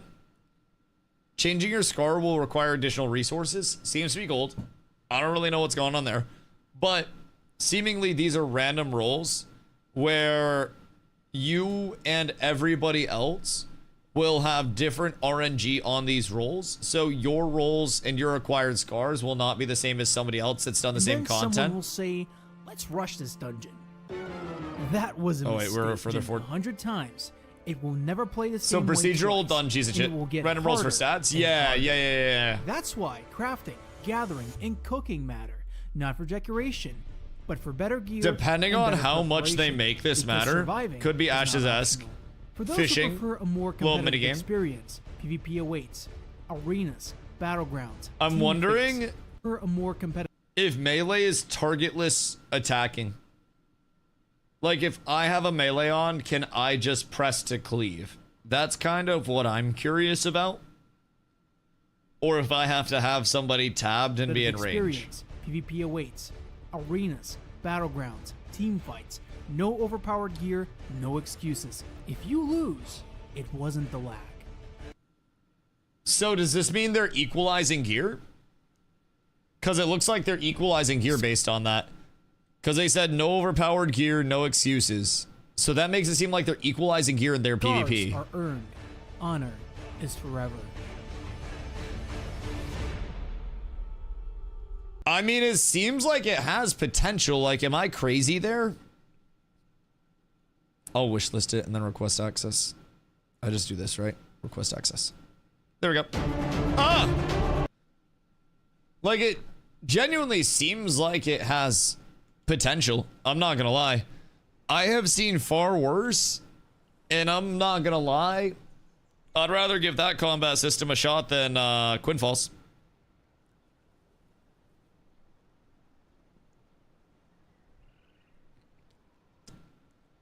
Carlo made me very messy sandwiches. Quinfall combat? Quinfall everything?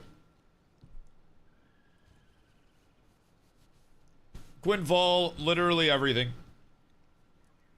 I think the only reason why people are playing Quinfall is because you have guild versus guild stuff. And there's large-scale PvP that's available. That is, I fight your group. I think if Scars comes along and does well with their content that's deployed, and then also have large-scale somewhere with some incentivizations, be nice. Because they don't have anything else to play. Yeah, I mean, a lot of it is, if you look at the Quinfall populace, most of the Quinfall population right now is former New Worlders or former Ashes players. That is legitimately most of it. Everyone I knew that was raving about Quinfall already quit. Yeah. Like, I'm rooting for MMOs. I really am. But I don't think Quinfall's the one. I'm just not sold. A little bit of kind of looks like Ashes Combat. Yeah, it definitely seems Ashes Combat-y. I do like that aspect of it. It seemed like it was a tab target base that might have had some more active abilities to use.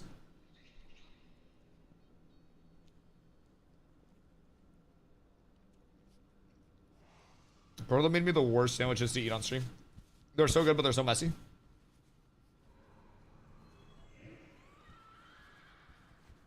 Some glasses are locked behind race and Scars. I think this deserves a little deep dive. Maybe it's a coat for Ashes.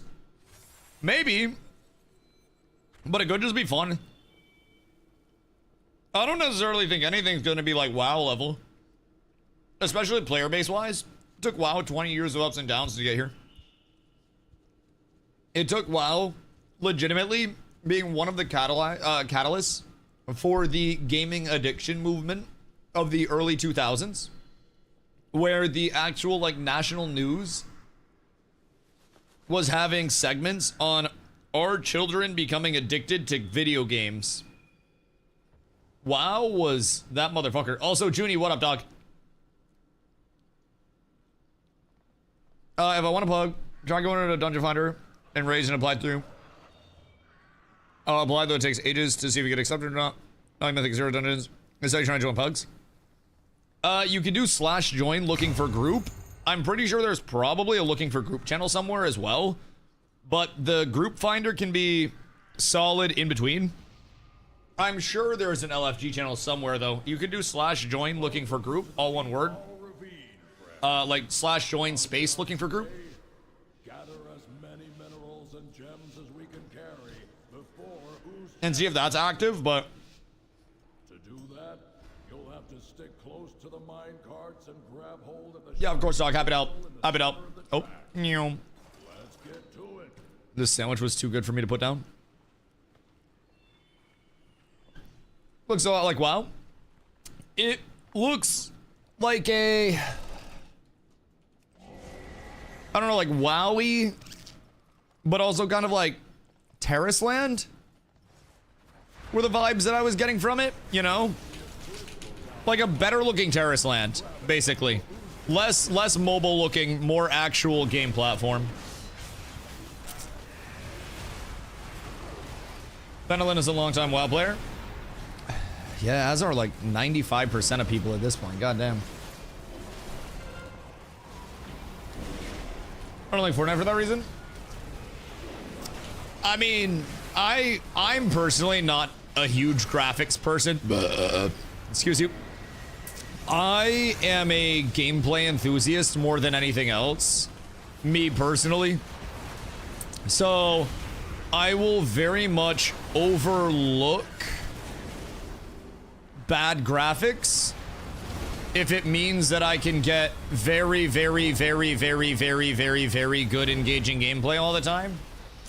That's always my big thing. Like, I didn't mind when Ashes was in its lower part of graphic integrity. I played Diablo 2 a lot. Like, I personally don't mind much at all. As long as a game handles good, there's a lot to do. Everything else can change. Gameplay is more important, but ideally looks great too. Souls game's a perfect example. I see a crystal down in the mines. Grab it. This is gonna be a crazy take. Get to it.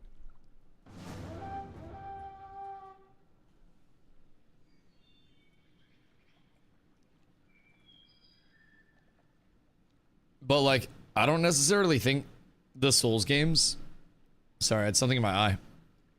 I don't necessarily think the Souls games strike me as, without looking at anything Souls branded, anything too crazy. Now, they did do it remarkably before everything else in that genre. But when I look at just generic, if you name a Dark Souls title or just any Souls like at this point, I feel like you go in and you look at that shit and it all kind of looks the same. It looks a little washed out at this point. Like, I'm going through and I'm looking at pictures right now. And I'm seeing like, it's nice. It's nice. But it also doesn't look like unique, so to say. Elden Ring scenic pictures. We'll see what they have. Hold on. Beautiful locations. Open image in your tab. This is pretty. That's nice. That's pretty. But I feel like I can see this in like Ashes too. This is like a little less, not necessarily realistic, but like a different texture Ashes. With more tree. One of the cool things about the product, Benelin streams every Sunday and asks the community what they want. Puts up polls on Twitch, talks about the results and acts upon them.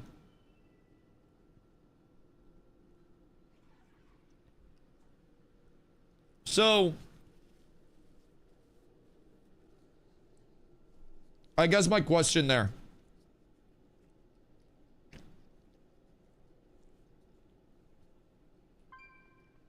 Are they acting solely upon the feedback of the community? Or if a poll goes a certain way, has he ever been like, okay, you guys don't know what you're talking about, this is what we're doing instead? Because I think community feedback and driven by community feedback is a good thing. But I think bending over backwards to appease communities is actually detrimental in a lot of game dev nowadays. Because so many games run into a spot where they lose track of the original plot. Because the community says, we want this, we want that. And if your community's sizable at all, then your community is going to want just about everything that you can provide within a game over the course of the entire community. And that's going to make it near impossible to keep up with everything. So, one thing that I really try to look for, is a mix of like, is the developer here also willing to double down and be like, hey, you guys are playing, we are making game. Please stay in lane. I love being able to provide feedback, but here's vision, but on things that are flexible is where the feedback really comes in. That's good. That's good. That's good. Yeah, I like the prospect of stability. That's my New World side coming through. The instability with New World's original vision and the early launch of New World, just how bad it was, man. Actually redonkulous, if I do say so myself, but it's made me very hesitant of other MMOs that are still like on the path to launching, right? Because if they lose sight of the vision of like where they want the game to be, it becomes a very tough route to get it back. And then by that point, you're having to recover something, and recovering it is typically not as easy as it was to make the first thing with the original inspiration. It's hard to get that inspiration back once you've already lost it once. So and we're getting Div 3.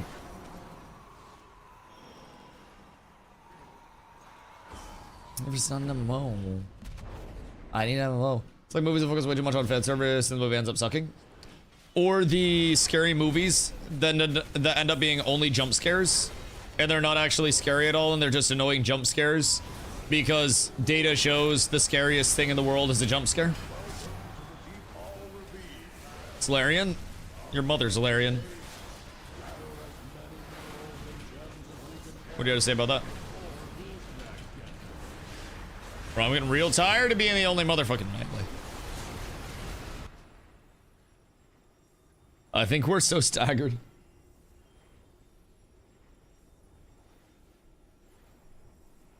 I have no idea how we are winning. But I might actually need to play the objective.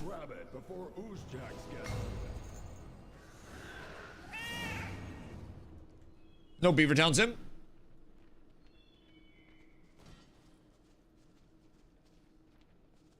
Stomps. Is this like a full beaver town builder? Like, are you building a dam or what are you doing? What is happening? Okay, so follow up on scars. What is the world? Is it like a WoW world where it's already built up? Or is it more like an Ashes or a New World type world where something is going to potentially change hands or like be under player ownership? Like, is there citizenship involved? Or any form of guild versus guild? You make sure you keep your beavers hydrated. Oh, I keep the beavers hydrated, Stomps. I keep all of the beavers hydrated. Don't you worry. That is not something you ever have to worry about with me. Speaking of scary movies, have you seen Hereditary? I don't think so. I don't get a lot of time to watch movies. Honestly, I'm just like on stream all the time. And since I stream every day, I don't really have like a downtime day where I'm just like, all right, I'm gonna watch 2 movies. But I'll tell Carla to add it to the list if it's actually hyped up. We did just go see Project Hail Mary in my like once every bi-monthly movie trip. And I will wholeheartedly say Project Hail Mary was fucking awesome. That shit goes so hard. And it's probably going to win a lot of movie awards, and I don't even know what the movie awards are. Like, it's really, really, really, really, really good.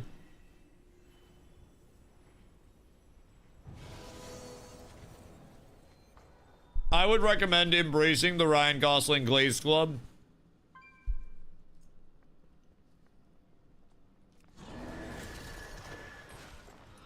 Because there's really no other way. You're not avoiding it. You're not getting around it. Oh, shit. Wait, I was Odie's bad luck. That's huge. As an example, in regard to the money discussion came up about more inventory and storage slots being paper convenience or pay to win. Oh. The voting was like 88% people voted it as paper convenience versus 12% pay to win. As a result, the following week, Venolin announced on stream that because 12% said pay to win, there will be no inventory or storage available for money. Oh. Wait. So people said that it was perceived, and even just a small percent said it was pay to win. So they just said they weren't going to do it.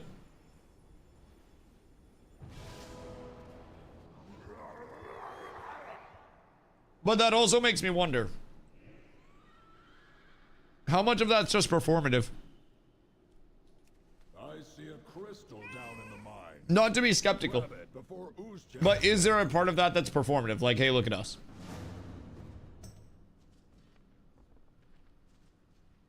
Because as we learned with Ashes, the money has to come from somewhere, and the clams rule all. We need to go stop the other cart. Oh no. Oh no, my boys. We lost by like, wait, a draw? Ain't no way. Oozjack's minions should know better than to mess with our But where's the money come from? That's the thing. If it's not a box cost, if it's not a sub cost, if it's not pay to win, if it's not pay for convenience, then it's skins. But for skins, you need an ungodly amount of people playing your game that can potentially buy skins, because skins are not a high conversion in terms of like a percent of players purchasing it, whereas a box cost is a guaranteed X amount of money. Guaranteed. So that's something that I like honestly have been forced to pay attention to a little bit more post Ashes, is the element of where's the money for this project coming from? Because I hadn't played small, like, precariously perched games before. New World, sure. But New World had the Amazon tag on it, so money was never an issue there. More so, just the inevitability of AI, and that's why I left. But, it's beside the point. Ashes was the first time that I was playing something that was even, like, you know, worth getting invested in the financials or the business side of.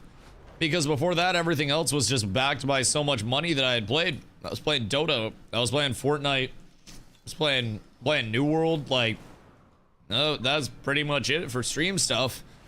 So it wasn't really a big worry for me. But now I look at everything and I'm like, where is the funding from? How much is this going to make? What are the odds that this has to get changed or compromised on at, you know, some point in time? And something like, are they going to put on pay for convenience? One of themselves put it, when someone on stream complained about the transferring of skins. Cosmetic seems predatory. Venolin's response was, it's absolutely predatory. And then followed up with saying, we have to make money somehow. Wait, so transferring of skins and cosmetics seems predatory. What do you mean transferring of skins and cosmetics? Like person to person? Or what? Fill me in on that.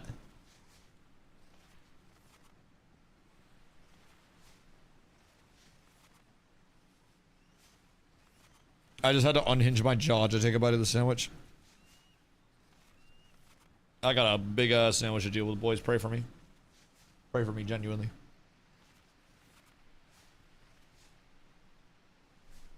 No. So what's the whole transferring skins thing? What's that whole debacle?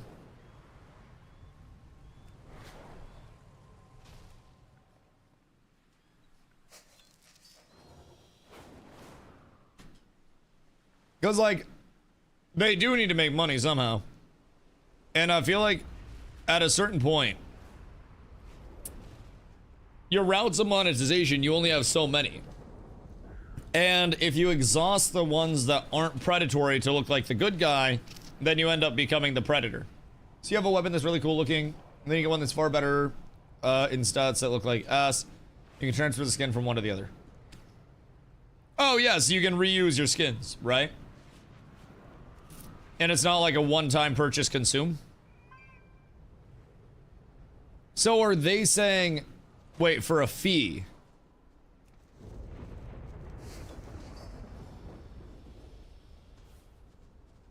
So, okay.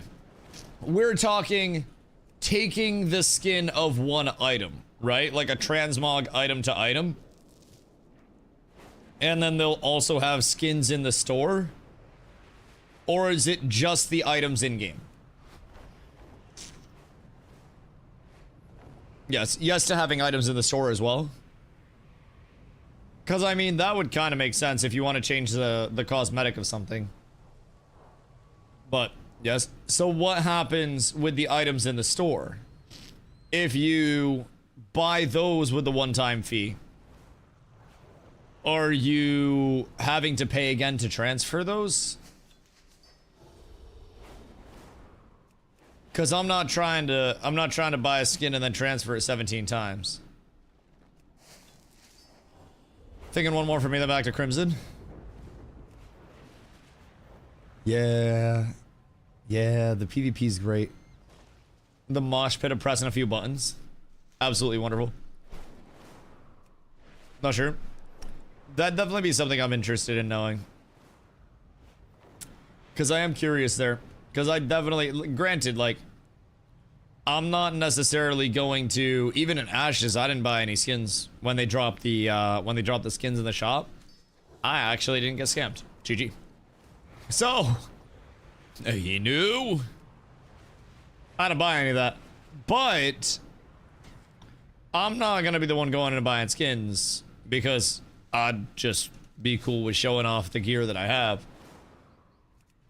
But for those that do want transmogs, buying something from the store and then also having to pay again to transfer that item to item, that would feel fucking tragic. Tragic. So, my question, I guess overall, if it's a sandbox that doesn't have citizenship or like any form of ownership associated with it, what's the friction? Like, what's the driver of it? I guess is my question. What is making me want to get out in the sandbox itself? Am I trying to conquer something? Am I trying to build something? Am I trying to kill something? What is the purpose for me existing in that world? Because in Ashes, it was all of those. It was to build, it was to conquer, it was to kill. It was always working towards something. And it was a sand park, but it was a slightly guided sandbox at the end of the day, where they were like, hey, these are your objectives. Go about these objectives how you'd like. And every experience, God damn it, every experience will be slightly different. But I think every game is going to do that very, very, very differently. Still talking about the game from earlier? Yeah, Scars. Yeah. I'm really interested. Like, I've seen some of their updates. I haven't really deep dove the dev streams or anything like that. They do weekly dev streams on Sundays. So, I haven't gone too deep into that realm. But I'm thinking maybe like a Scars of Honor deep dive day soon. I'll try to see what it's about. Yeah, I just like knowing more before I try as well. Like, I'm gonna deep dive all the systems and see what I can actually find for resources. So, it's faction-based as WoW in the beginning. No parties cross-faction. Races are faction-based. And available classes are race-locked. Okay, so like WoW sandboxy. You're running 2s or 3s for your 1600 before tomorrow. Oh boy. Are we gonna get railed on the way to 1600, or how hard is 1600? I'm a washed old man, Ice. I like the faction stuff. I do like the faction stuff.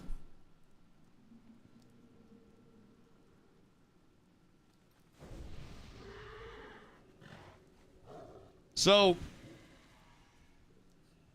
is there a driver? Like, What is my faction trying to do to the other faction? Not like that.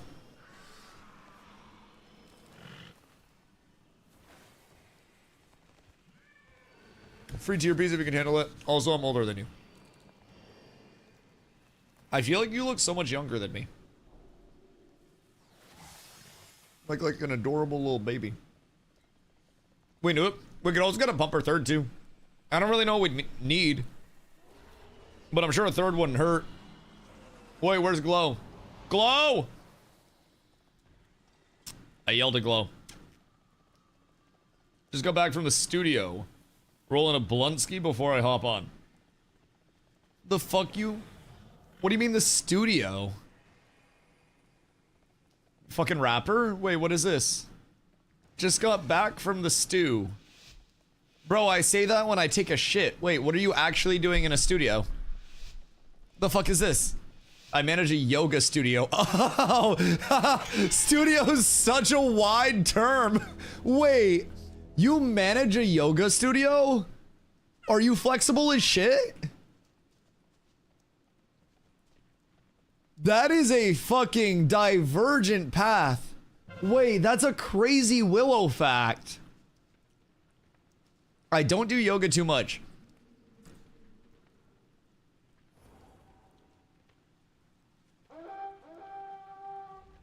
Then how did you get into managing a yoga studio? What are we on here? Wait. How did all of this come about? This is the craziest divergent timeline. Doesn't do yoga, manages a yoga studio. Just like chill and vibe out and do like financial shit. Because bro, I'd be doing yoga constantly at that point. I swear to God. Especially if classes are free. Bro, that shit's expensive, but it's relaxing. My favorite part of yoga at the end was when the nice old lady told us all to just lay on the floor on our back, and then she put on some relaxing sounds and then basically told us to take a nap. I took a nap. That was nice. Listen, if every yoga class was just that, I'd be down. I'd be down. Show up, nap, leave. You fucking rat. I hate you and your family. I'm so fast. Slow learning, taking over completely to see if we can turn around, if not closing it type shit. Okay. Okay. Might I recommend... Hear me out. I know this is gonna be a very out there thing. Destination yoga. More in the form of cat or puppy yoga. Work with a local shelter. Offer to pseudo foster some of the animals that are, you know, well behaving. Have them come over and participate in the yoga class to socialize them. And then bring people in based on the interaction with the animals that would want to come in and do yoga and hang out with animals. And then you also look like an amazing company because you're partnering with all of the shelters that you're partnering with. People would eat that shit up until the end of time. Congratulations, $1 million yoga studio idea. People just don't do it. You could get cats too. Like, it doesn't even have to be dogs because dogs might be a little social and rowdy.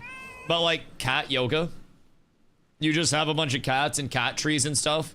Biggest thing is you'd have to like thoroughly clean the studio and have some air purifiers and shit to stop it from getting all dusty. But pog. But yeah, cat yoga. Cat yoga ammo, they're still light, they'll climb all over you as you downward dog. See, that's what I'm saying. Cats would probably be a little bit more interactable. Did someone bring up goat yoga? So, I just learned that Willow manages a studio. And I thought he was a rapper, but it turns out it's a yoga studio. So, you know, my bad, my bad. But, wrong Stu. He said he came home from the studio and he's rolling up a blunt, so I'm like, oh, dude's clearly spitting fucking hot fire in here. Turns out, man's downward doggy. Anyways. So now I'm pitching $1 million ideas for the yoga studio. This is what we're talking about, cat yoga? Yes. So he was saying that they're in the process of like fully converting over the yoga studio and trying to revitalize it type shit. So I'm thinking nobody really does destination yoga. And like if you do cat yoga and you partner with a local shelter, then you look like an incredibly good company that people would want to support because you're partnering with a fucking animal shelter, right? You're saving the animals. You're a goddamn hero. God among men. Can you break this, please? 4, 3, 2, 1. Hiya! Got him. Fucking got him, boys. I had that shit timed up. I had his number so incredibly hard. There was no escaping it. There was only embracing it. We love to see that. I got him with a crit, too. That shit was not friendly for him. Goodness gracious, golly gosh, and gadzooks. We love to see that one. Arena system has several different systems.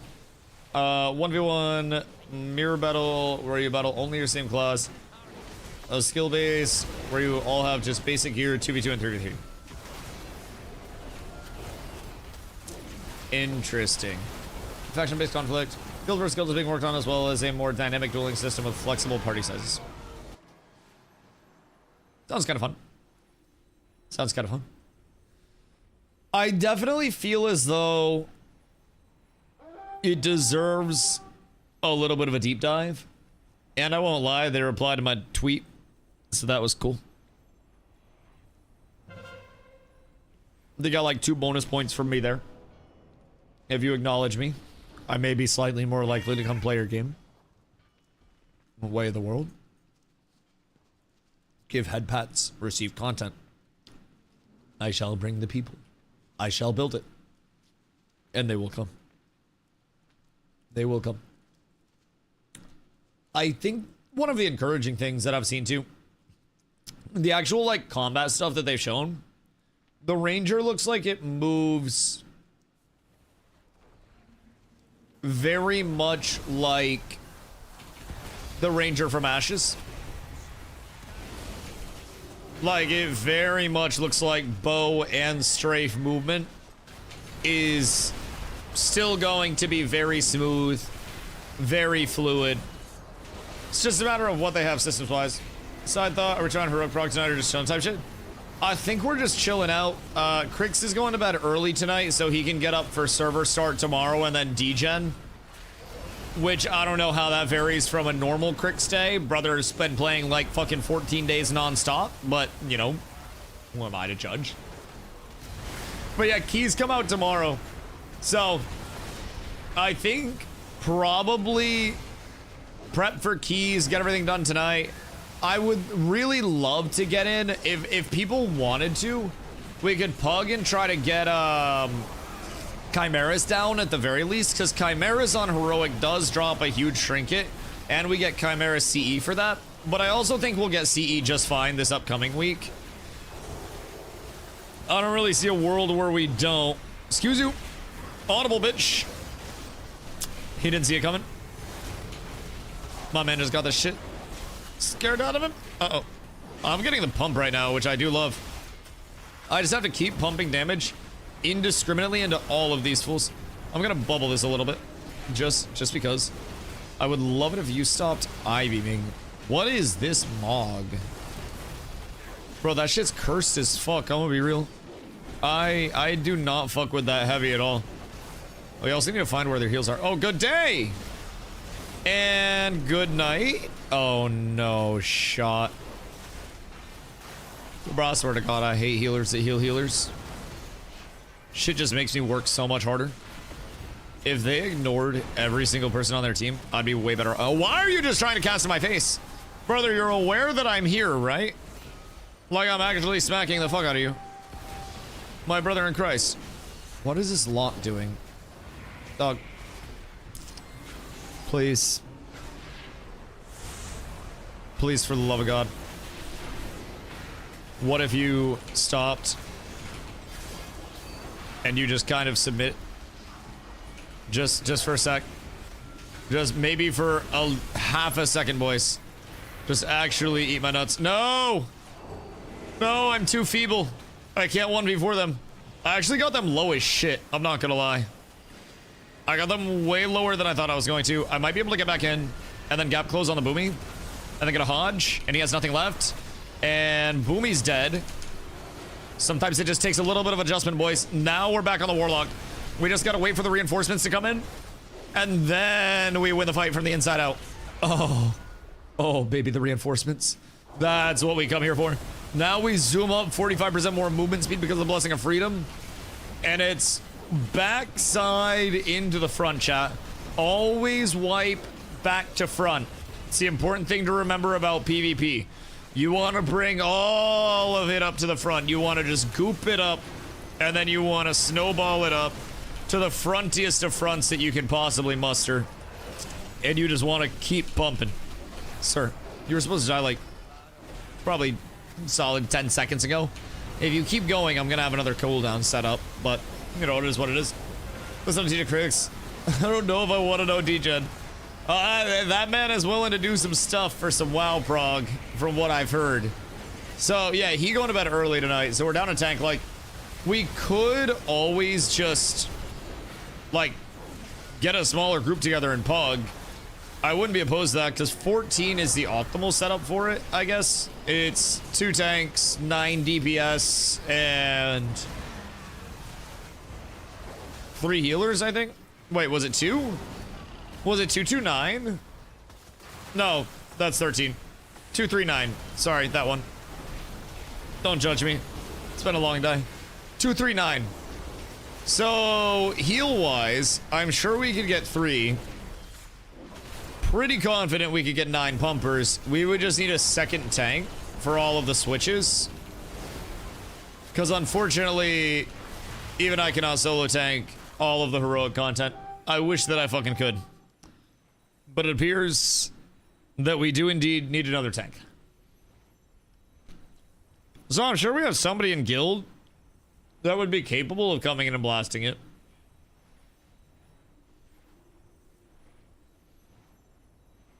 Or we could just try to make sure that everybody in guild gets all of the gear that they can before reset. And then pump that up.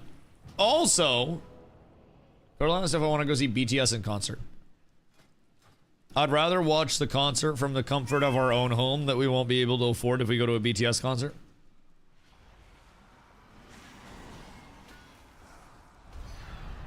Just food for thought. Just got a 5 out of 6 H Void, and Dream Heroic was tough. Yeah, we got 2 bosses down in Void. We got Tic Tac Toe and Salad Man down in Void when we went in as a guild.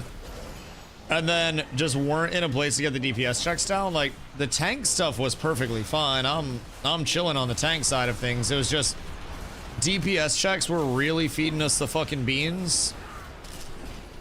And we need to try to get people more geared, try to get rotations in place, all of that good shit, right? Before we go back in for it.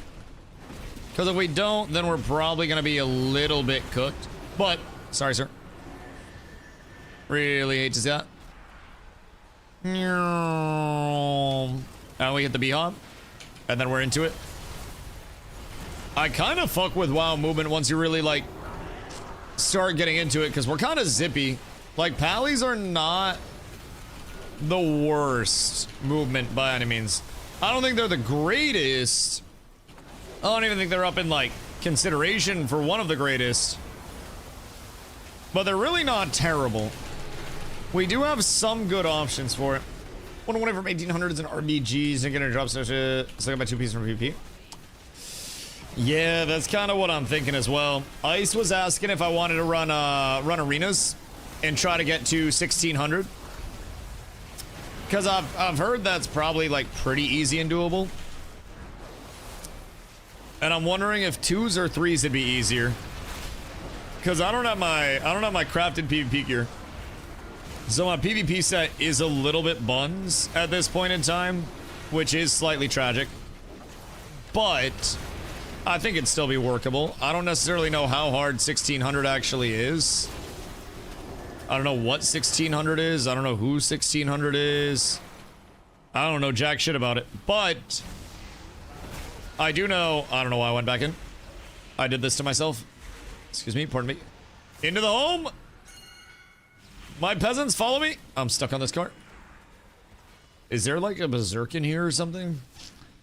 Seems like there should be a berserk in here or something, no? Man, I guess not. That's tragic.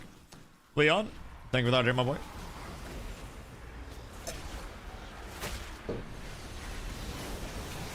And back we go. Our DPS checks. And on 4 to 6 plus is all healer and tank checks. On Cosmos, seems like there's all 3 with DPS need to be 80k min. 80k min? Although, is that like entire fight? You get 9 heraldries? I did not yet. I don't think we've won one. We lost one, and then, no, lost 2 and then drew 1. Since I've been playing, I'm fucking cursed out here. So, truly love to see that shit. I'm washed. Doable with the cleave? Yeah, with the cleave, that's not bad at all. Like, that's not terrible. If it was just on, like, final phase, I'd be a little more scared. But that, with cleave throughout the entire fight, definitely seems very doable. Good day, sir. I have something that I think you're really going to enjoy. Sir! It's my Pinar. I'm so sorry, but I can't allow you to cast. That's my bad. That is entirely on me, Tasty.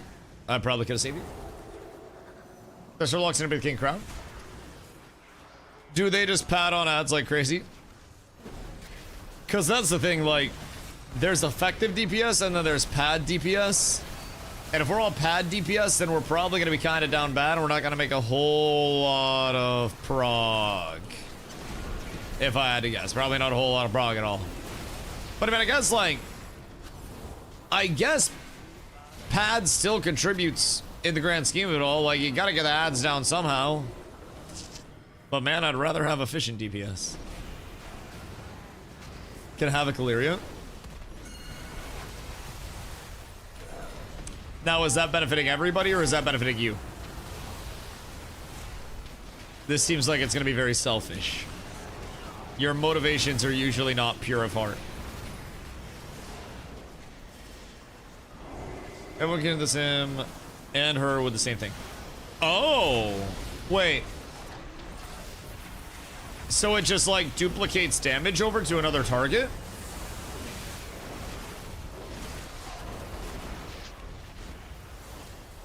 Because that's kind of nuts.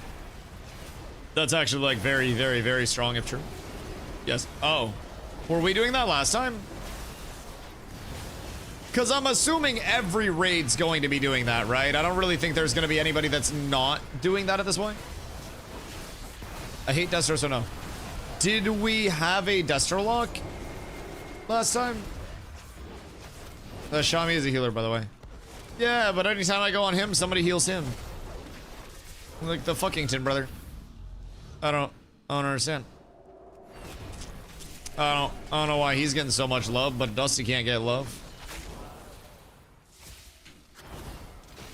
I'm sorry, brother, but I have terrible news for you. I have very, very, very bad news. Yeah, he wanted none of that smoke. Literally none of the smokington.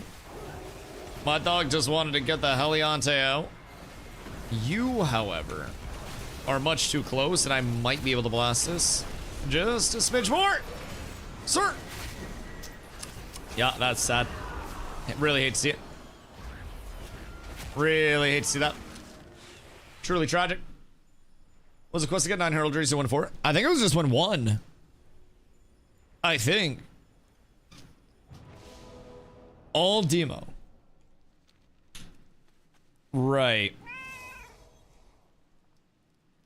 Right. So we need a Destro lock, is what I'm gathering. One big difference with Scars, unlike usual, not be named but as an actual developer. It designed the actual server software that'll be used, so they'll only need to rent the physical servers and not pay the per concurrent user fees for the software that's used. So, does that mean that their overhead is much cheaper, effectively? Dresser's perfect for Twin Dragons too. I'd assume it's solid for Paladins as well. It seems like anything that's a multi-target fight, Destro would be quite impossibly good for, no?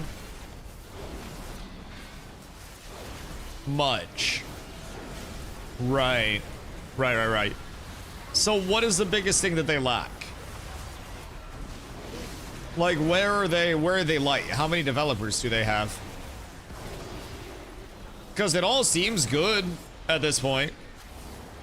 Like, definitely seems like it has some potential.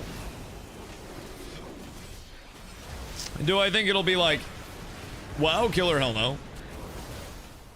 But I also don't know that much about it right now. Did we lock in? We locked in! We locked the freaking boys. Except we lost. I did not lock in enough. I do not understand how I'm having such terrible luck trying to get my heraldries, but around 100 devs and some subcontractors. I like that. And you said they're in Bulgaria?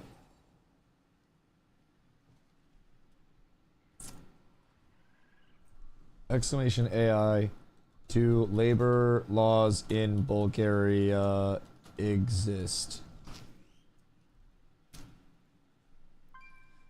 Bulgaria has labor laws protecting workers. I don't like that.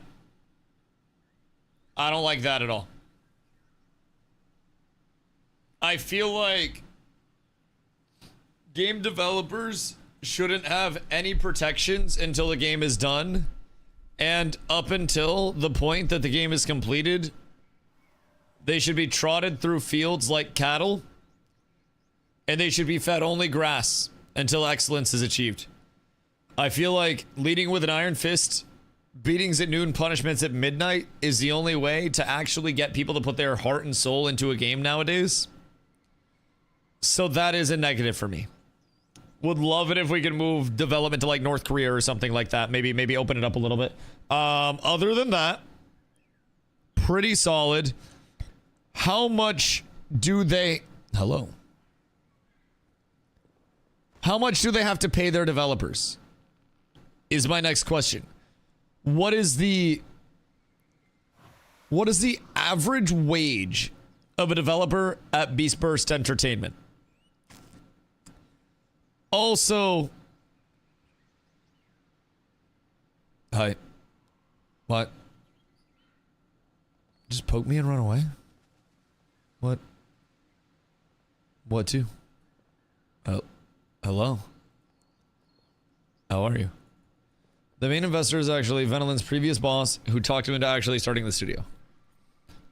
What does Venolin's previous boss do? Is he a drug dealer? Or like what? Where's the quest? Is it one of these? Because that's RPGs. Enshrouded in Battle is just honor. But that's giving conquest. That's not giving the big boys. Let's see. Oh. Huh. It's 4. Did they hotfix that? Was it just 1 previously? Why do I feel like it was definitely just 1? Bot matching the wins. Oh, motherfuckers. It was 4? God damn it. He goes into that in the interviews with Roder and Vladis. So is he a drug dealer?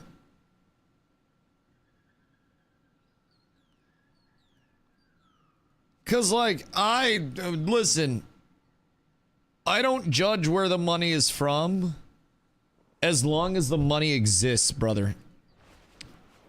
I am, very simply put, here to enjoy my time. It was a software company. Drug software?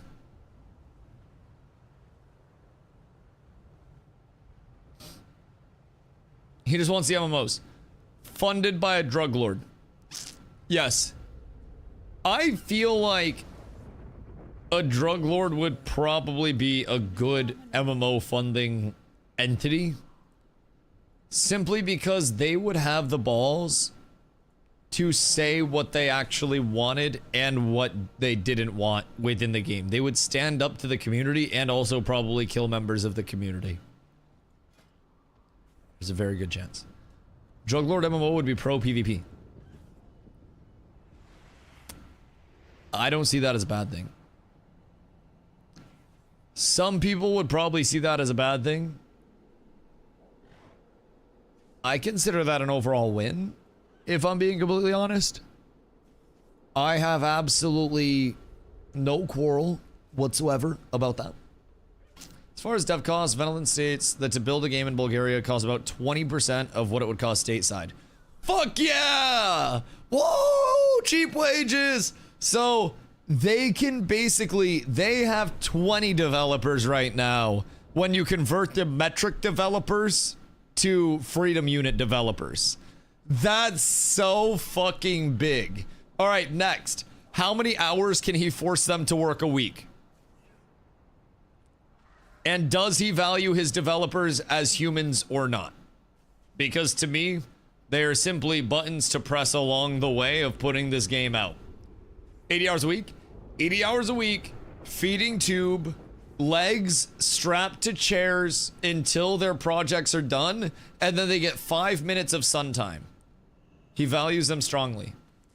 That's fucking awful.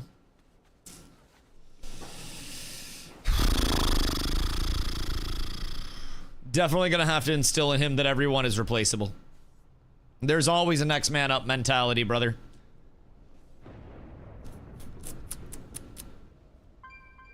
You gotta, there's a video of one of them on a computer. Yeah, that was a video that we watched. Motherfucking Dev was out here like this, and I immediately said I had the utmost confidence in that man to be a powerhouse of a developer. Emu, what up? We live in large. We're talking about Scars of Honor. And how Bulgaria seemingly has fewer worker protections. Well, and they have to pay their developers less. Which means they can basically have 500 developers, and it can be the cost of 100 developers in NA. Which is huge. Don't believe that quest is the one that gives you the heraldries. How do I get my heraldries then? Is it even a quest? Or is it just win one BG and then you get heraldries? Because I hope I'm not missing something. Granted, I apparently don't have a win to worry about. I don't know. I guess. I don't know what I did wrong, but... Win one BG. Is there a quest?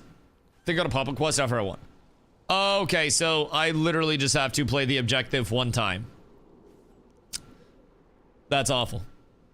That's... Yeah, that's awful. If you're from Bulgaria, are you called a bulge? Bulganese. It's an item you get from winning. And then I craft 3 pieces of jewelry? Or I craft 2 pieces of armor, right? 5 hours later, finally got Vorasius down. Bruh. Tell, what the fuck do you mean? You finally got Vorasius down. You craft what I have. What do you have?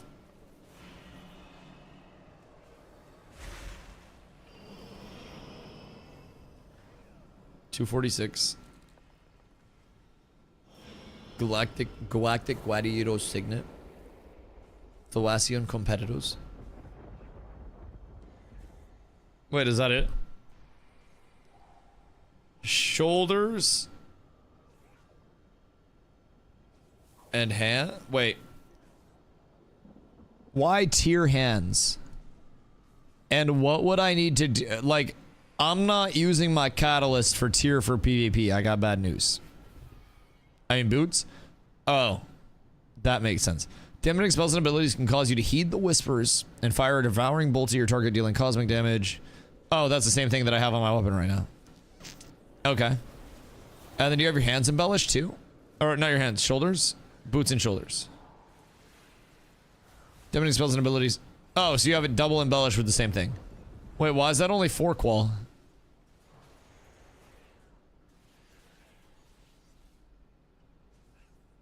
Do you get hosed? Or does it not matter? Because of PvP gear.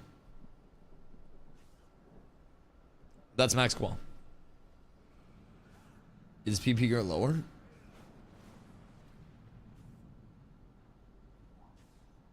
I just don't know if it's from winning a normal BG or a rated BG.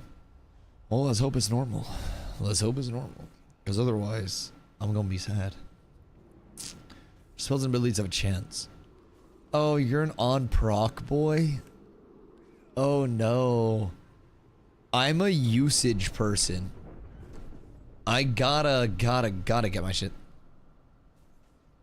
After research is win anything. Which I still haven't done. Quality doesn't matter for PvP. Right, because it just scales up. That makes sense.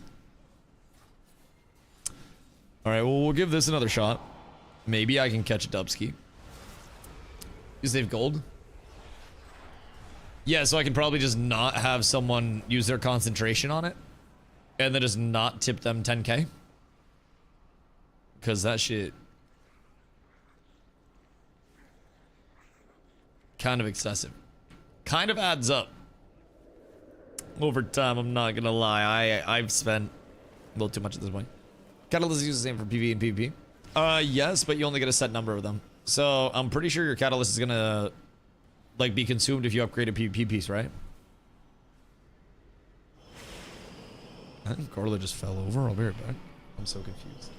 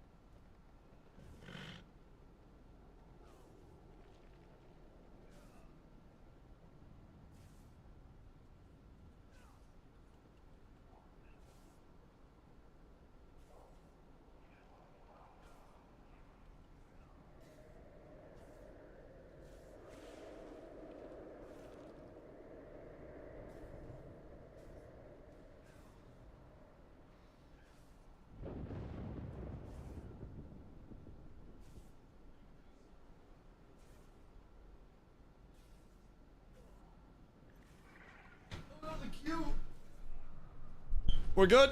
Alright. Dusty, can you get the fuck over here? Carla was laying on the bed on her phone and went to roll over and fell out of the bed. I cannot make that up. I hear this big ass thunk and I'm like, what the fuck? Like, that sounded like Carla's body hitting the goddamn floor. This wasn't like she dropped her phone. This was like a ka-thunk. Sounded like fucking arms and knees hitting the floor. And then I take off my headphones and I hear, ow. Can't laugh I've done before. No, it's okay. She was laughing. I think her pride was hurt more than her body. I'm pretty sure. I go in and she's just like folded up on the floor like fucking death pose on the floor. It was an interesting scene. The phone was beside the bed. It was all just, it was all not good. It was not good. 1600 wouldn't be worth grinding for him. Yeah, then he's going for PvE, so he'd have 4 set PP till we get. Wait, 1600 gives you the catalyst for PvE as well. It just gives you the Mana Forge Dawn thing, right? Or Dawnlight Mana Flux. I'm pretty sure no. Yeah, it just gives you it gives you Dawnlight Mana Flux, and then that's how my 2 say. Yeah, you get the Mana Flux, and then you upgrade a piece of tier with that. And then next week, you're also going to get another Dawnlight Mana Flux for hitting 2k in arena rating. You must have VIP redeem. Oh shit, Mr. Ultra. Sorry, blame Carla. Blame Carla. The VIPs are coming in abundance right now from the Ashes comm, and it might be inflation time. I'm going to do Dungeons after this or the next PG. Okay, we can run them after this one, so we can get them done. Because you have 8 to do. And then you also should probably do your raids. Sorry, not your raids. Your delves. Bro, I hate movement on the fucking dragons. Like, my dog's actually fucking tap strafing and getting swifty on my shit right now. Like, what am I supposed to do against that? I'm chasing down a fucking mythological beast with wings. And I'm out here just, I don't know. I got 2 fucking legs, feet, human appendages. I don't have much, dog. Oh, never mind, they're blowing up. Everything's fine. Alliance on top, lads! Alliance on top! Look at all of these boys. We slaughter. We truly slaughter. Oh, they made bloody token gear useless. Yeah, bloody tokens aren't used for like anything, right? Isn't it just a worse version of the gear that you get from doing literally anything else in the world? Excuse me. Pardon me. Gotta get back into the team. Gotta blast! Bob a little Healthstone. Turn back. And then blow up Mr. Clarity. I guess he didn't see that coming. Just kidding. He's still full HP. What did they do to my burst? Like, did they low-key kind of nuke my burst and then just up my throughput? I still feel very bursty, but I don't feel quite as bursty as I did before. Maybe it's also because people have slightly better gear, though, and I haven't upgraded my gear at all. It's probably that, now that I think about it. Because previously I was just out-gearing people, and now I'm probably under-geared comparatively to people, which is likely an overall detriment. What is this guy on? My brother in fucking Christ. Huh? What are we supposed to do against that? Why is that a thing? Naro, thank you for the 7-day. I appreciate you. Like, what? Was my last quest from Ashes to get that VIP redeem? You got it, brother, and I appreciate you, man. Much love. So, what you been doing since then, Mr. Ultra? What you been on? Because we've been talking very heavily about Scars of Honor on this end. And the upcoming playtest with that. I say upcoming, still a month plus from today. So, I mean, that's still much down the road at this point. So, lot still hypothetically there. We just DR'd my Hodge because that guy wanted to double Hodge it. Much to figure out with Scars of Honor. Much to still wait for. But I'm thinking soon I might be ready for a dusty deep dive on Scars of Honor. I do believe. It seems like it's got some potential. It seems fun. And I think the dusty deep dive might just bring the unbiased feedback that we actually need for this game to succeed. Just kidding. It doesn't depend on that at all. But let's go to Scars of Honor. I'm going to check out the playtests. I will 100% be checking out the playtest. Like, I love WoW, but I also recognize that regarding WoW, if Ashes were still up, I wouldn't be on WoW right now. I'd be on Ashes.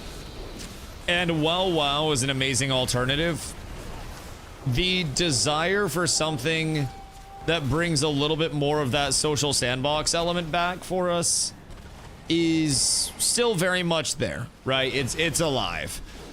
So for me, I am I'm not ruling anything out. Except Quinfall. Quinfall looks like fucking dog shit.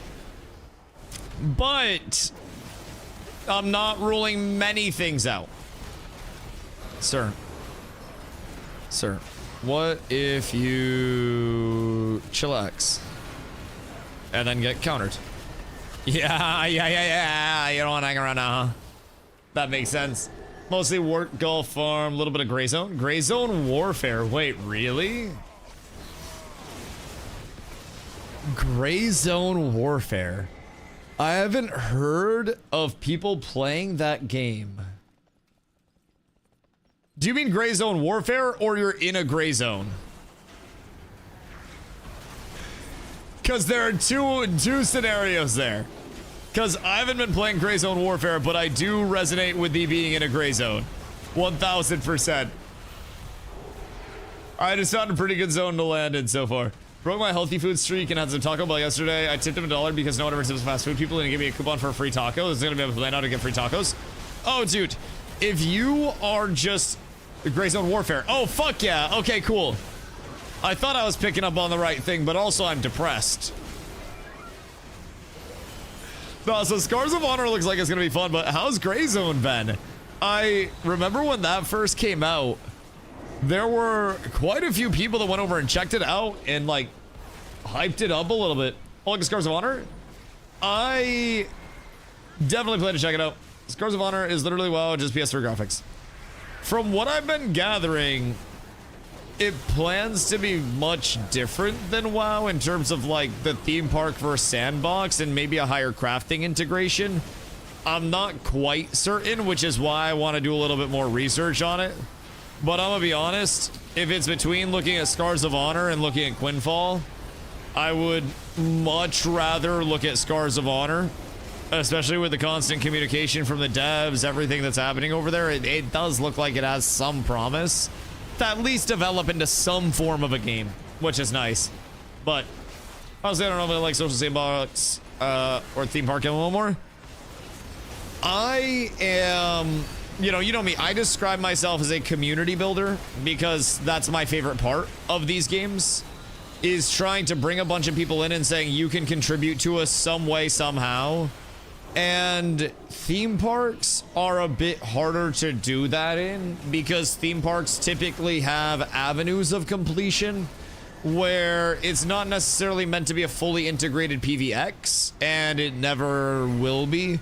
Therefore, it's more, in a theme park, especially something like WoW, gonna be an element of, okay, well, we need this many people for this one raid group, and then everybody other than that, sorry, you guys have to be like a subsection of the community, right? And people kind of hit their avenues of, what they want to do gameplay-wise. They find their avenues of completion throughout, and everyone kind of settles into their own thing without the run-in. Like, it's not that our housing has any function, so our housing players aren't running into our raiders. Our raiders are spending all their time in instancing with other raiders, so we're not running into our casual players. And as our raiders push up into heroic and want to push mythic, we're already seeing there's like the low DPS split and the high DPS split, where now we have people that are like, okay, well, I gotta get more prog than the guild can get right now, so I gotta break off and run, I gotta run these heroics or whatever it may be, because we have that mix of players. It just doesn't work as well over here as it does in a game where there's the collective contribution to something ongoing. I do believe that there will be some theme park aspects. I think every game should have some theme park aspects. I think, very simply put, a full sandbox would be absolute ass. And even Minecraft is a sand park. There is still the progression state of going through and trying to complete the track that you complete on a speedrun and kill the Ender Dragon. And there is a non-linear, but albeit progression to that. There is a progression of materials into better tiers of tools, and there are higher tier and lower tier things within the game that you can make as you scale up. So, what's the definition of theme park and sandbox? A theme park is, it's much less, I think, a definition where it's one or the other. I'm gonna do Carla's M0s with her, by the way, boys. I appreciate y'all. It's much less of a definition of like what's one or the other, but I mean, I think of it as a scale. So it's never like you're gay or not gay. It's always you're a little bit gay, and it's where you are on that scale. So basically, theme park is the MMO that's going to bring you through everything on a very defined route. Typically extremely story driven. You know, you go here and then you go here and then you go here and then you go here and then you complete this for your end game content. And then you have the social sandbox, which a sandbox is going to be, you know, you're in the sandbox, you play in the sandbox, you do what you want to do in that sandbox. They give you the sandbox, you play in it. So that's going to be typically a little bit less of a narrative driven progression. Sometimes it can result in horizontal progression where you're not necessarily going to a higher level area to get harder gear, but you kind of get all the stuff at once and then you experience different augments, kind of like a Crimson Desert is very sandboxy because you can explore the world and in any order you can still progress no matter where you go or what you're doing. So you get to kind of like make your own there. Ashes was very sandbox leaning, but it still had theme park elements. So it's sand park is what they call it. But on the scale, it was like, I'd say 75% sandbox, 25% theme park, where you still had questing, you still had zones that had levels to them, you still had world bosses and endgame dungeons, and you still had the vertical scaling very heavily. So Ashes was much more on the sandbox side. You could also level through a myriad of different things. WoW, I mean, I guess now WoW's kind of becoming a little bit more of a neutral, but systems wise, the cities in Ashes were built by players. They had mayors that, you know, led to this evolving world. WoW, they built Silvermoon City. This wasn't, you know, a mayor getting elected and putting all of this up. This isn't something that's getting sieged and you have to defend from other players. I have no interaction with other guilds in this game, nor, you know, did we even in TBC. When we were coming over, we thought we were gonna have like large run-ins with Esfan's guild and like the open world and stuff. We barely even saw Horde in TBC. So it just, I don't know, it's not the same level of social interaction shaping the world. It's more of a let's play in the big world that they, you know, that they built out for us fully, that we have no impact over. Let's complete the content that they've handed out and then kind of just stick to that. So sandbox wise, you very much have a lot more player decision making and a lot more player impact. I think I like the sandbox persistent changing world, the sandbox persistent world that was changing over time. See, I also really liked that. I have been very much hoping that Riot, instead of trying to compete with WoW, chooses to also, Carla, when you're on, we can run your dungeons. My hope is that Riot chooses not to try to compete with WoW because it's the largest existing market, but realizes that they have the potential to make their own massive existing market in a PvP based realm. Everything they drop that's PvP based fucking kills it. League, it's just a worse version of Dota. Killing it. TFT, it's PvP. Literal worst version of Dota 2 auto chess. Absolutely killing it. Valorant, terrible shooter. Absolutely killing it. Geriatric old man boomer shooter just like CS. Dota auto chess was bliss. Dota auto chess was so good. Dota auto chess was phenomenal. And then much like everything that Riot touches, their marketing and their execution to their existing community was so phenomenal, and they control so many people that they can go anywhere. So my little like sneaky hope is that they try to build their community in a less established MMO realm arcane. that has a lot of potential to be truly dominated by them. Whether they do that or not, hard saying. Heals and DPS for M0 rotation. Boys, who would like to fill the groupington? Who we got? Mr. Pizza. I got you, my good man. Who else we got? Meta. Did you want to come in and pump? Down to clown, heal / DPS. I'll DPS after this BG. Oh my god, we have like 700 people. Okay, hold on. Is there a second tank in the house? Take others. Okay. I'm gonna see who I can get leather first. So, Willow, you wear leather, right? Do evokers wear leather? Got some mogs to do? Okay. Male. Okay, fuck off then. Yeah, no, you're chilling. Do your mogs. I appreciate you, go. I appreciate you. Let's see, who else we got? So, M was gonna come. Nate's plate, DG's plate. I mean, I guess we can do 2 and 2. It's not the end of the world.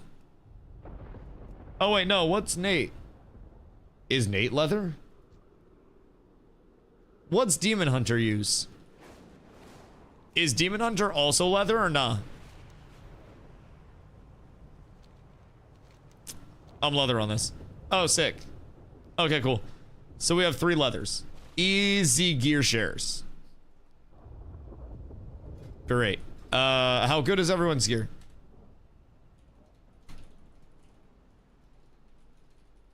Hold on.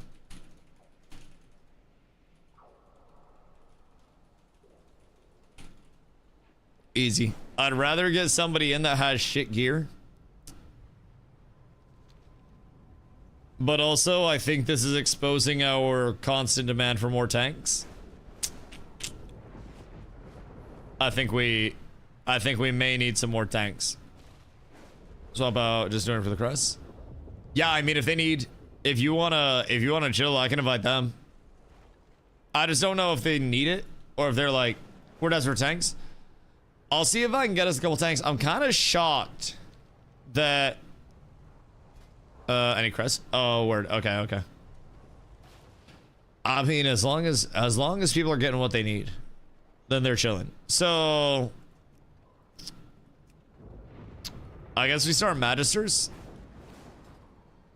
Go Magisters, then go Spire, and then just work our way around the world there. I'll zoom over to Magisters and we can summon. Tanking sucks, especially for pugs. Well, it wouldn't even be pugs, it'd be all guild groups. So at least that's fun. Reflow tanks get pooped on more often than not. 1 time plus release is a tough ask. I personally like that. Not like the actual physically getting pooped on. That's icky. But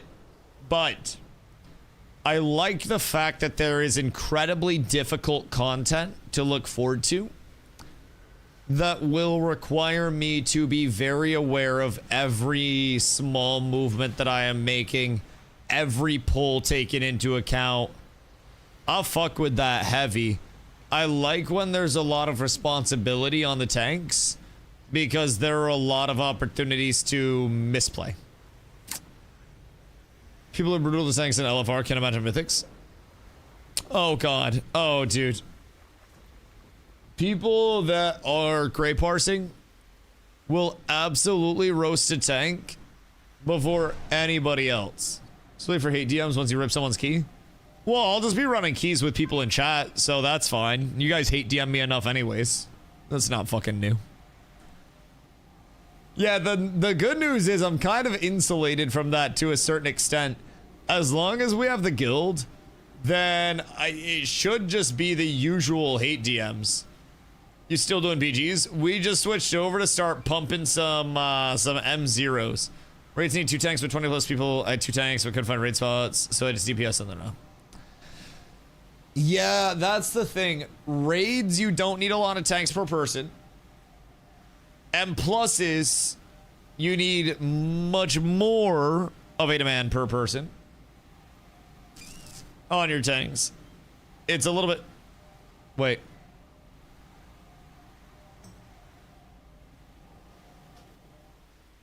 Right. All right, that's fine. Carla, take your sub and we're on. Forever tanks. If trying to get into the expectations of tanks is high knowledge and skill. Not a lot of people chilling. Let them learn and go for their ride. Yeah, that's very fair. I think one thing, like one frustration that I've had with WoW a lot is that I think people inherently are very, I almost went into this as ret. I think some people are inherently very close-minded and unfun to play WoW with. Simply because WoW for so long has been such a competitive game that people are so into on such a, such a thorough level, right? That everything's solved, but because things get solved very quickly, people don't formulate their own opinions on shit, and they don't have the explorative process of getting min-maxed through actually experimenting and playing the game. They get min-maxed by simming it, by getting into a third-party tool and having the third-party tool do it in the most optimal way. And once that happens, it no longer becomes an element of, I learned through doing, so this person has to learn through doing. And that patience isn't inherently there the same way it is in other games where you don't have all of those methods of solving the puzzle. Everyone expects everyone else to use those same methods. If I want to try this stat instead of this stat, well, why don't you just sim it? Well, because I want to actually try it. If I want to run this trinket over this trinket, why don't you sim it? Well, because I want to actually try it. And everything in WoW now, in people's mental for career WoW players is, well, it's solved, so why aren't you solving it? It's like when somebody that's old asks you to help them charge their phone and you plug in the charger and you're like, why didn't you just do that? Because they didn't know on the level that we know inherently with our knowledge. So the WoW community can be very abrasive in a lot of ways, simply because they assume everybody else should know on the level that they know because it's all that they know.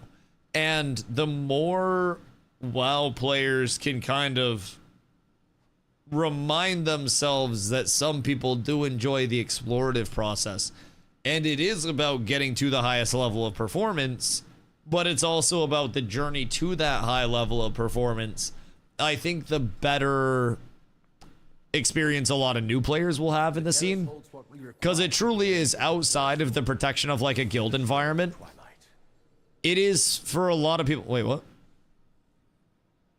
It's my belt.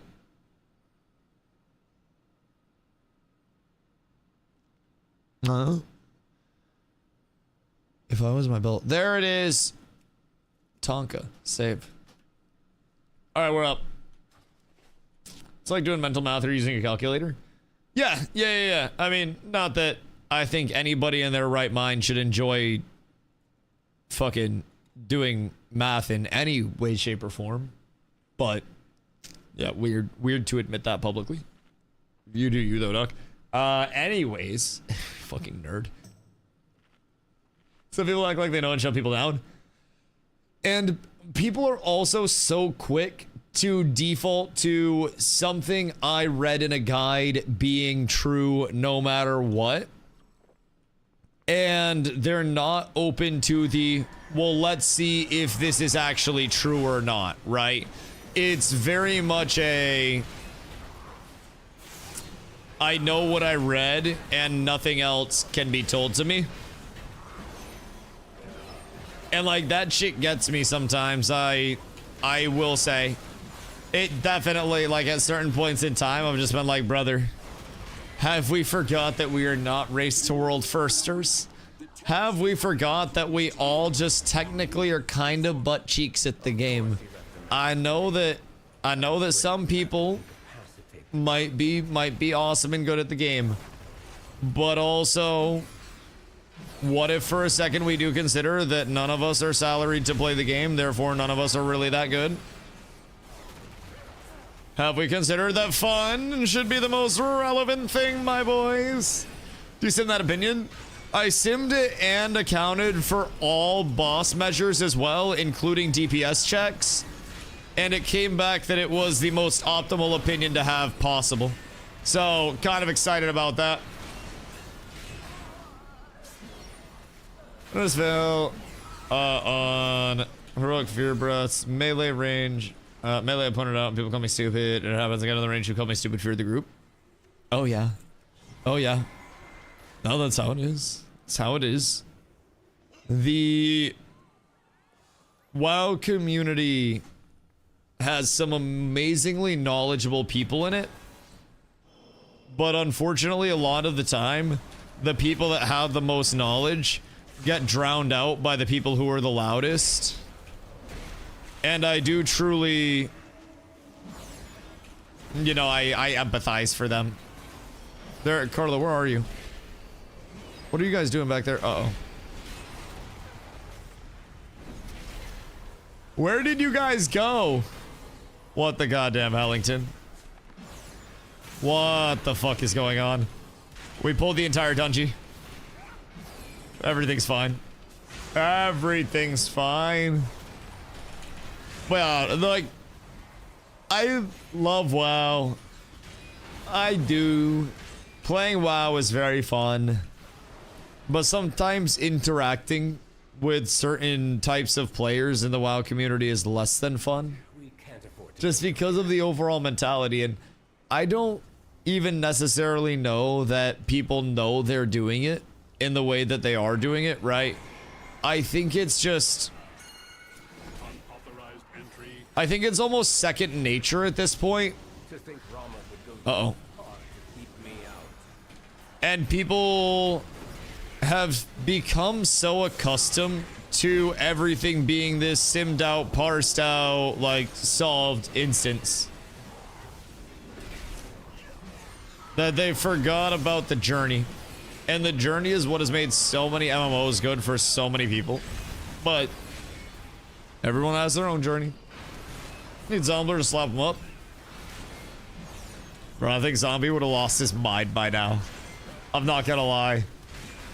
I think there would have been many zombie checks, so to say.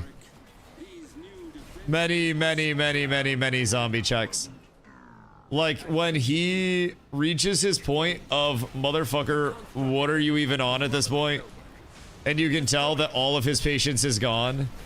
It is truly something beautiful to witness, man. I won't lie. I have known Zom for a good amount of time. And there have been many times where he has been yelling at somebody. And it's just been elegance.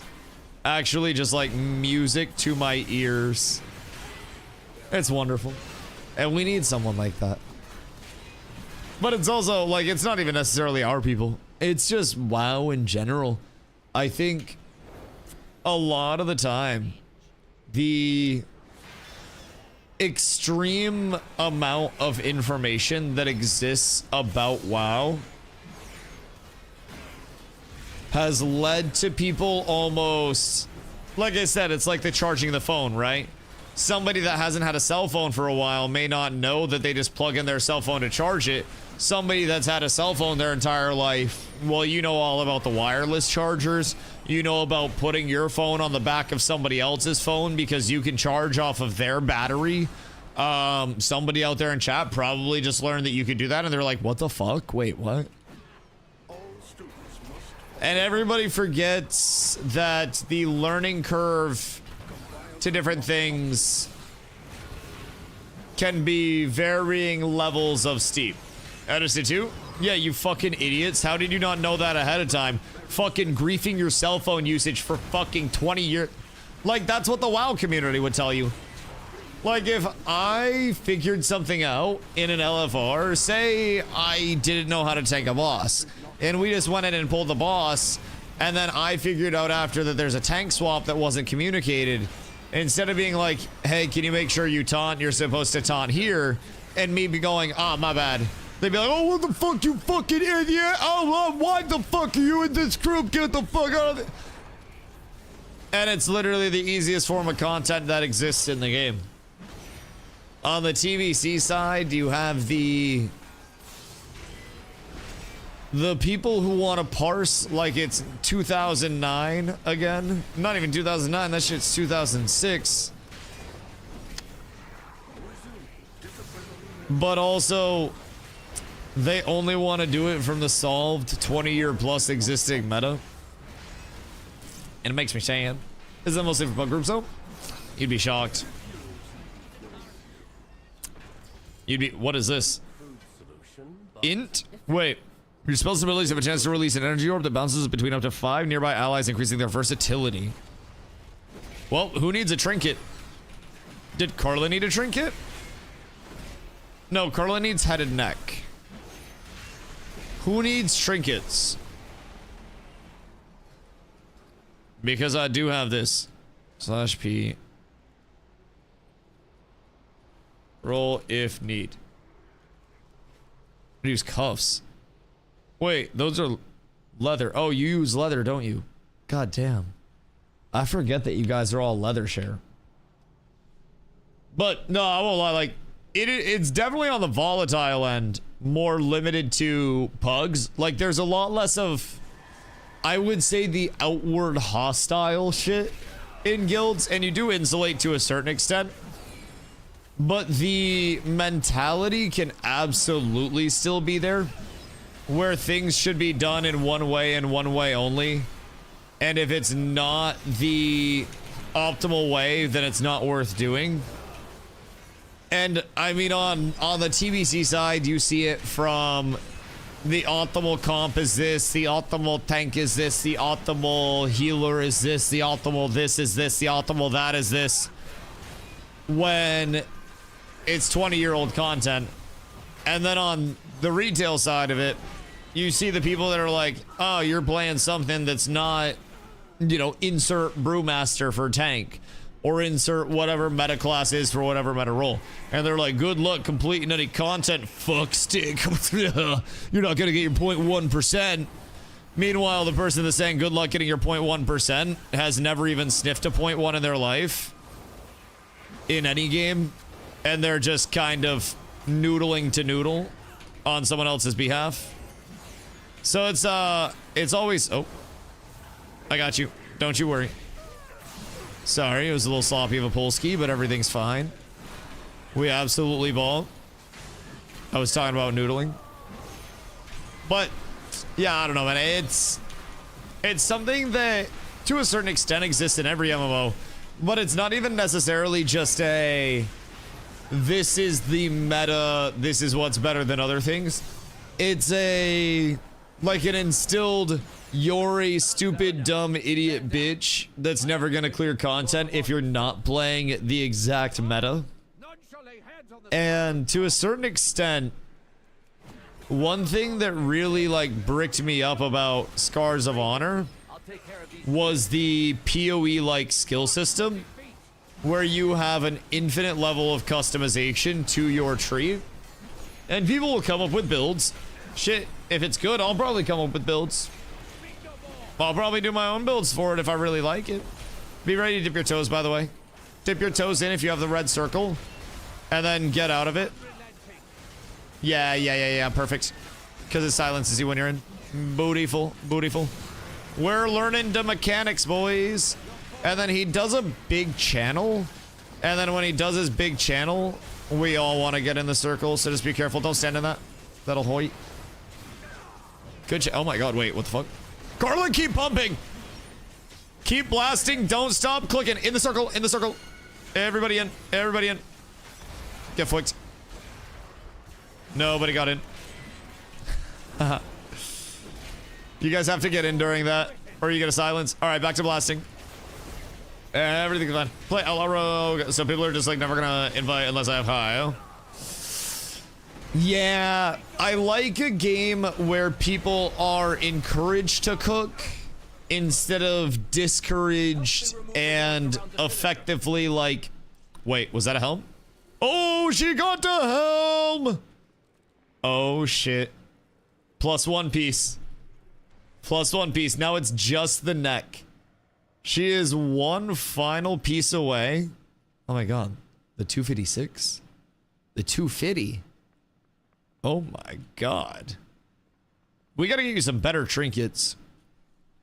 Harmful spells and ranged abilities have a chance to call forth lower aspects to bombard your target 3 times.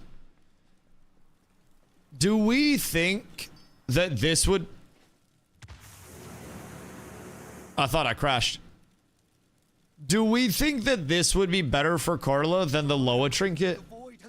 I just don't really know what a boomkin wants. Gone terribly wrong. But it's basically, it's those two as the options. Sorry. I think your mom would be better for me. Probably true. It's a healer trinket. Oh, gross. What makes it a healer trinket? Your spells and abilities. It gives versa. It's a support trinket. What if I want to go healer soon? Oh, well, it'd probably be good for you in that sense. Like, if you are healing, it'd probably be very good for you there. So it might not be a bad one to grab for your other spec. Just make sure you don't vendor it. That is a very good comp. Is this a good healer trinket? Or is this a bad healer trinket? There you go. I hope you enjoy, Mom. Good? No. You're not a good healer trinket. Stupid. Not even a good shoe company. Puma's better. We go directly down the middle. No big pull. Just this way. Curly be out there, Thuman. She's pressing buttons. The thing is, like, you know how when the avatar uses his powers and shit, he has a refractory period after? That's kind of like how Carla is, you know, gaming-wise. She achieves gaming excellence in small bursts and then has to recharge for multiple days before she can achieve gaming excellence once again. So we have to manage her minutes like LeBron getting old. But we're doing it. We're doing it. We're truly out here. And laundry's almost all caught up, so that'll allow her to play more. I caught dishes up today, so I can stream a little bit more. Why does she waste time on League? Because she thinks she can get out of silver. It's like me thinking I'm tall enough to get in the NBA. I'm 6'5", but I'm not 7'5". In a world where Victor Wembanyama exists, DustyWhy is not getting it done. I'm so sorry to say that to me, but, you know, sometimes you gotta live with it. And in a world where Faker exists, I don't think League's the play. I would be Challenger if I tried. I guarantee I could get a Challenger jacket sent to me and have Challenger drip before you could hit Challenger if you played every single day.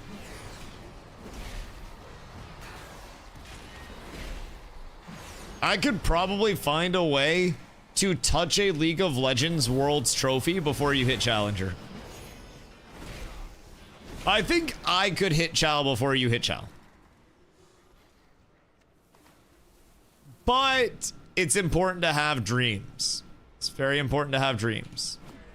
You know, heard there's this really cool new MMO that has some guild versus guild elements to it. You may want to check out. It's called Quinfall. Do not, by the way. That's a bad idea. I'm dead. Never mind, I'm not dead. Everything's fine. This class is balanced. Super incredibly balanced. Very fun, very good class. We truly do love that shit. Truly do love that shit. Excuse all of you. Thank you. My good sirs. Pleasure to have you. Didn't even need to trinket. Didn't even need to do anything. DG, what the fuck are you doing? Why so much damage? What the fuck is Graveyard? God damn. I am the Deeps. Can you do this on a single target? Or is this like AoE exclusive? Unholy's just broken. Didn't they get nerfed to shit? Or did they get rebuffed after? Fupo! How are you, friend? I hope you're having an absolutely splendiferous day. What are you getting up to on this fine one? I hope you're staying dry. We've been getting more snow. Carl and I made a snowman last night. He has sunflower seeds for eyes and a nose and a mouth. Playing Crimson Desert. I know, I've never seen you so active on the Twitter. Last time I saw you this active around a bird was the last snack you had. It's fucking crazy. My cats are getting all up in Crimson Desert Twitter. Holy hell is it good. I know. I wish that I could get myself excited for single player products, because if it was going to be a single player product for me, it would be Crimson Desert. It really does look like it has a lot of fun stuff. But goodness gracious me, oh my. I can't bring myself to like single player stuff. Now, we have been talking a lot today about Scars of Honor and their upcoming playtest. They made the mistake or genius decision, whichever way we want to describe it, of replying to one of my tweets and opening the door of communication. And as a result, I will be blasting. Generally will not do that, but Jeff and Dustin can use my feedback. Wait, so who's the Dustin one? Is that like a developer or something? Because that's the one that I usually see you yapping at. And that's usually just like someone enjoying the game. XIGN. Okay. Probably good to be XIGN at this point. That's good. So are they doing like independent stuff though? True. I have said for a while, game journalism was killed by the content creator.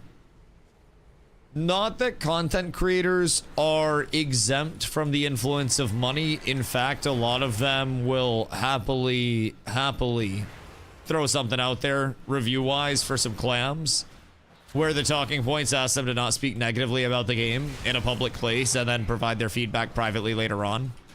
And, you know, that is what it is. Nothing's going to be entirely exempt from that. Money exists everywhere to cause influence.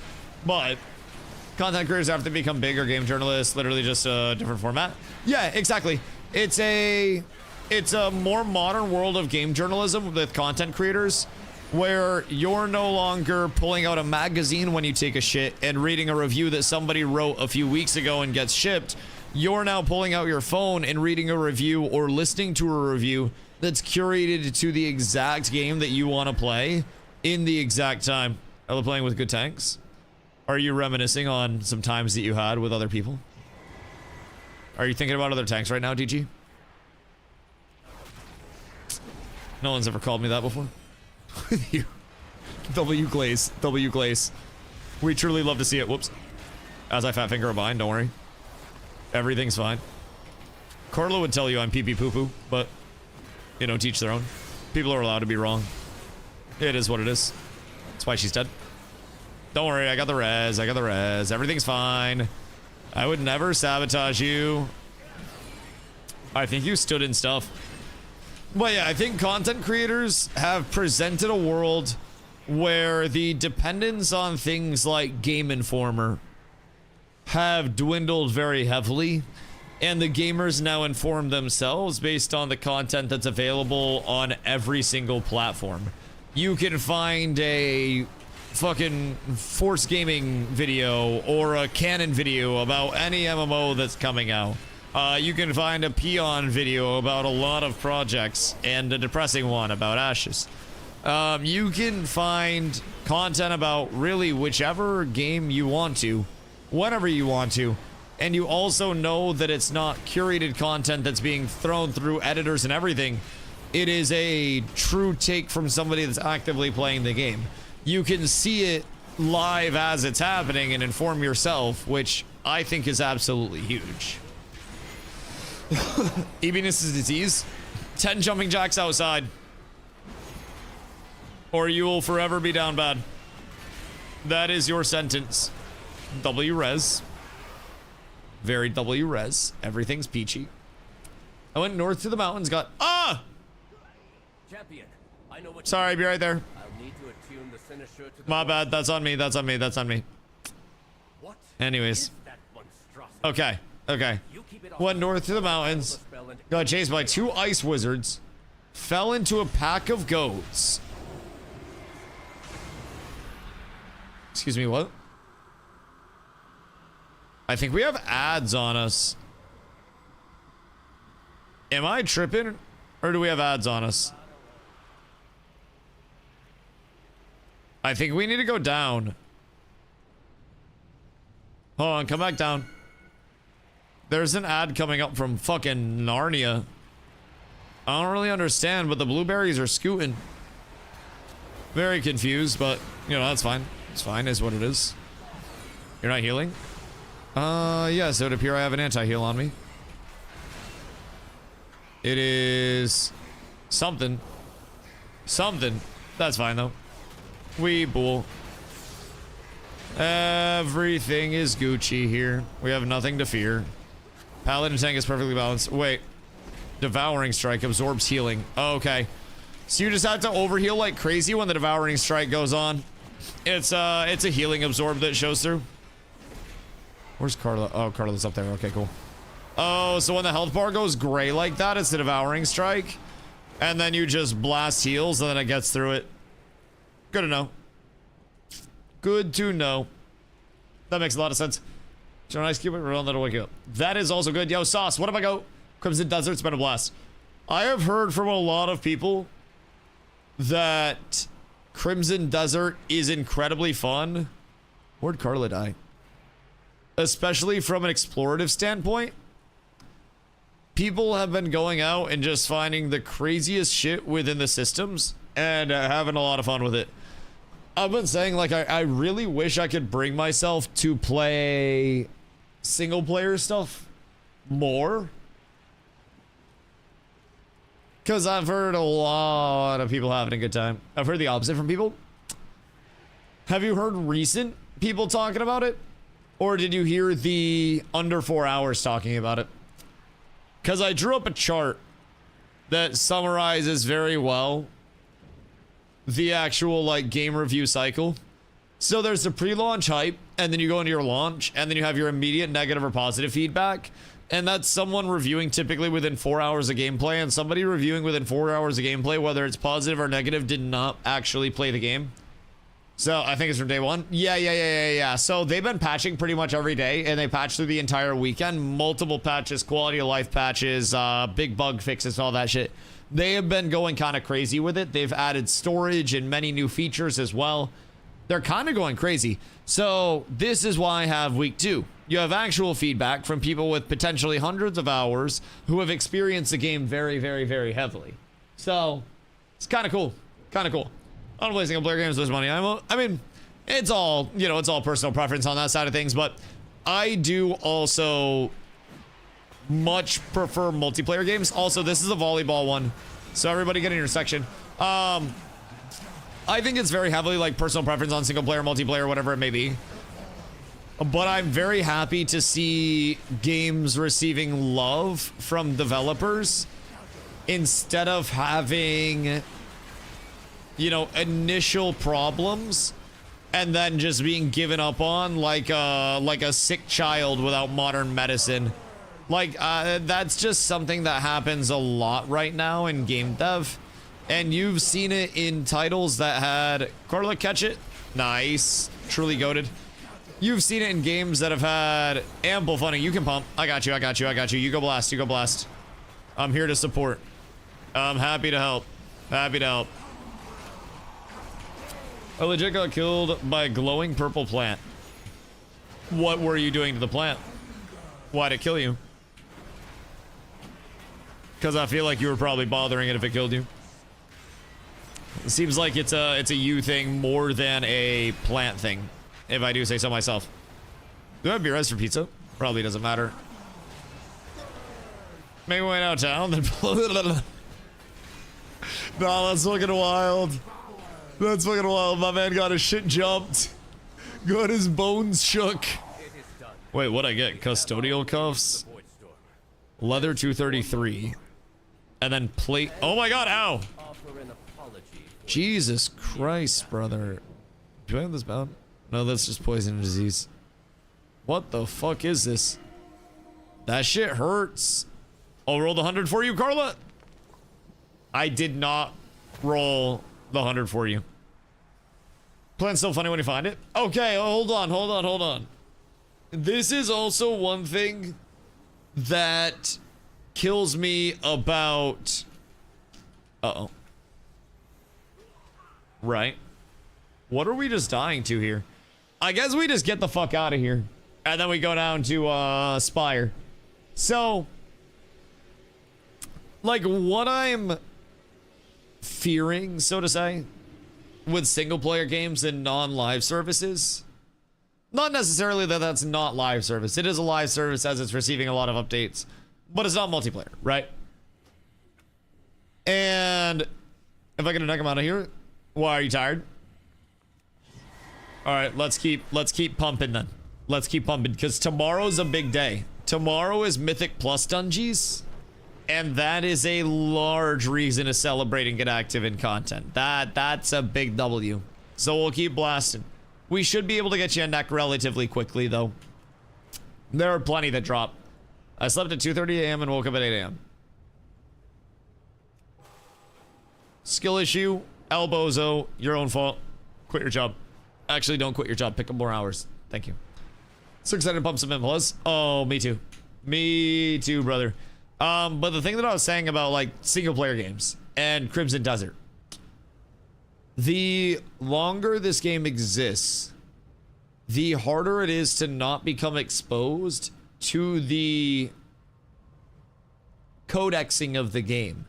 The element of, oh shit, I died to this purple plant randomly is no longer a random event because people that go through know, look at this super funny purple plant clip that got thousands of views. Look at this Asmongold clip where he dies to this bush. Now nobody else dies to that bush because everybody that's seen that knows where that bush is. Oh, somebody says that you can grill meat using the reflection of light on your sword. The discovery of that for new players when they have their oh shit moment is now on Twitter and not in a game. And that's kind of tragic with single players. I just watch you all play. I mean, that's valid as shit. I don't blame you. I'd do that too. Map's so huge, so like massive. I'm glad. I'm glad. I definitely would rather hear that people are enjoying it than hating it. Like, I enjoy video games so much to the point where I want to see more good ones coming out.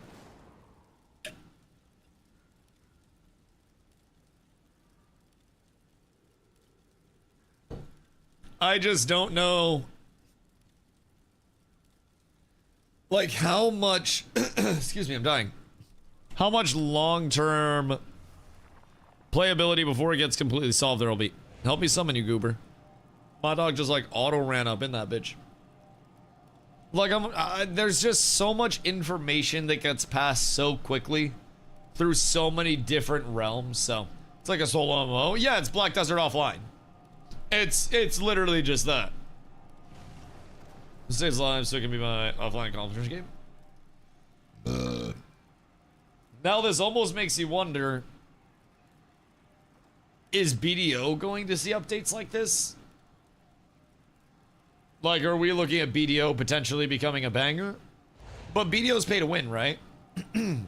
So even then, if they did update BDO, then... Pearl Abyss... Oh wait, BDO was sold away from Pearl Abyss. So BDO is no longer Pearl Abyss. I have a working theory that they're doing a GTA and going to roll out a version of Crimson Desert Online in about a year. Oh, really?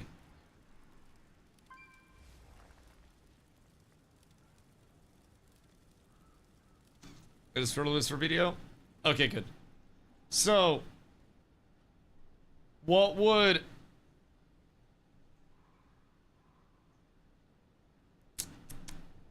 PA was under Cacao and they left them? Oh, okay.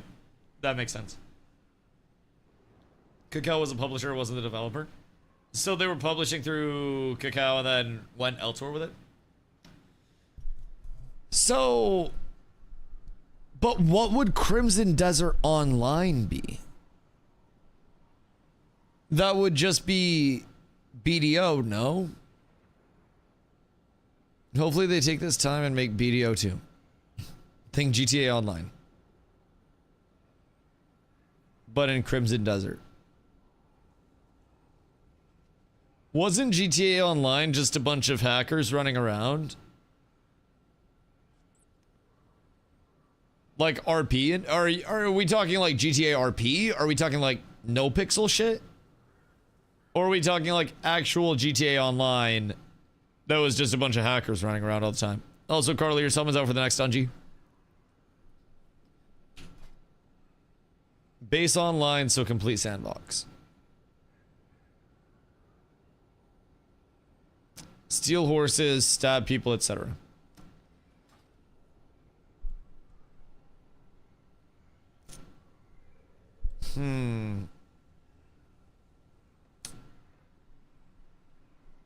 I feel like true sandboxes without any form of direction whatsoever can actually be quite rough. And I've said this before, and some people give me shit for this, but even Minecraft is a sand park and has some linearization and some direction to it. It has a linearized progression through different tiers of materials. It's got an end goal of killing the Ender Dragon, which may be, you know, one of many end goals, but there is some form of linear progression through it. And I feel like a true, like to its core social like sandbox with nothing guiding it would probably be ass after about a month. People are very destructive. Where'd Carla go? Wait, did you go into a different Windrunner? See if these is a genuine sandbox. Is it though? My sisters were the last to visit these halls. It's horizontal prog. Their home and their bond away. But also, don't you still have the progression of like the different reputations? I love sandboxes. I don't think there's a true sandbox game that exists right now that has no form of direction, progression, improvement, goal setting, or anything like that. No form of like, hey, you progress this thing in a linear way. If it has any form of a reputation system where you can work towards becoming a pirate legend through going out and completing things and bringing them back, then that still provides some form of linearization and goal setting with it. So there's no progression from a power ability perspective. It's only cosmetic. Yeah, and also keep in mind, this is a very pedantic take from me, where I'm like, well, technically it's not actually a sandbox. Like the definition of sandbox game is far separated than what I'm willing to say a sandbox is. Like I to my core believe that there is no true sandbox game where there is actually zero form, at least successfully anyways, where there is zero form of direction, linearization, guidance into a system whatsoever. Like, if Sea of Thieves was just you going over to an island and then killing the island and there was no loot for you to bring back and sell, and you just sail— I should bring them out of this. And you just bring them, you know, you go over to an island, you kill stuff on the island, and you yo-ho-ho around, and there's not the element of, let me go out and get a big haul and do that. Like, there are still going to be people that play it, of course, pirate enthusiasts, all of those lads. But it will definitely take a hit. Sounds pretty terrible. Yeah, a real sandbox, like a true to its definition sandbox, would be really pee-pee poo-poo.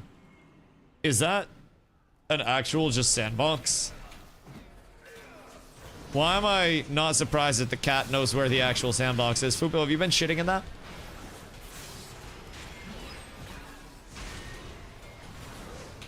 No?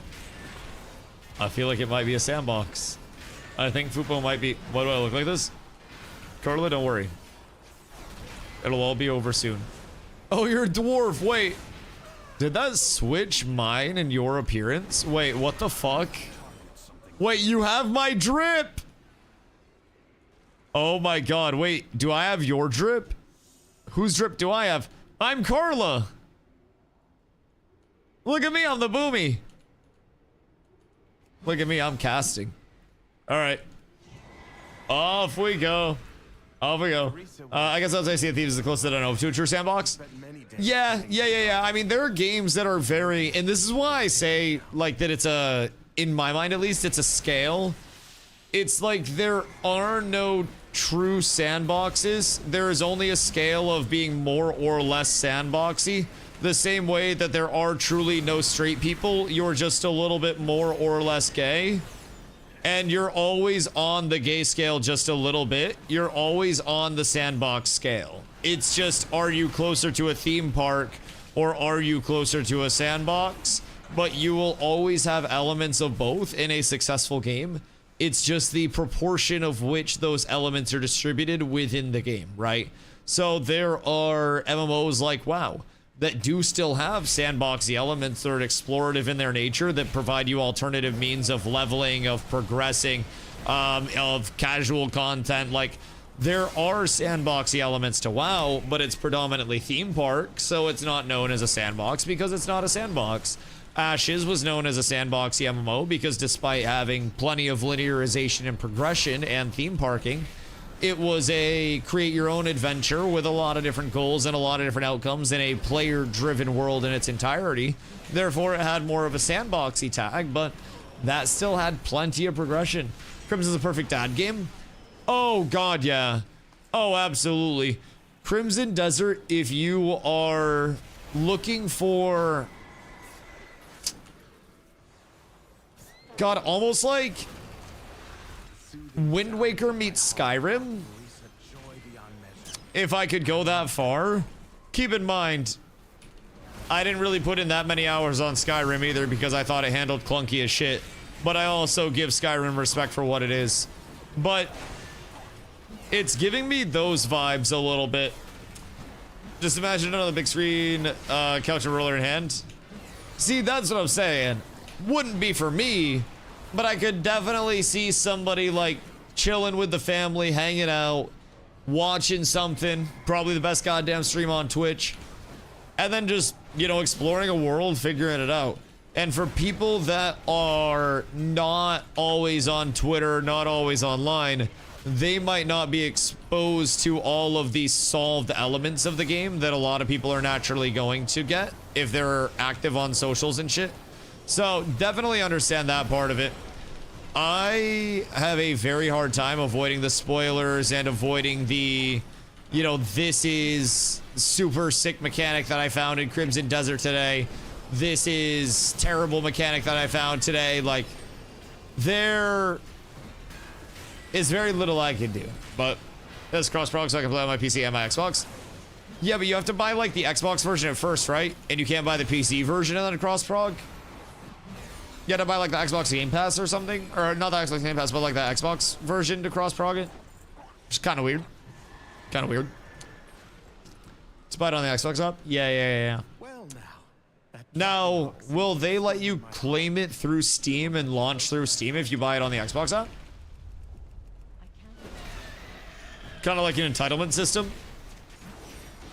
Because that'd be kind of lit. Next gen Xbox is going full PC. There'll be no difference. Yeah, Project Helix? Is it? I think it's Project Helix. Yeah. They were effectively just like, this is going to be effectively a gap into PCs. Carla, did you die twice? We are around $700. So what is the purpose of it if it's just going to do PC games? Is it a bad PC that's a pre-build that's Xbox branded that comes with a controller? I'm very confused by that. Or are they saying that just every game is going to be like compatible fully across the board? Xbox brand mini PC. I mean, isn't everything technically a mini PC at this point? It's just the OS that's a difference.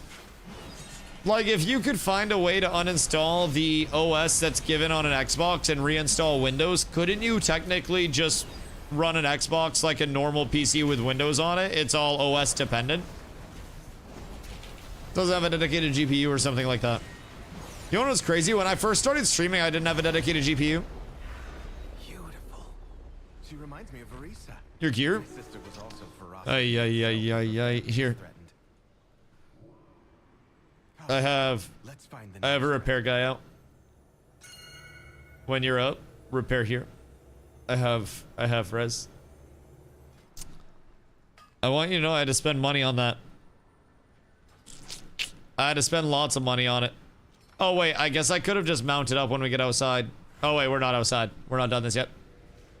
You can run Doom on pregnancy test now. If everything isn't a PC, they're all pretty close to this point. That is valid, my friend. That is very valid. Many PCs could run WoW easy. Oh god. Oh god, especially if there were some form of presence in a massive way from the creator of said mini PC. Didn't ask to be Ranger General, but she gave everything. Did you do a review of that Scars of Honor game? Including her. Me? I didn't go through it yet. I'm gonna probably do it like on stream at some point prior to the playtest. I want to do a little bit of a deep dive and maybe plan it out for a day where we just do a big stream primarily deep diving into everything that they have, looking at some past dev streams about shit. I'm kind of thinking building up, right? I agree. Quebec to you. Also, Locke, hope you're having a good day, brother. What'd you get up to? It's basically like mobile, just souped up. Interesting. That seems like it's not going to do very well. Like at that point, why wouldn't I just buy a PC for $700 that would probably run, but actually, can you get a PC for $700 in today's economy? She trained with a bow gifted by If you don't have a GPU, then yeah. fanatics. I think you just gotta like choose between a GPU and RAM. But I mean, between that decision, you're probably fine. If you can make that, you're good. I was watching a Brain Dead Asmongold take, so I decided to come here to refresh. Well, so you were just watching an Asmongold stream? Like, you realize he just has the most brain dead takes so he can farm people for more money, right? The Clips channel. Oh yeah. Yeah. That's a mistake. That's a mistake. I think the Asmongler has far stopped caring about... I left the dungeon, I'm lost. Run back into the dungeon. And then just come down this way.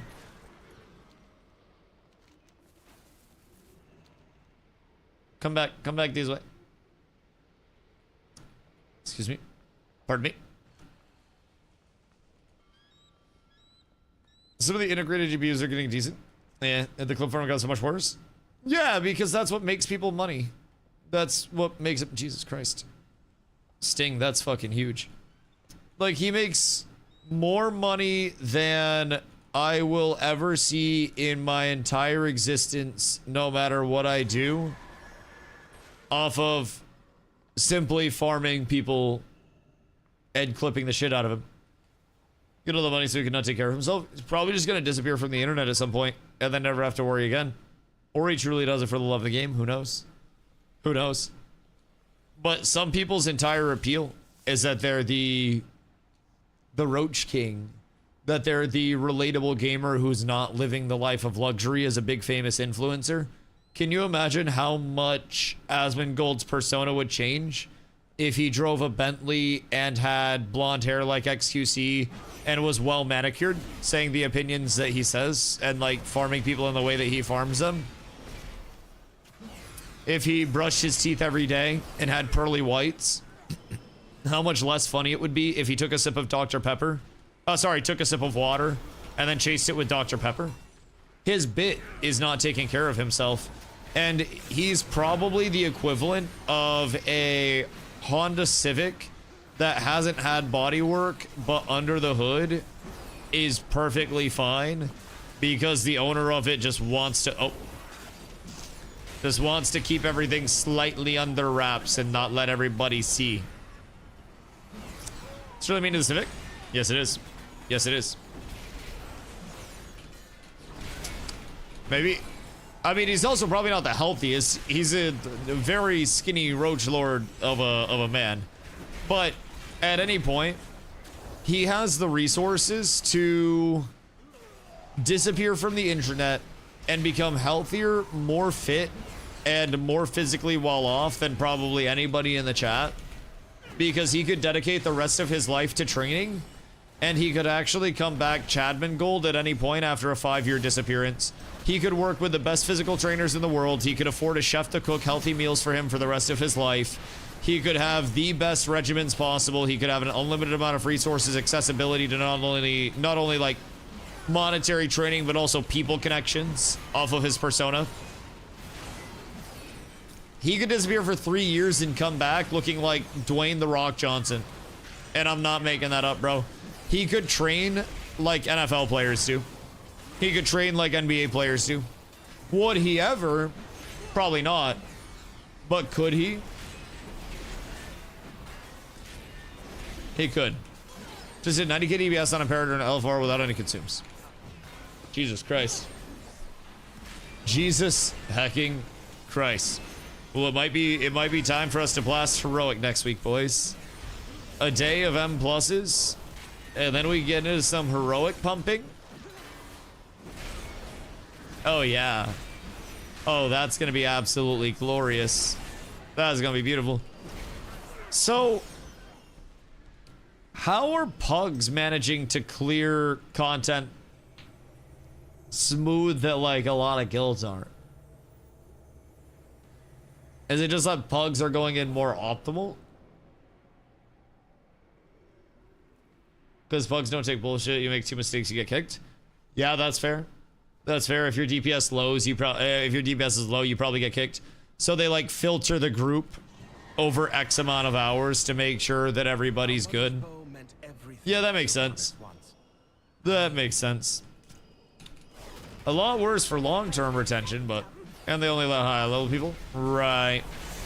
I mean, that's only a portion of it, too. You could have good gear, but still be ass. Like, that's by no means a determining factor. Victor, thank you for that, my boy. I appreciate you. You give me un momento. I gotta get out of the pee-pee poo-poo. And the game just keeps feeding me procs. Look at Carla's pump. Carla's dedicated.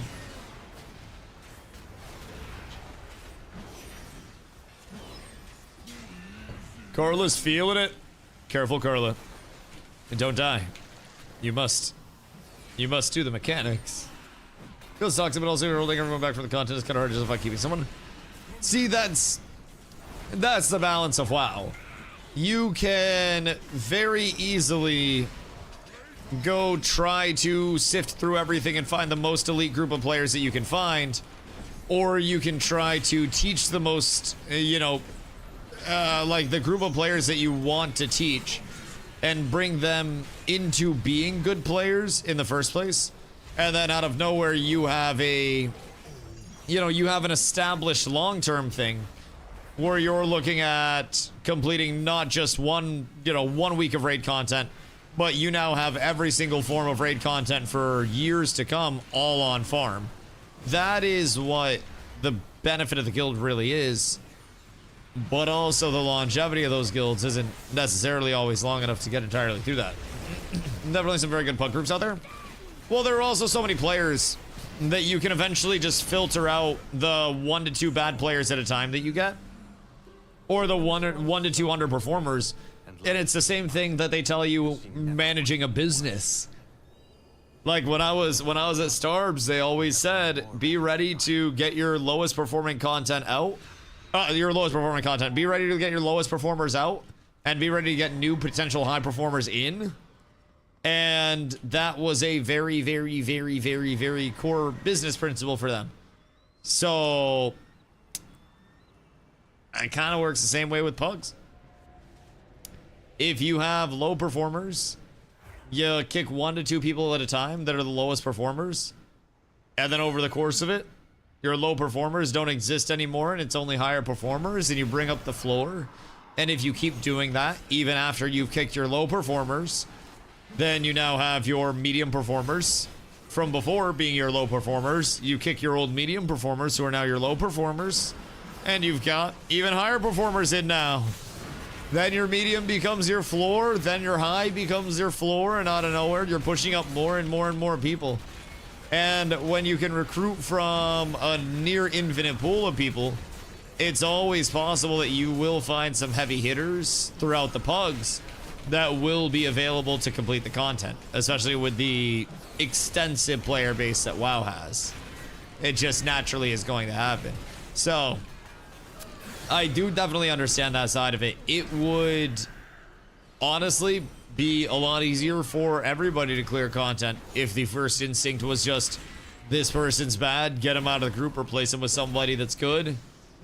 But also, you play an MMOs for at that point. If you just want to complete content, then go play an ARPG. Do something entirely solo. But that's all personal preference. There are definitely pumpers. Pug Dragons on day 3, and if you had one mistake, if you breathe the raid, you're replaced. This is the way you have to do it if you want to not spend 6 hours on a single boss. Yeah, no, I agree. I agree, especially with randoms coming in. A lot of the pugs, too, will be like small established groups that may need a fill or two. So that's another element of it. I don't fault people for running pugs in a very cutthroat way. At a certain point, you need to be willing to draw the line and say, hey, this is where progression, you know, is being hampered. But also, that's why I don't run pugs, and that's why I have the guild. Because I'd rather have people, you know, ask questions and be taught than have new players feel like they simply can't play the game because fuck you, that's why, you know. It's one of my big things about it. I learn from a lot of people telling me what to do on a constant basis and helping me understand. And I know that there are a lot of people that wouldn't know jack shit if it weren't for the social circles, right? I always use a plug into guild group, so they like me enough to invite me back next week. Yeah, that's a big way to get into a guild itself. Speaking of mechanics, I was always telling you to green stuff. There is the other test. Yes. Yes. The healing test is one of the most important tests as well, because if your healers have infinite healing, then the group has infinite life. And if the group has infinite life, then you never wipe. It's really so simple. But for whatever reason, motherfuckers overcomplicate it sometimes. It doesn't make sense to me. I try to educate the people about it, but the people aren't believers. The semi-healing blacklist. No, you would heal me. You would heal me even if I stood in stuff, Hoofsy. You know it. Don't you even pretend. You would heal me even more. And you wouldn't say that we need to get a different class to tank. They heal much better now. Did you get a few pieces of gear? Because I will say, gear definitely helps with the heals. Very, very, very much so. Tanks are excluded? Okay, fair. I get to stand in all this stuff. Main reason I couldn't stick to playing WoW was that I felt overwhelmed with all the info and felt I wasn't gonna get it. The overwhelming amount of info is natural, especially when you have a mix of new players and established players. And the inherent pressure to feel like you know what's going on in WoW, or you're not in the, in of the game, is definitely a very real factor. And I went through that myself, Victor. And I am still at the point where I'm having to, learn a lot as I go. Every single day I'm learning and confirming, I'm learning and confirming more information, right? And I'm just trying to keep the knowledge evolving. But it is 1000% a lot on a knowledge standpoint. It's not the most, mechanically intensive thing to learn WoW, but it is very much a 20-year content catalog that plays like a 20-year content catalog. You have the integration of even older expansions that are used for going back and completing transmog grinds or mount grinds, whatever it is, right? And I went through the exact same thing. But I also feel like any game is going to have that. And if I'm being completely real with you, when I was getting ready to hop into Ashes, I remember I had one big, very anxious day when I was getting ready to leave New World and give it a shot, where I was like, man, I know everything about New World. I'm putting out build guides with New World. I'm doing everything that there is to do with New World.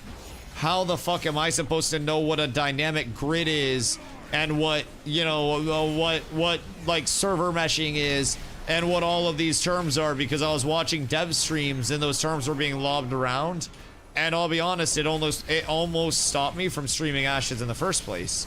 And if you stop the amount of information that exists about something from allowing you to get into something, then, you know, you apply that criteria to anything in life. Well, you don't know as much about driving a vehicle as NASCAR drivers do. So why you be spending your time driving a vehicle? Just don't fucking drive. It's a lot to learn about driving. You eventually learned. Cooking. There's so much to cook. You can cook chicken, you can cook duck, you can cook pork, you can cook veggies, you can do anything. But you still cook. You cook a little bit at a time, and you look up recipes, and you ask your friends what they're cooking if something smells good. And that's what makes hopping into games, especially with a community so special.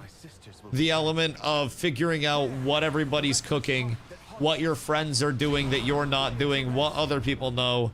And the only reason why I can help people with stuff at all right now, why I was able to help guide Carla through stuff, why I was able to, you know, at this point start helping people with content, it's because I had so many people that I was like, hey, this is, you know, something that you're doing that I'm not. Why are you doing this? How is your gear better than mine? And what can I do to get this gear that, you know, that you have? How can I most efficiently spend my upgrades? Like, what can I actually do at that point, right? That's the big thing. But WoW is 1000% on that, by the way. You want to hit one of the arrows and bounce up when the circle goes out. So the arrows bounce you into the air. And if you bounce into the air when the circle goes out, then you don't run into the, like, the big pulse. It's a verticality check. Speaking of cooking, I followed my first AI recipe the other week. It was a banger. What do you mean an AI recipe? Like, I know a recipe made by AI, but, like, it probably just looked it up from a cookbook. Like, AI just references a lot of things that already exist on the internet. AI is fed by existing information, so you probably just got, like, a Martha Stewart recipe. Hello, Davidius. What about... How are you? I asked ChatGPT to make me a recipe using X ingredients and made something cool. What were the ingredients and what did it make? I left milk out on the cabinet overnight and then drank it. At last.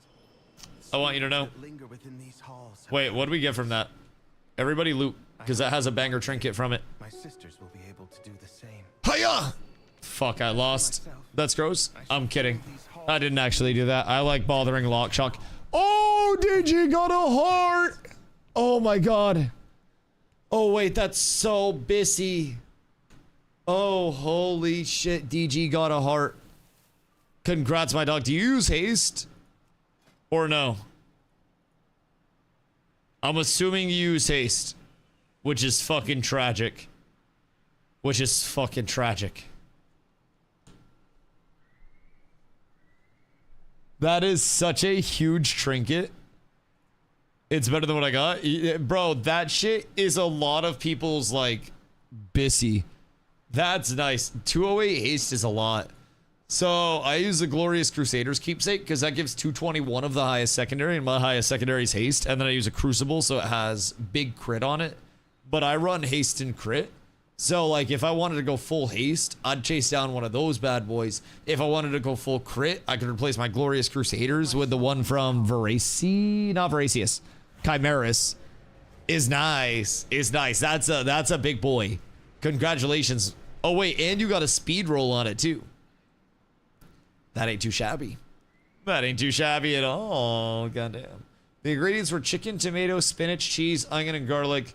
It gave me a good creamy spinach skillet recipe. Where did the creamy come from?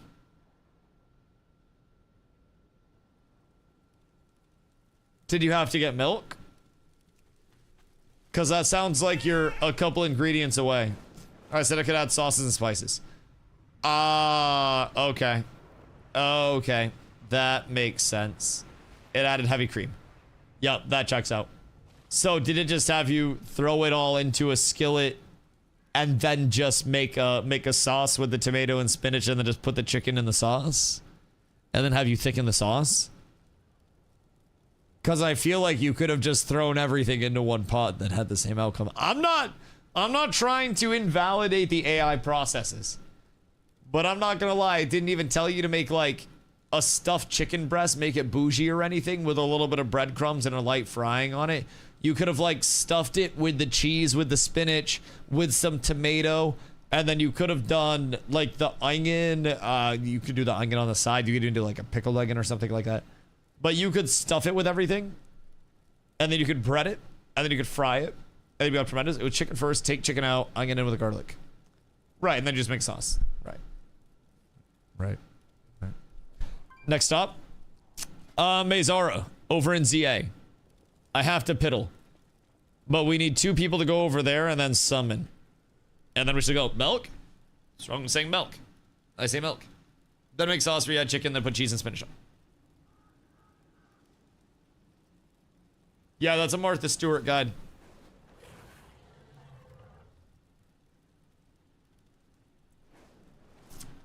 That is 1000% a Martha Stewart guide.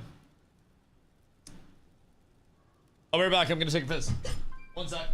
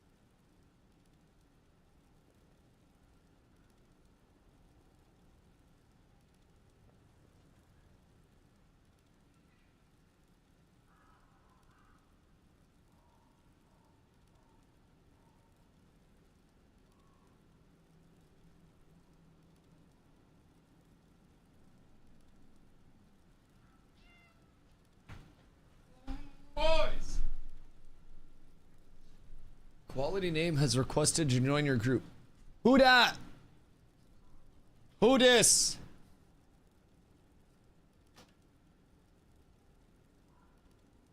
Is this DG? Who Quality Name? 87 Void Elf. Ignore me, sir. Accident. Who was that? What? I mean, you can hang out if you'd like, Mr. Quality Name.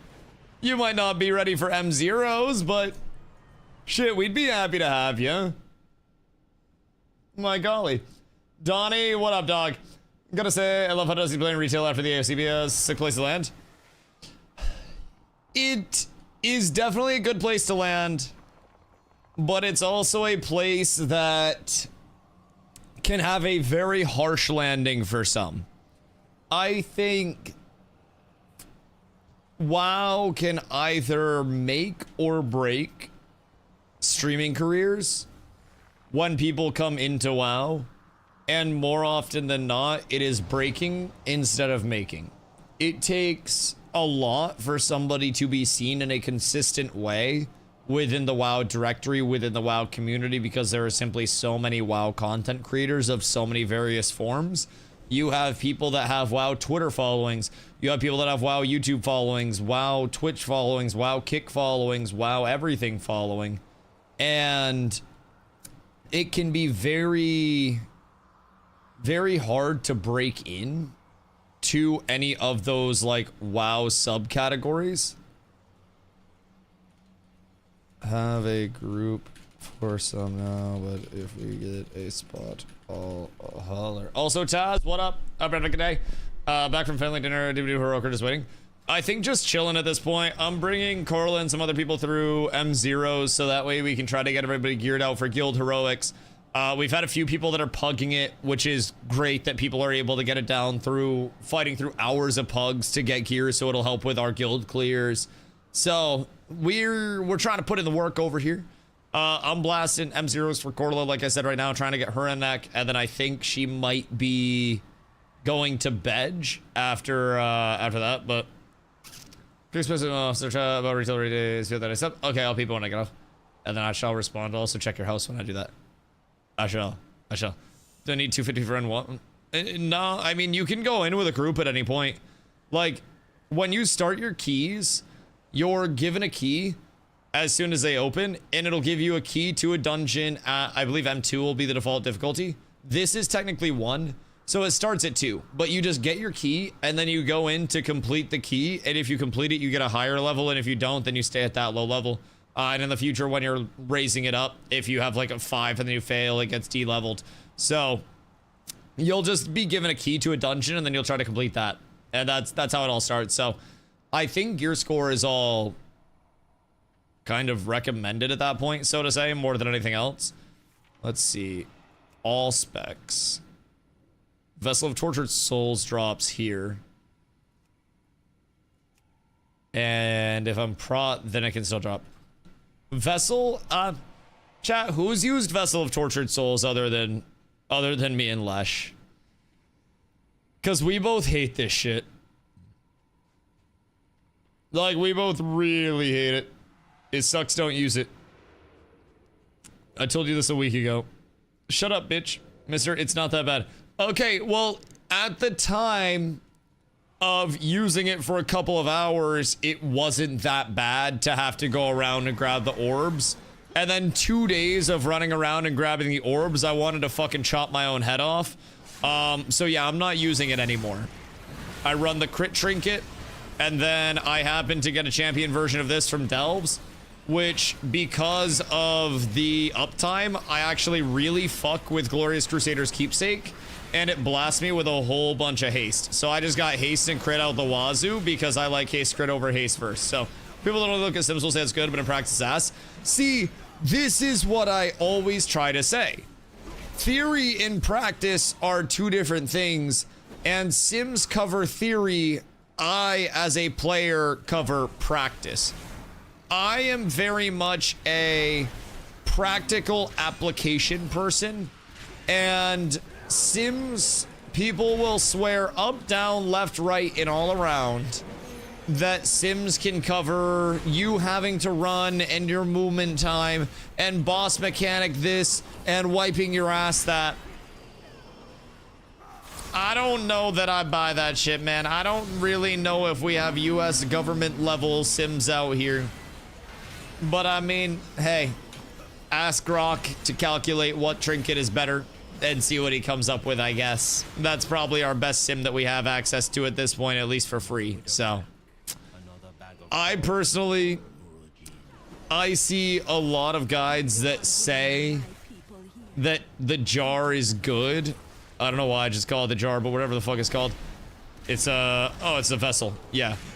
So I have a lot of guides that say vessel is really good and that a lot of people really like it. But all of them have the disclaimer, if you don't mind going and picking up every single orb and making sure that you never miss one. But if you're missing orbs, then you're gonna have a really bad time. So I don't know, man. I personally,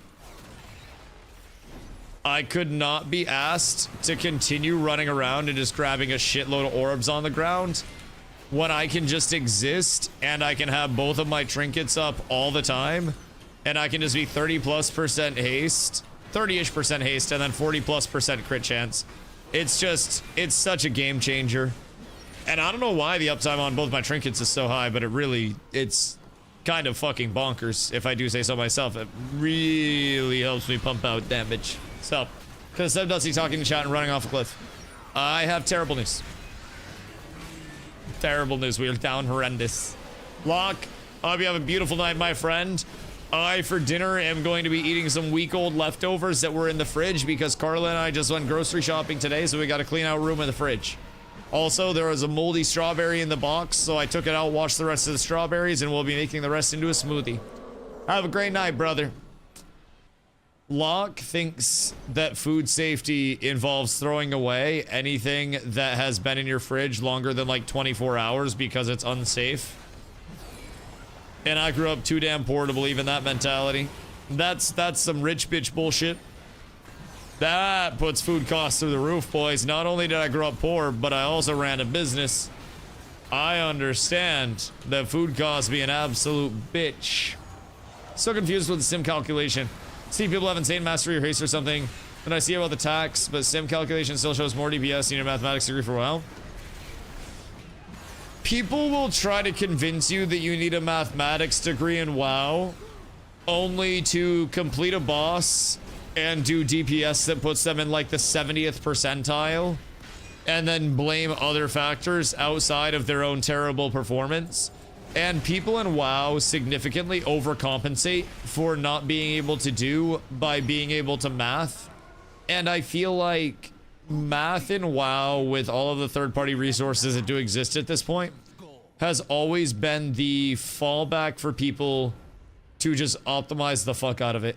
And one thing with WoW optimization, it's less about the journey from getting from, you know, point A to point B and the evolution of your gear and everything. A lot of people in WoW want to get there as fast as humanly possible. So, I would say, in terms of sims, take every sim with a fucking grain of salt. I have heard sim this, sim that, sim 7,000 different things. But also, we've had balance changes come in across the board for multiple different things, so sims are always going to be changing. I say play whatever feels best and feel test it over anything else, and then inform yourself off of that. It's part of why I play Pally. I really enjoy playing Pally, and I've seen guides that are both advocating for Versa as a second one or Crit as a second one, and I really enjoy the Crit build more than the Versa build. I think it's more fun to play because I get to see larger numbers and I get to see big crits pop up on my screen. I think Versa is a little more straightforward in terms of what it brings. It's just flat mitigation. But parry is also fucking huge because I can stave off an entire instance of damage all at once from a very hard-hitting mob if I get a parry. So, it's quite nice. It's quite nice. Or the tank, but doesn't cricks. Wait, build both sets. Build both sets. We should go in with 2x14 sets for heroic. Ideally, not a 30 man for scaling purposes. We need more tanks. Feels like I know so much about WoW stats and combat in the short time you came back to it. Me? No, I just talk on my ass a lot. I just... listen, like, honestly, I'm probably a smidge autistic.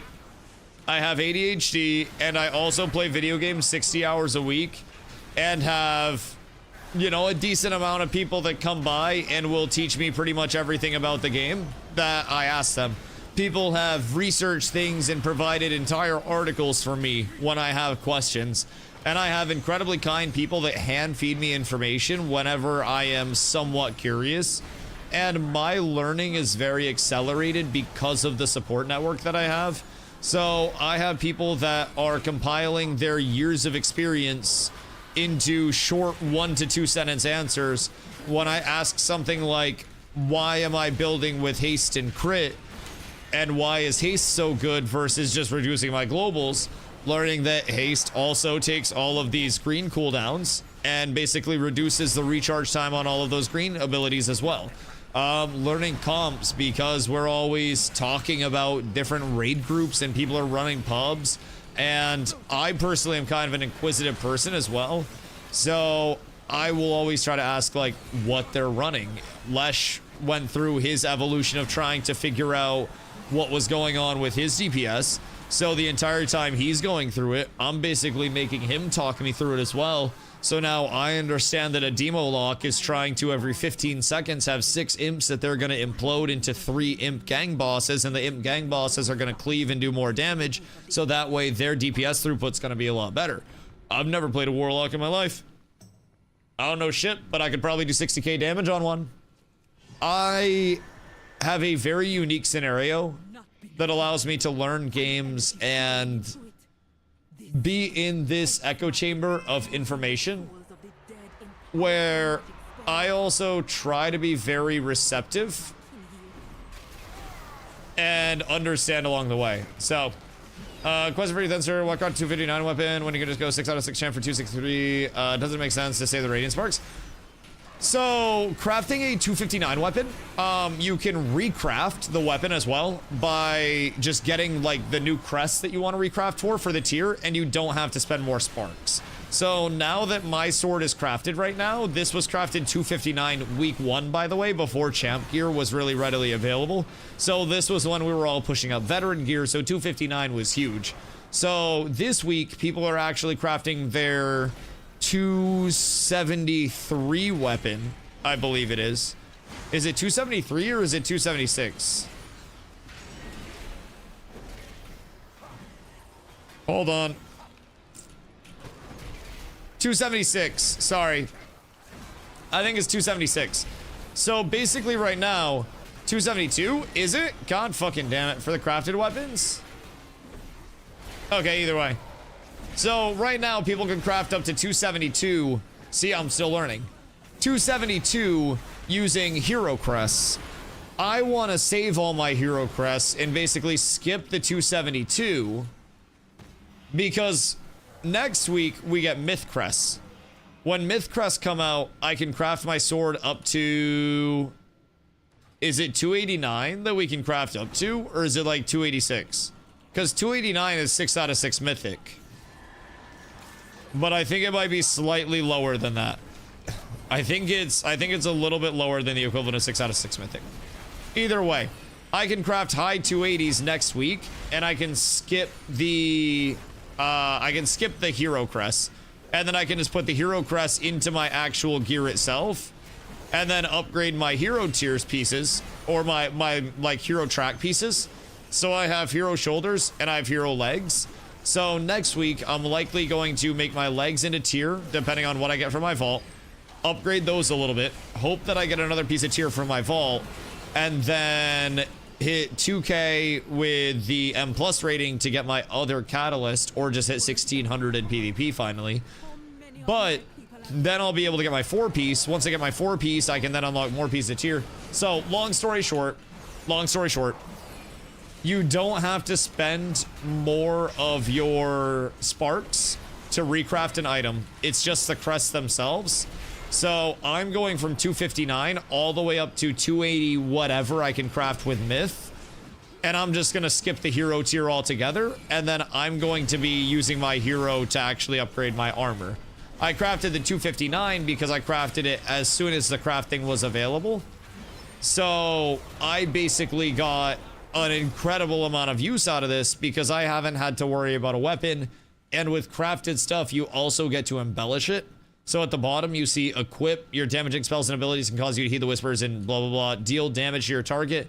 And then also get get 91 of your highest secondary stat for you for 10 seconds. We're getting sex out here, boys. I don't know where that came from. I think I went to combine, like, secondary, and then I don't really know what. Maybe it's because Skippy came in here feeling some type of way. Skip, what do you do before you came into chat? What time are you starting the M+ blast tomorrow?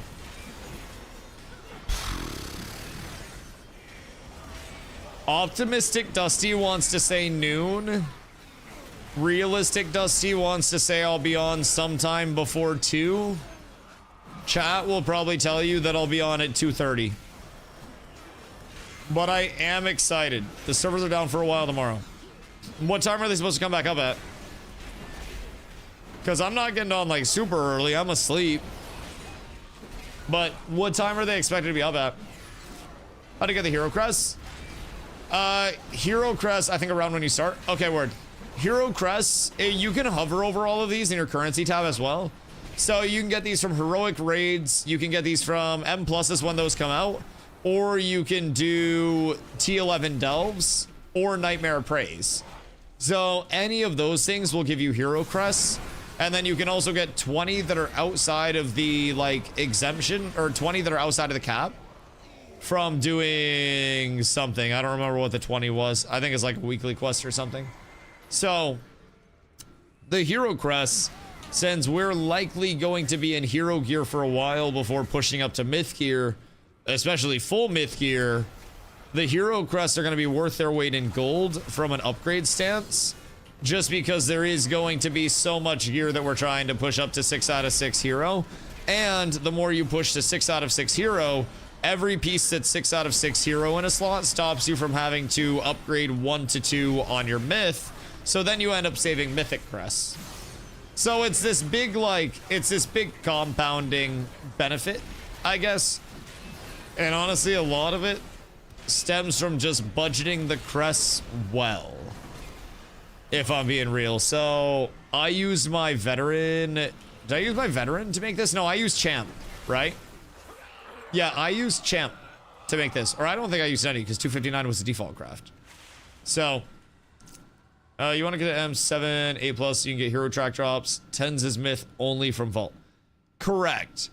So you do not get myth gear from any level of M+ dungeons.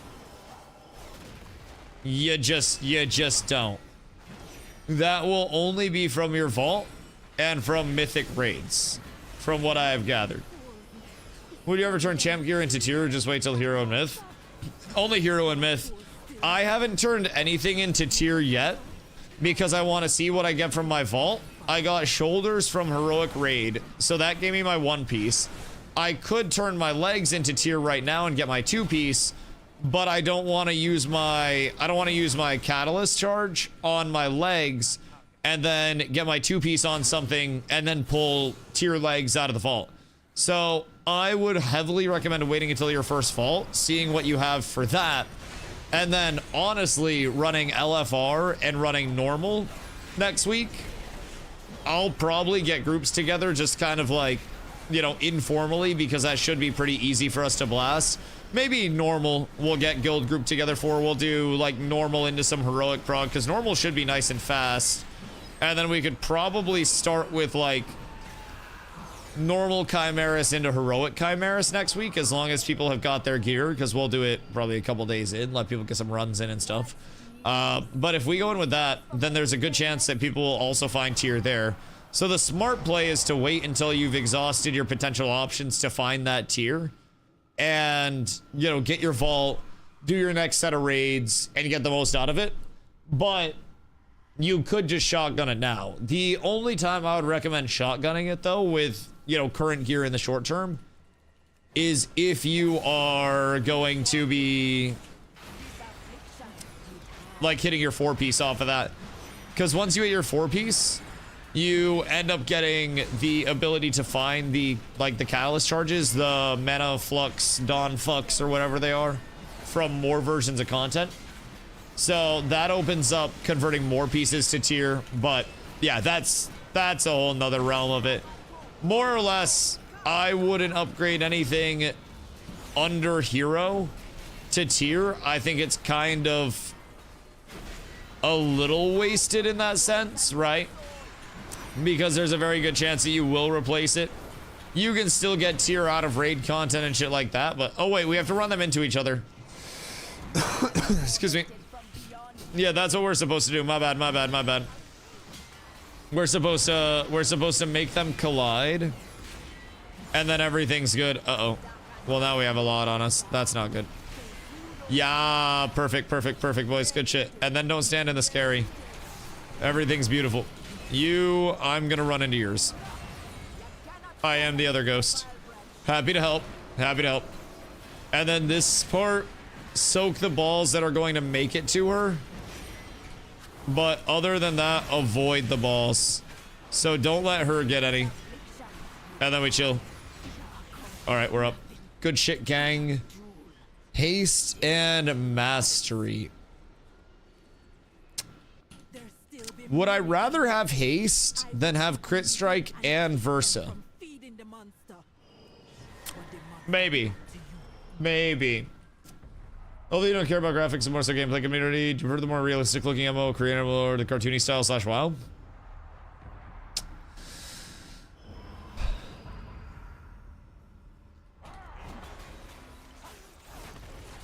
It's a good question. Because, like, I am genuinely very non-preferential in my art style. Like, I think pixel art's cool.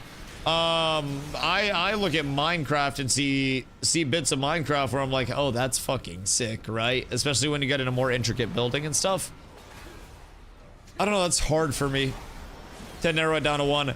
I would say my least favorite is the KMMO style, where it's super over the top, flashy and sugoi, and like, I don't really like the cinematic combat, so to say.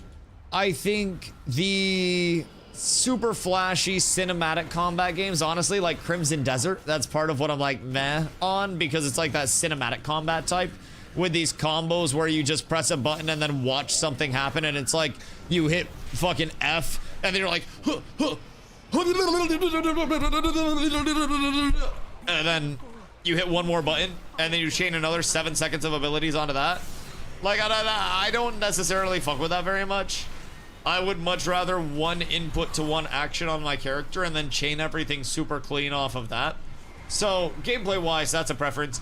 KMMO wise, I don't know. I don't really like the KMMO style that much. It's my least favorite out of those three. I would say if I had a full preference and could ideally pick, it would be some form of a blend between like realistic and cartoony.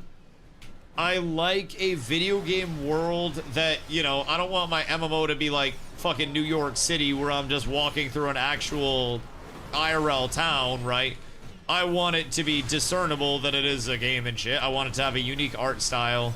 But there is also a certain amount of like, I don't necessarily know if there's a certain amount of cartoony that necessarily like makes me dislike it in terms of a cartoony style.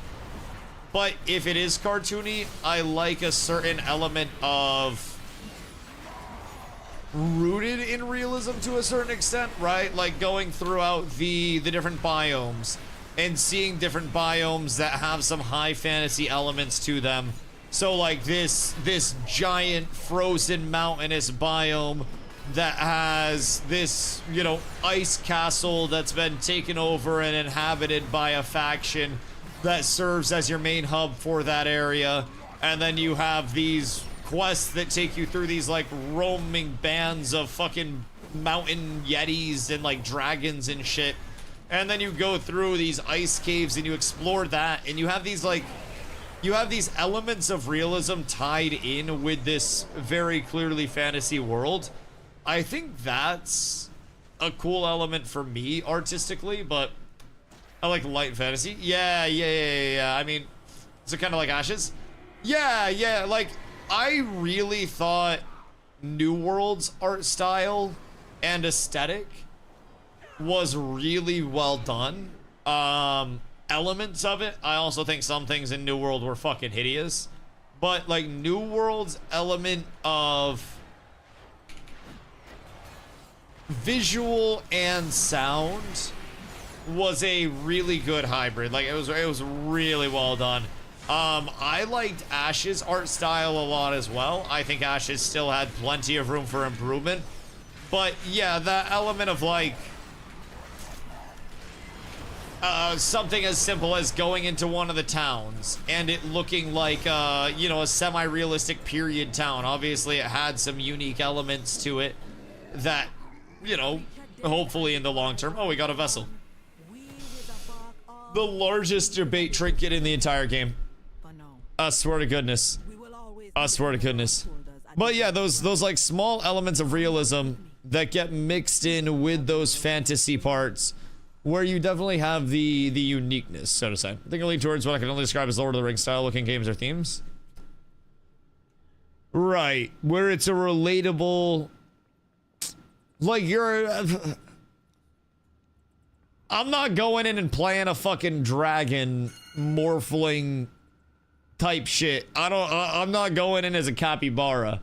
I'm playing as a humanoid or humanoid adjacent thing that's gonna be a semi-relatable character, and then I'm going through an expansive world. It's people, but some magical shit too. Yeah, and people adjacent things. Exactly. Yeah, that fucks. Like, Ashes was cool. The world building and the lore of Ashes, I think, from the races was also a cool story to build off of. So they had their whole apocalypse thing, and you had your different regionalities, and you had your lore splits of all the divine races. So you had your two different types of each race, and then you had your Tolnar, which was literally just an amalgamation, Roll Tide, Alabama of all the races. So it was all like people or people adjacent things that were built into the lore. So then you're like, oh, okay, that actually kind of makes sense. It's not just this element of like, well, this capybara learned how to use a sword, so now all the capybaras know how to use swords. Now, would I play a capybara MMO? Probably. Not to disrespect any capybaras. Sorry to any capybaras in the chat. But at a certain point, let's see, let's do Den. And then we'll do all the new ones, then we'll go through the old ones. Cause Carla, oh my god, I'm dying. Carla needs a neck. Oh wait, not Den. My bad, Den's not in it. Den's not in it, my dumbass. Not Den. Zenus Point. Or Nexus Point Zenus, that one, my bad. I was like, that doesn't sound right. Den is not in the rotation. We go Void Storm and then we do Nexus Point. Oh, Trey. What do you see for loot, my boy? What did you see? But yeah, no, I would agree there. I think the aesthetic of New World was one that I really enjoyed a lot, I will say. It was, you know, magical enough, like the abilities and shit were magical, right? But you also had this mix of like bows. The bow was a bow and had some magic elements to it. The fire staff was a staff.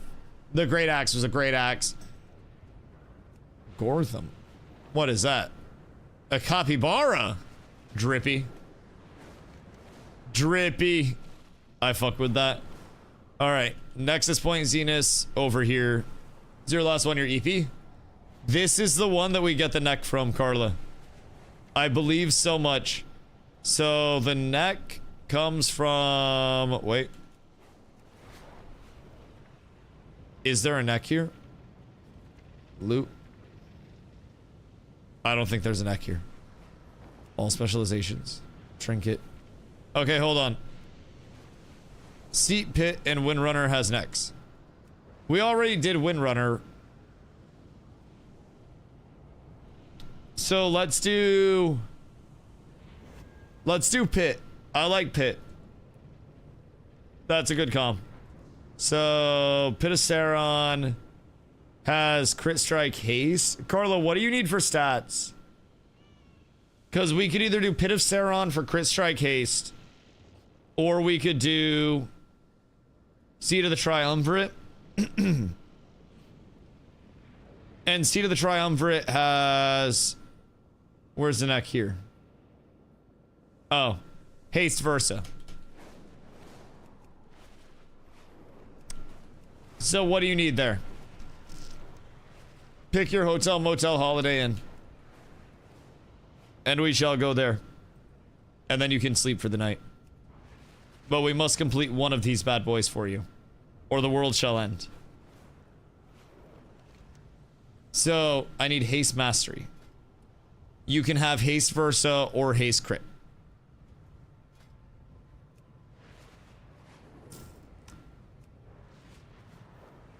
Crit. Alright, Pit of Sauron it is. We're up tremendous. 2 Pit of Sauron, boys. We need to get back over to Silver Moon real quick. Hit a little Pally Classic. A little Bubble Hearth just to make sure we get out of here all nice and peachy. Absolutely splendid. Absolutely splendid. Like, I'm curious about the League MMO, or the Riot MMO, where they're gonna go with their art style. Because they have already shown so many different art styles as a whole. What is an iconic Pitbull phrase? Every dog has its day. Dale. Nah, that's crazy. AI is trying its best, Carla. It doesn't do well with keeping up with the context. I figured it'd be like Arcane.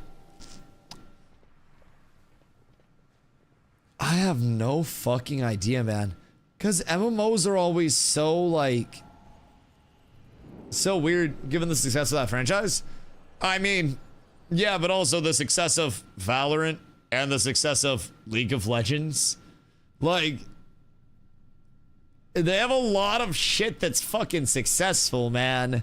Everything Riot touches turns to an absolute fucking banger.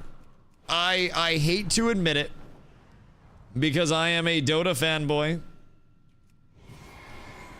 But man, Mage Seeker was pretty good. What was Mage Seeker? Because I have not played Mage Seeker. I know this one. This one's fun. I actually like Pit of Sauron a lot. It's a nice little circular clear. So you just go around one big loop. And then once you go around the big loop, you pump the bosses. And then you're good. Everything's easy peasy. How can I not know you're asking about Mr. Worldwide? Well, because fortunately the AI is not listening that intently yet.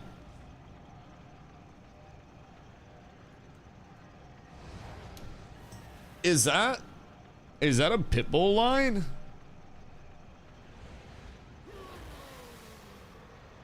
Everything Riot has made has been a copy of another very successful IPO. So what do they copy? I would say Valorant was relatively original.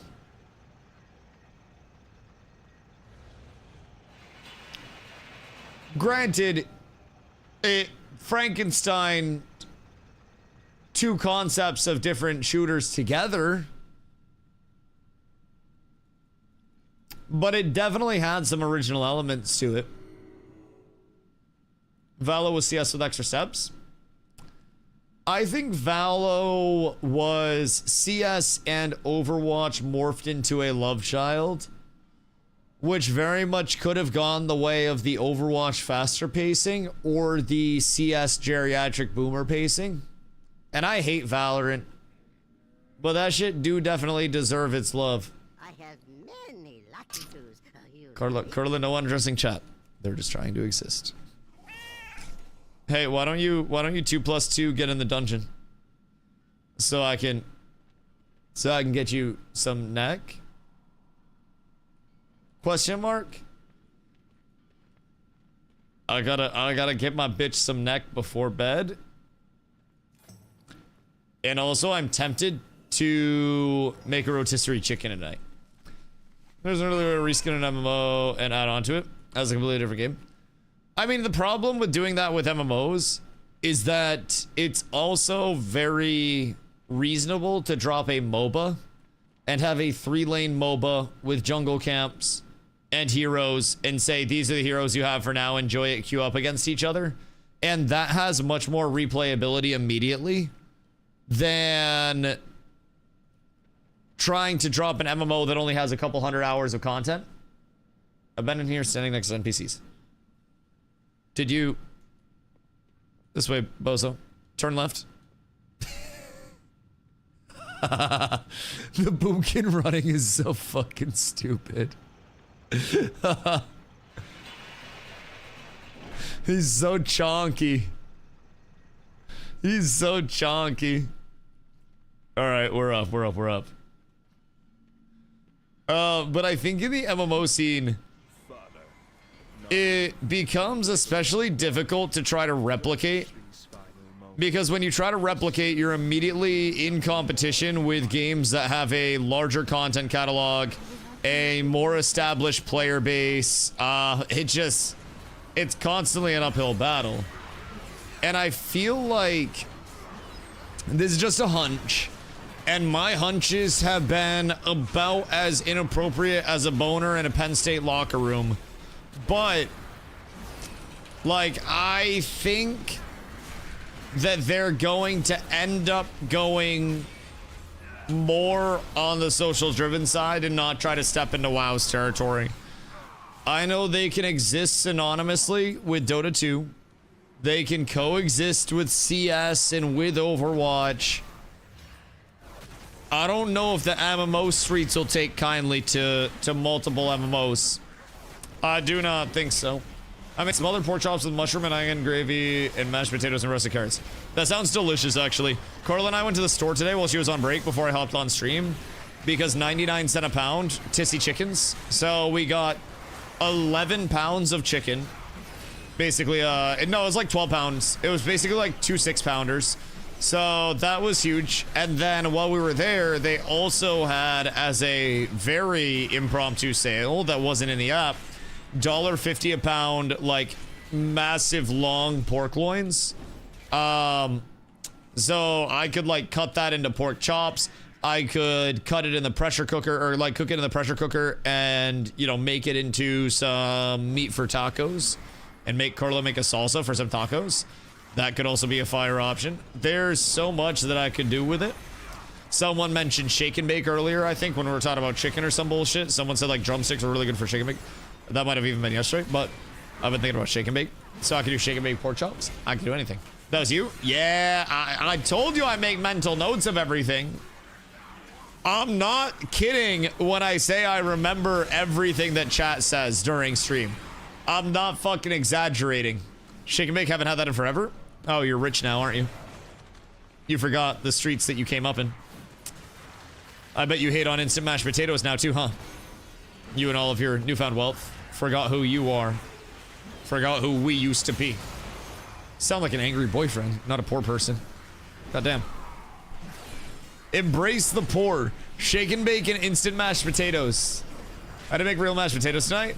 Real mashed is worth... I have actual potatoes literally in the house right now, but I also have an industrial-sized Sam's Club box of instant mash, specifically because the instant mash fucks so hard.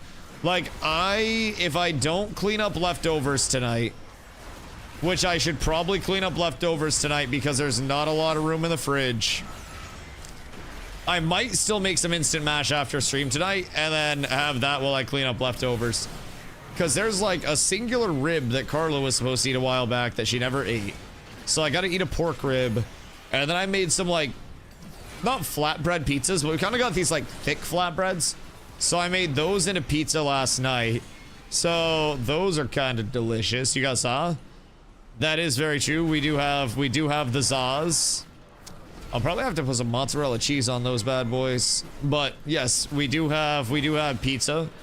What else? Is there a little bit of ramen left?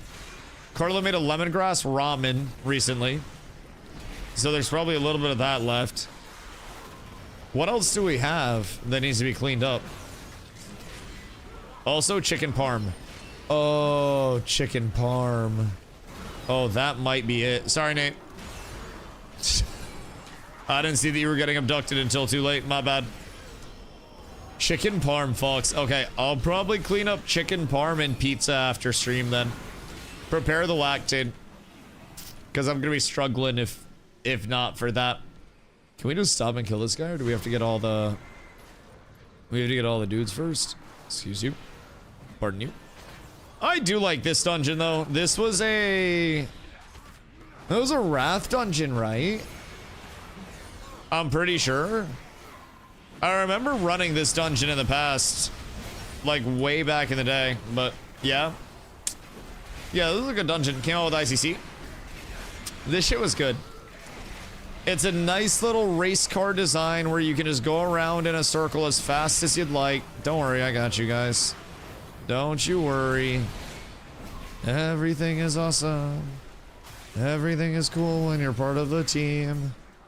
I see mana, I see health. We pull. We continue to pull and you guys kill everything on the way. We're all moving, everybody's moving fast. Oh. What's going on over here? My bad, I didn't know that guy was kicking the shit out of you. That's rude of him. It's kind of fucked up. Pizza! Alright, why is Pizza dead? Pizza, you were supposed to stay alive. Don't worry, I'll heal. I am healer and damage. Everything is Gucci. We keep pulling. No need to stop. Pizza will be here soon. He will arrive and he will save all of us. No need to stop. Just keep pumping. Just keep swimming. We'll have a healer soon, but until then, I got me. Don't you worry, boys. Very neat, balanced, awesome class. You truly do love to see it. This is where I got my Super Saiyan Sphere... Oh, wait, Super Simian Sphere trinket to drop. Why don't I read that as Super Saiyan? Bro, my mind's playing tricks on me out here.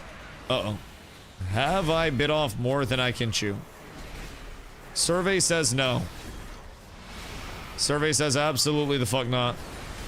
Pop my little 7-minute lay on hands cooldown because that doesn't matter much. And then everything's Gucci. I can just pop a blind. And then I don't get hit for a few seconds. Everything's great. I know in higher, like, keys, I'm supposed to get the shit slapped out of me. But man, I'm gonna try to find a way to mitigate what I need to. Mitigation rules the nation. And I am trying to figure out how I can stay pally in high keys. And I think it's gonna be doable. Also, we have to talk to all the miners. No Dr. Disrespect. So we can get them like out of their chains. They've been working very hard. And we need to help free them. Or they will forever be captive. So just food for thought. We ran by like 2 of them and you guys didn't let them out. Just saying, kind of fucking tragic. But it's okay, you're all cold-hearted. Dodge that. Huge mechanic doers here. I'm incredibly proud of every single one of you. I'm gonna get smashed. Wonderful. Look at everybody dodging that. That's actually huge. I'm so proud of all of you super elite gamers. And then I'll move over here because we are going to have to go behind this. And now we keep blasting while we're behind this. Look at you guys. Also smart and talented. Actually insane. The level of gamer needed to complete heroic content early next week. I'm so incredibly proud. Nate.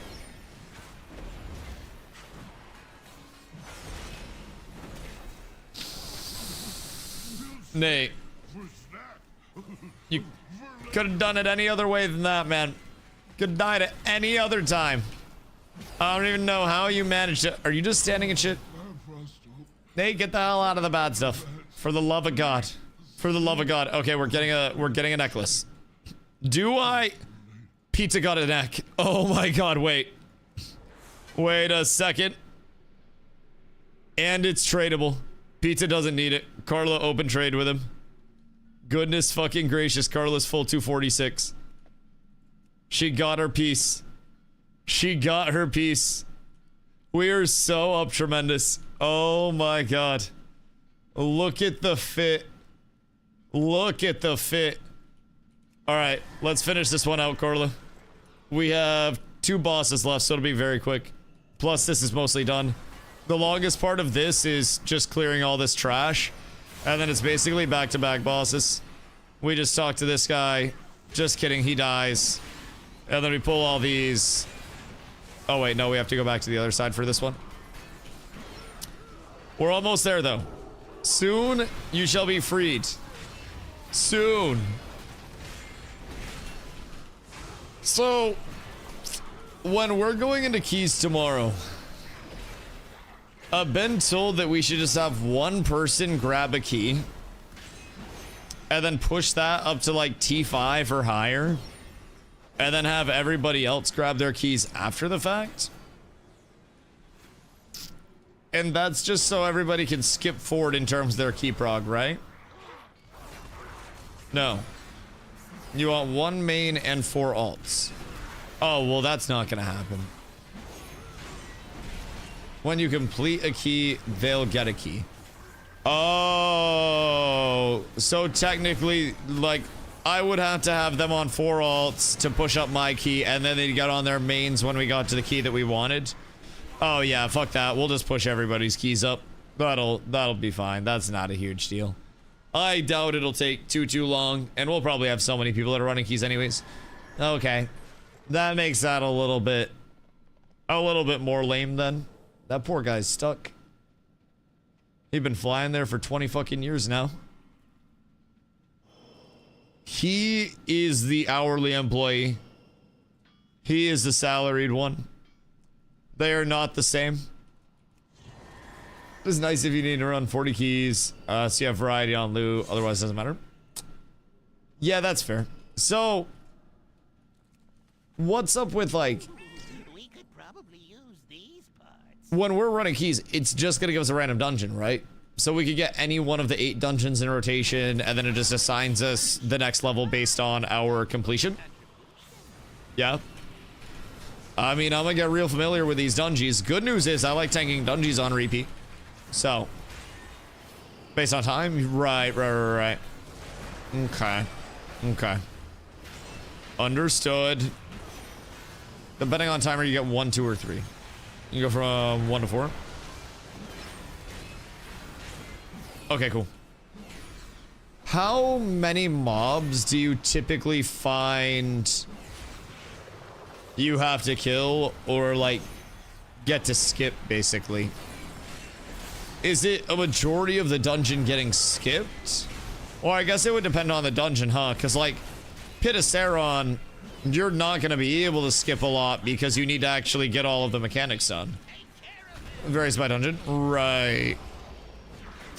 And with Pit of Saron, I'm assuming because we have to go through and do the actual dungeon objectives, they're going to accommodate for that, and the, like, necessary kill percentage is going to be, or not necessary kill percentage, but necessary mobs that you have to kill are going to be, like, more demanding than a dungeon where you don't necessarily have all that.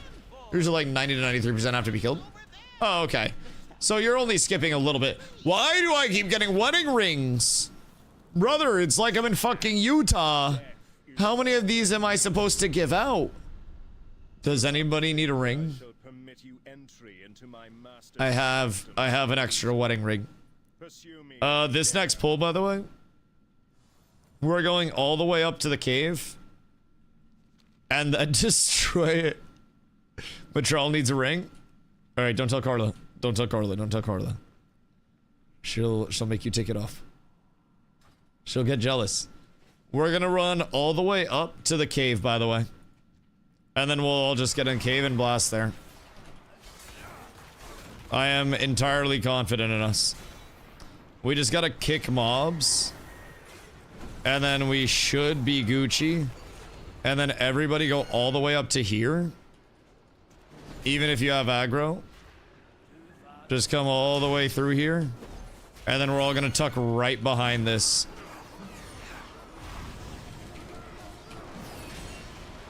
Everybody over to me. Get literally like back in the LOS so they can't cast on you, please. Because these guys are assholes.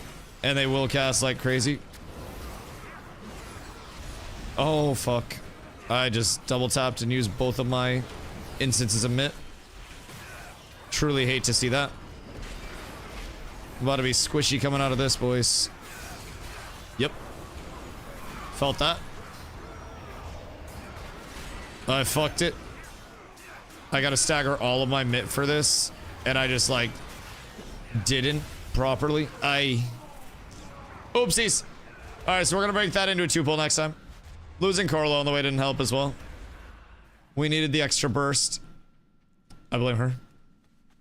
I blame her. Do you get a discount for 3? I mean, they're all tax write-offs. I just have to stream them. So you guys are just gonna have to tune in for 3 streams. That's all. I mean, I appreciate y'all being here more than anything else. Golly. Alright, we do the exact same thing again. Just kidding. I don't have any mitigation. That is the pull that we need to make, and honestly, we would have lived if I didn't double tap my Guardian Ninja Kings. I don't know why, like fucking twitched when I hit it and double tap my shit. So I used both of my charges. That was less than ideal.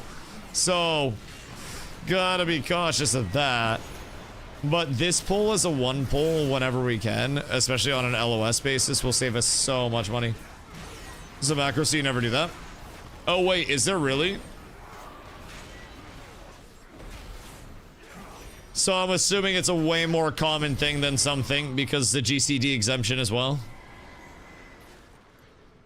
That makes me feel a little better that it's not just a me thing. I don't do it frequently, but I did it there and it felt really bad, and I knew as soon as I did it that I was just like, oh shit. Do you have it on a shift plus button? I have it on T. And I just, like, I hit T and then I went to hit R to get a cons re-up. And I hit my T again when I was going to my R. So, with it being global exempt, I'm kind of cooked. But noticing a lot more since I put it on a shift plus button. Oh, really? Interesting. Yeah, I don't even know why. I don't really know why button mashing WoW. It's not like it's that necessary. The global cooldown is very telegraphed. It's not even like it's that much of a thing. Maybe it's to get right out of the global at the right spot, but 1 input, 1 output was something really big that I tried to teach people in Ashes, where it was just this like very calm input cadence, right? If you are trying to attack once, you put in 1 attack input so you don't stack up multiple inputs. Same thing in New World. If you're trying to move once, you put in 1 input. If you're trying to cast an ability once, you put in 1 input, so on and so forth.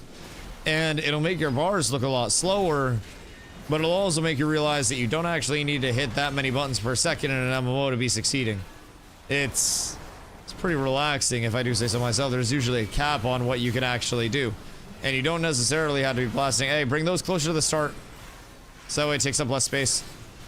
Because that fills up the cave that we're fighting in. So we want to stack those as close to the start as we can, especially on harder difficulties. Because Big Boy will be tanky. Big Boy will be very tanky. And then once we get out here, this boss, when you get marked, you just run over to the green bone piles. And then you're chilling there. No. To me, heroes. Come on, Boomy. You're almost here. He's so slow. So chonky. He's trying to fly, but he can't. The wings don't work. So sad. Gotta spread your wings and fly, Carla. The boomy dance goes hard. I don't know if Carla's ever gonna stop playing Boomkin at this point. She might be hooked. The movement and the dance might be too good. All right, Carla, go to green bone pile. Go here. Nice. That'll hurt more as difficulties go up. But when you get that little mark above your head, you want to go to the bone pile. Basically, just pick one and stand on it as a DPS is the safest bet. What is that? You like summoning little shits? What the hell? Since when does Boomy get minions that it summons? What the fuck? Should be cracked once she starts utilizing her other forms. Is she supposed to use other forms? Oh, for like movement and stuff? Yeah, I got her a glyph for her dash that makes like, I think it's like leaves come out or some bullshit. It's all like autumnal and shit. But she ain't dashing much, so look at that live. Big liver and onions there. Absolutely massive. And you truly, oh, RIP Nate. Down horrendous. I got you with the res. Don't worry. Pizza with the lay. Everything's fine. Everything is awesome. All right, well, that was easy. And I got a nice little bit of pad, too. We truly love to see that. Thank you, Mr. Scourge Lord. Scourge Lord. And then I roll 100 on this. I'll roll a 76. Oh, wait. That's a big trinket for Carla, right? No, that's crit. Oh, and you already have it. Alright, well, if anybody needs that trinket from Carla, that's up for trade, because she already has that shit. Take the trinket if you don't need. I bet you will. I bet you will. Who won the eye? Alright, you two roll. You two must roll. To the victor go the spoils. Damn you, Arthas. Damn you. Carla doesn't want to leave. Lost Queen is gone. Carla wants the big skull. We must keep moving. Carla, you know you could have a giant skull at your house with this. Give it to him. This is all. Okay, give it to Mitrell. We're lit. Like, you could put this on a pole. Giant skull. Yeah, control click it. You can control click anything and it brings up the preview. So it's like giant skull Eye of Sauron type thing. So you could have one of these bad boys in your house. How many of these do I have already? I have one in storage. Using a healer trinket for eye level. Oh, Jesus Christ. Yeah, give that to Mitrell. Mitrell came through and got like 3 upgrades in this bitch. You have that already? Yeah. You literally have one of those. You can equip it if you want to. Or are you talking about the decoration? Because either way, yeah, you probably have both. We've been running this relatively frequently. Oh, wait. What is that? You don't have the decoration? Oh, tragic. Outgrow the use of Adventurer Dawn Cress. Brody finally got out of his adventurer gear. You can give that to me? I don't think everybody rolled on it yet. I don't even think it got like... The Scars game has a test 1 week from now. Wait, does it? What do you mean? Oh. My fucking hair's all knotted. 1 week from now? Is it a closed test?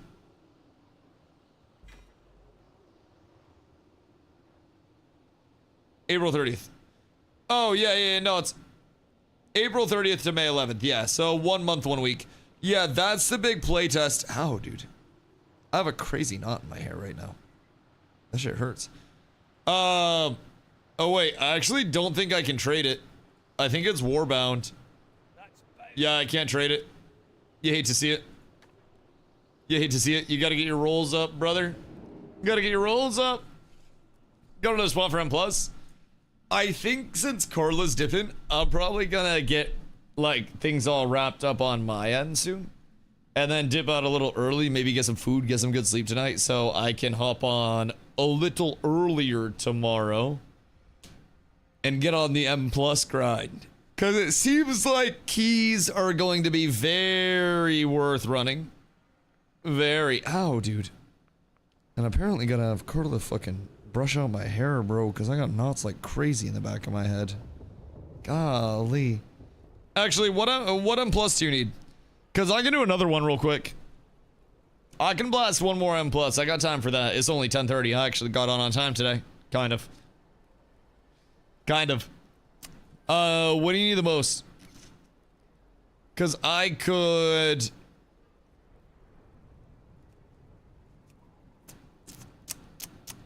Let's see. We can do a C. Or an Algathar. Algathar is good to do because everybody needs... No, is it Algathar?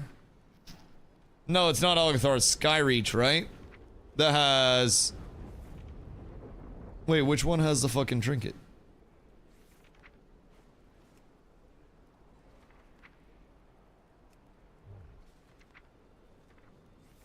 Wait a minute. Was it Windrunner? Oh, it was Windrunner. Never mind. We already did that. Did Skyreach and got Solar Flare? Nice. I don't know. I think I get like 2 vet pieces. Wait, you got vet pieces still? Alright, let's do...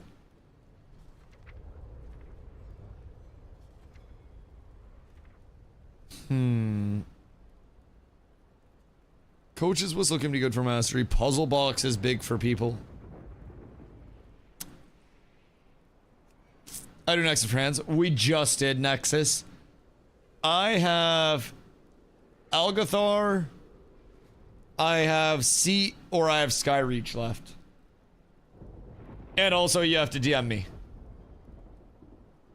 And then I'll invite you. So whichever one of those. You said you need hands? Seat has 2 rings? Yeah, I'm down for Seat. Every time I run Seat, I get both of the rings too, so let's hit a Seat. I'm down. Off we go! Meow, indeed, my good man. Brush me like one of your French Labubus is fucking wild. Carla upkeeps her Labubus more than she upkeeps herself, it's crazy. Some people in this game queuing arenas with full PvE gear. Oh, what? Arenas in Quinfall? Or have you already come back to us?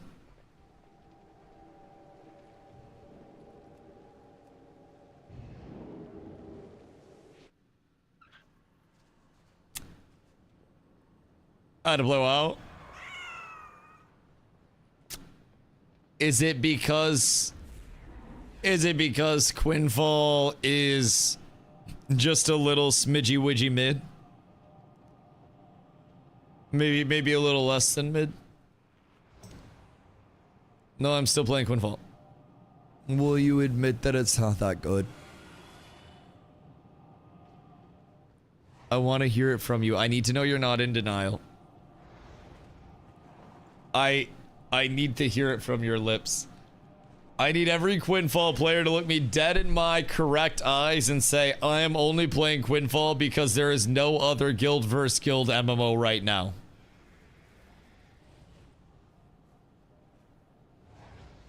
There you go. There you go. You have just saved yourself so much. It's not great, but I'm hopeful. But let me ask you a follow-up question. I am going to Scars of Honor's playtest on April 30th to May 11th. Are you looking forward to Quinfall on April 30th or Scars of Honor? I gotta grab my water. I'll be right back. Big Bolt? Yes.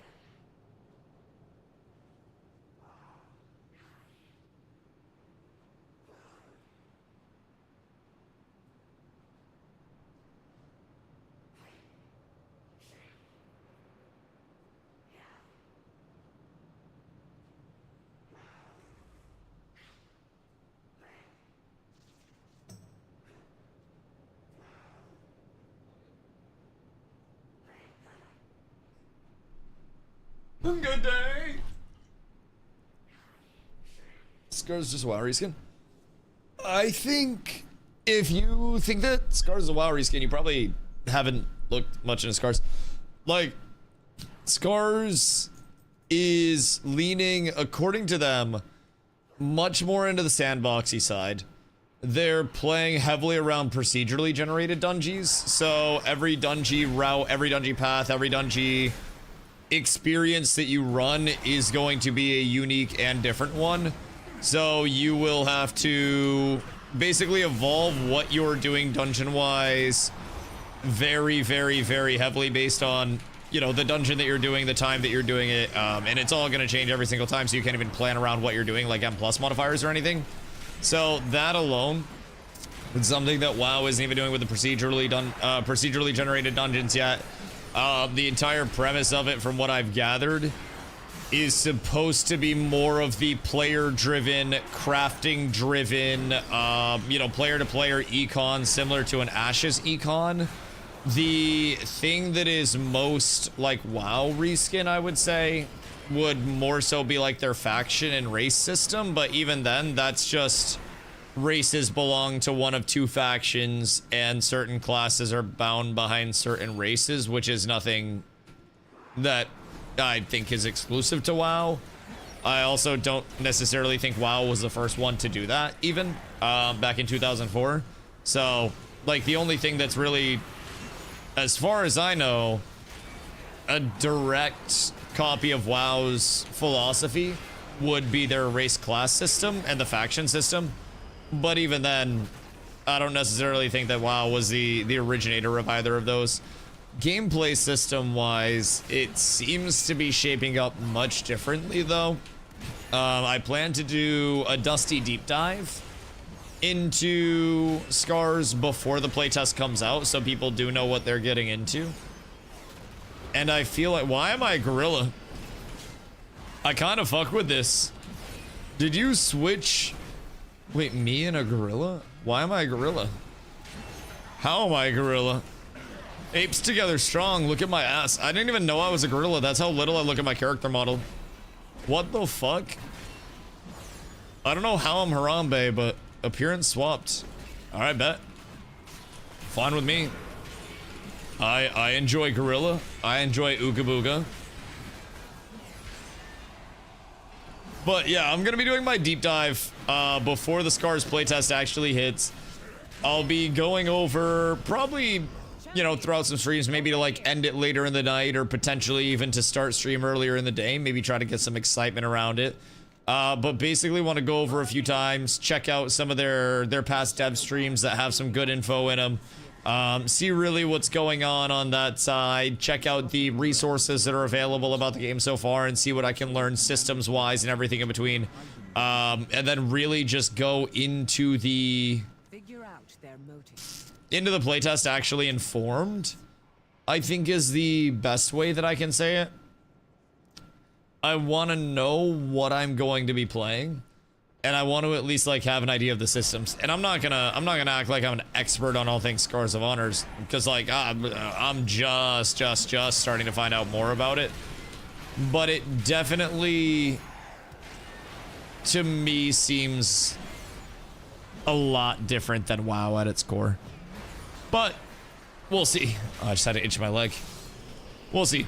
I hope it's not a WoW reskin. I think anything that's trying to directly copy WoW or even infringe on WoW's market in the theme parky, you know, raid-based progression world, I just don't think it's going to be very successful, if I'm being completely real. I think WoW is as eternal as anything can be. I think WoW in the MMO scene is the LeBron James level longevity. I think WoW is the untouchable, the unflappable, the absolute titan, where you're looking at a level of unfuckwoodable. Yo, Strauss, what up, my dude? I hope you've been well. I appreciate you coming through. What have you been up to get with this post-Ashes time, brother? It's been an experience. But for some, it's been a fun experience. For me, I wouldn't exactly call it fun. Not the worst experience of my life, but definitely not something I'd write home about, so to say. I miss my ashes.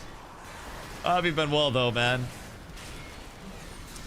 So, when Scars comes out, it's also very important to keep in mind that, like, it's still going to be a work in progress.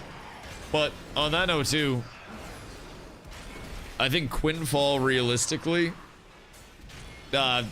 name something Quinfall's doing that's original and isn't just like a reskin, so to say, of other games. Because that definitely... Oh, that's a dope hat. That's a dope hat. Did some TVC, now doing retail. Got 490s, got 2 to 250 plus. Oh my god. Wait, so what class are you playing over here? I am at 256 over here with some pretty well optimized gear along the way. I don't have my 4-set tier yet, but I did get one piece from Heroic, and then I also have another piece of Hero ready to be upgraded to tier. I want to see what I get out of my vault tomorrow, though, so feeling kind of good there. Mistweaver and Resto Druid. Ooh, a Healy, man. I love that. Did the Resto Druid come out before or after the Fistweaver buffs? Got both crafted 272 on each. Very nice, very nice.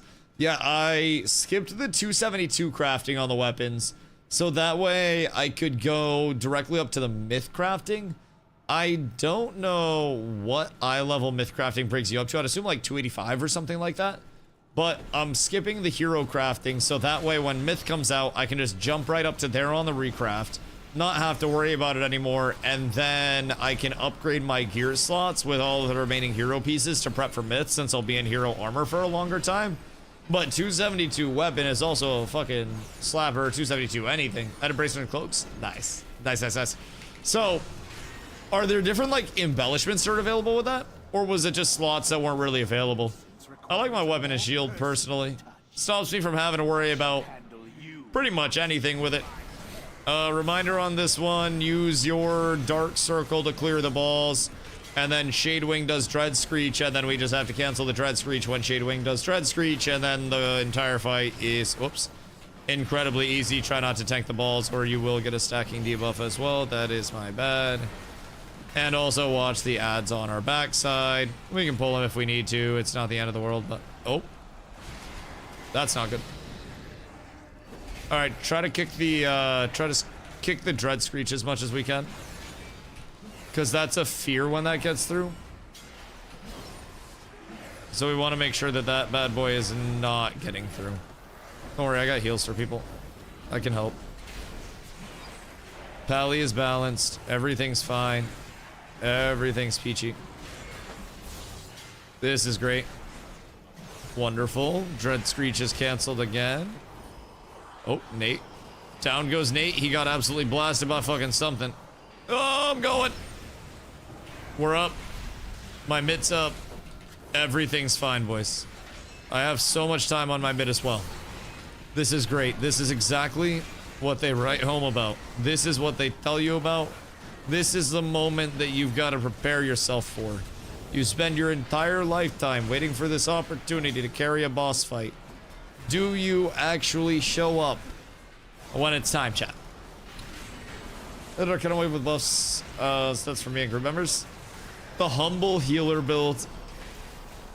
Yeah, if it ain't pumping for me, it ain't pumping on my gear. I won't lie. Nate, that was horribly positioned. You could have got 3 balls and you only got 1. I'm not gonna lie, I'm gonna VOD review that shit later. That was cooked. My dog, like, basically avoided picking up 2 balls. Wait, what's over here? Abandoned treasure. I don't know what that does. A wand. Wait, so do you still have 2 weapons? Or, like, what's the purpose of a wand versus staff? Is there any difference? Like, where is your wand slot? Because I don't think I've seen anybody with a wand you can have an offhand. Okay. So wand's basically a dagger but range, and then it just changes your auto attack now. So they took away the range slot, and then it's... Oh, okay. I gotta sneeze.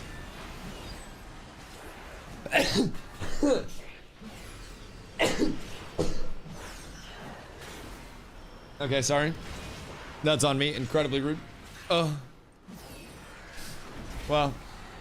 It's like a dagger only once. Right. That makes sense. So do you auto attack from ranged? I do one with an right. No, that makes sense. No. Wait, so you have to auto attack with a wand in melee range?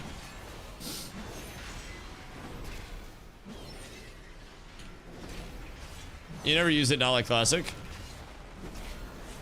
Oh, right, because you guys are casting all the time. So you wouldn't even, like, weave in autos. You never really do that? Right. Well, I was just seeing theoretically, like, if you'd be casting from range with a wand projectile. I was just asking more so for the hypothetical of it all. Not the practicality necessarily. More just a statistic. Yes, as are pretty much all of the caster weapons. I feel like two things are pretty much fake in life. Caster weapons and pockets on women's pants. I don't really understand why, but they truly just, they seem to not exist for any actual viable reasons. So, you know, is what it is at the end of the day, but we make do with what we have. Why don't women's pants have pockets? I've never figured that one out. Always been slightly intrigued. I'm gonna pull all of this and then bring it back. So just be ready with kicks. Cause this shit do slightly hurt. Like just a smidgington, but oh yeah, we're vibing actually. Oh wait, this is the goddamn assault choppers. So we gotta be cautious of that. There'll be a lot of raid damage that goes out once these guys start blasting. Don't worry, I got you. Everything's peachy, and then a big AoE silence. Oh, that's gorgeous, my boys. We truly love to see that shit. And then we go over and we grab these boys. And the pulls are peachy. I feel like this is nice. I feel like this is very nice. This time is fine. Wasn't even scary. Literally wasn't even scary, Mr. Pizza. That was wonderful. I didn't have to pop my bubble. I didn't have to go through all of my mitigation. Like, I think we're starting to get it, my boy. I think it's starting to click in. Because when they have designs like its pockets. It's like those fake pull-out cabinets that would exist in countertops where you can't actually like pull it out into like a drawer or anything. Not a cabinet, but a drawer. Where you gotta like pull the handle and it just doesn't happen. Leon, thank you for that. I appreciate it, dog. It just, I don't know, it seems like a scam overall. It just doesn't really seem like it's the most worth, if I do say so myself. But I don't get it. I don't understand, like, logistically, what's the point of even, like, stitching that on? Is it just because pants look weird without pockets? Like, when someone doesn't have eyebrows, they just, like, inherently look a little weird? Because I feel like it can't be that.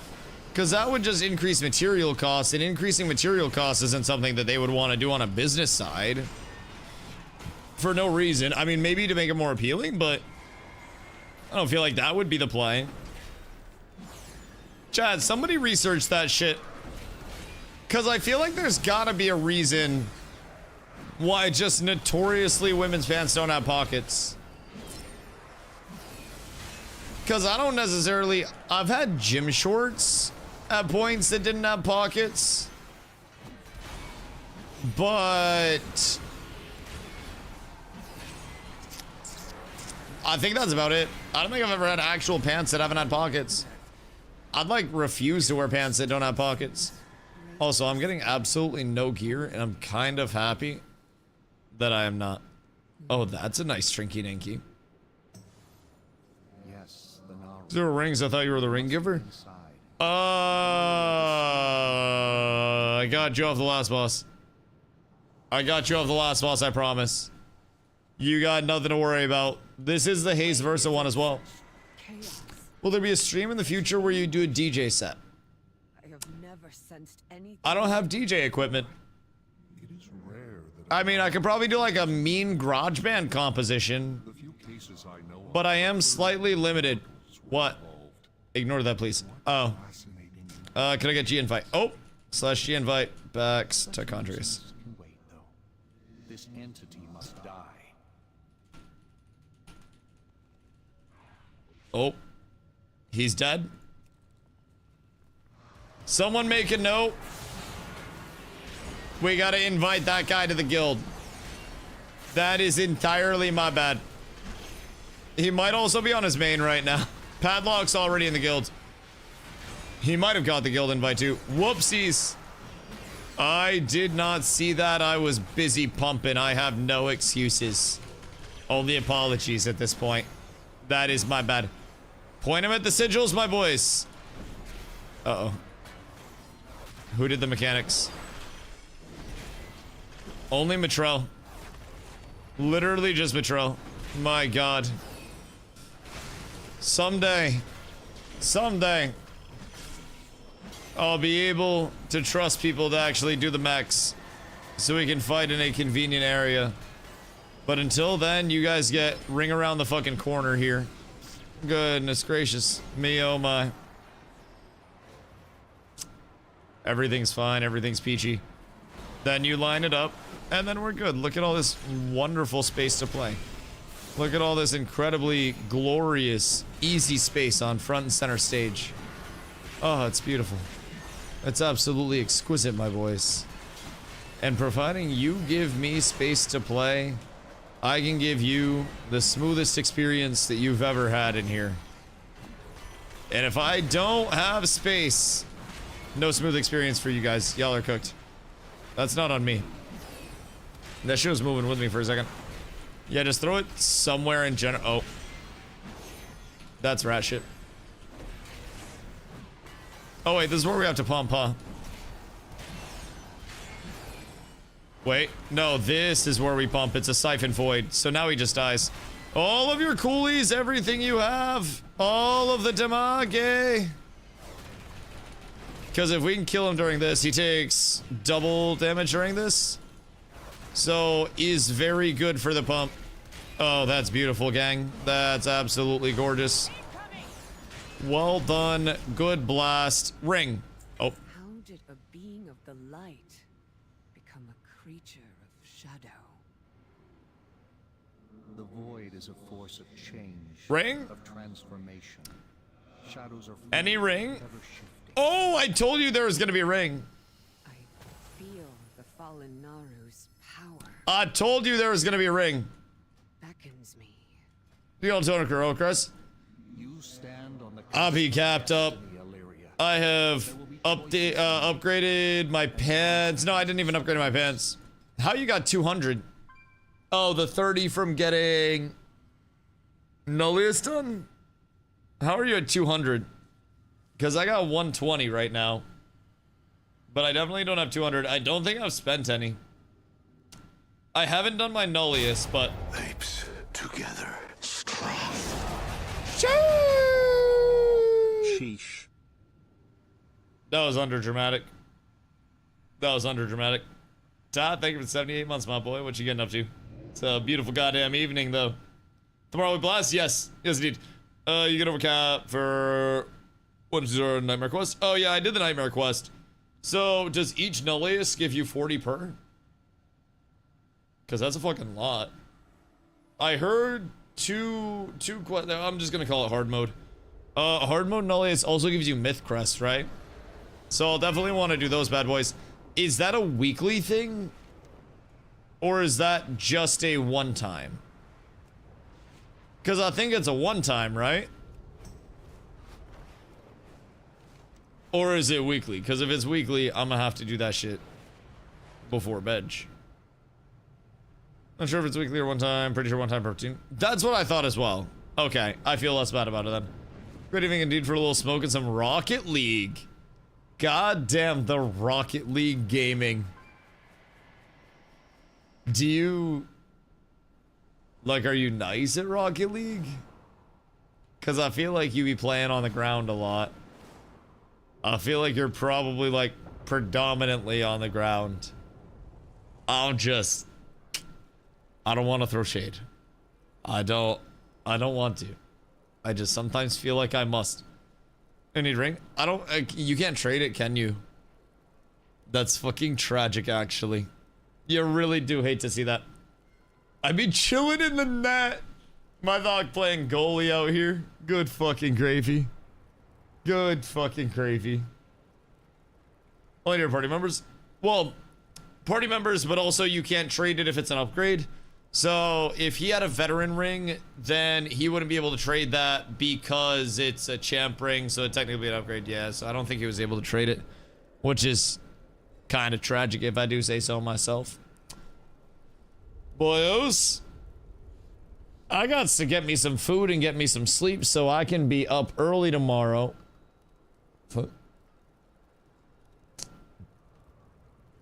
And then it's M plus Dungy grind. So my plan is to be here yapping a little bit before servers go up, and then once servers go up, get myself a group and get into the grind.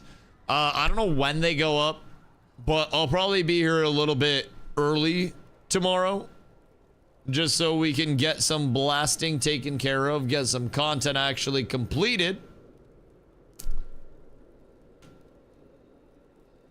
And we're gonna be fucking thumbing.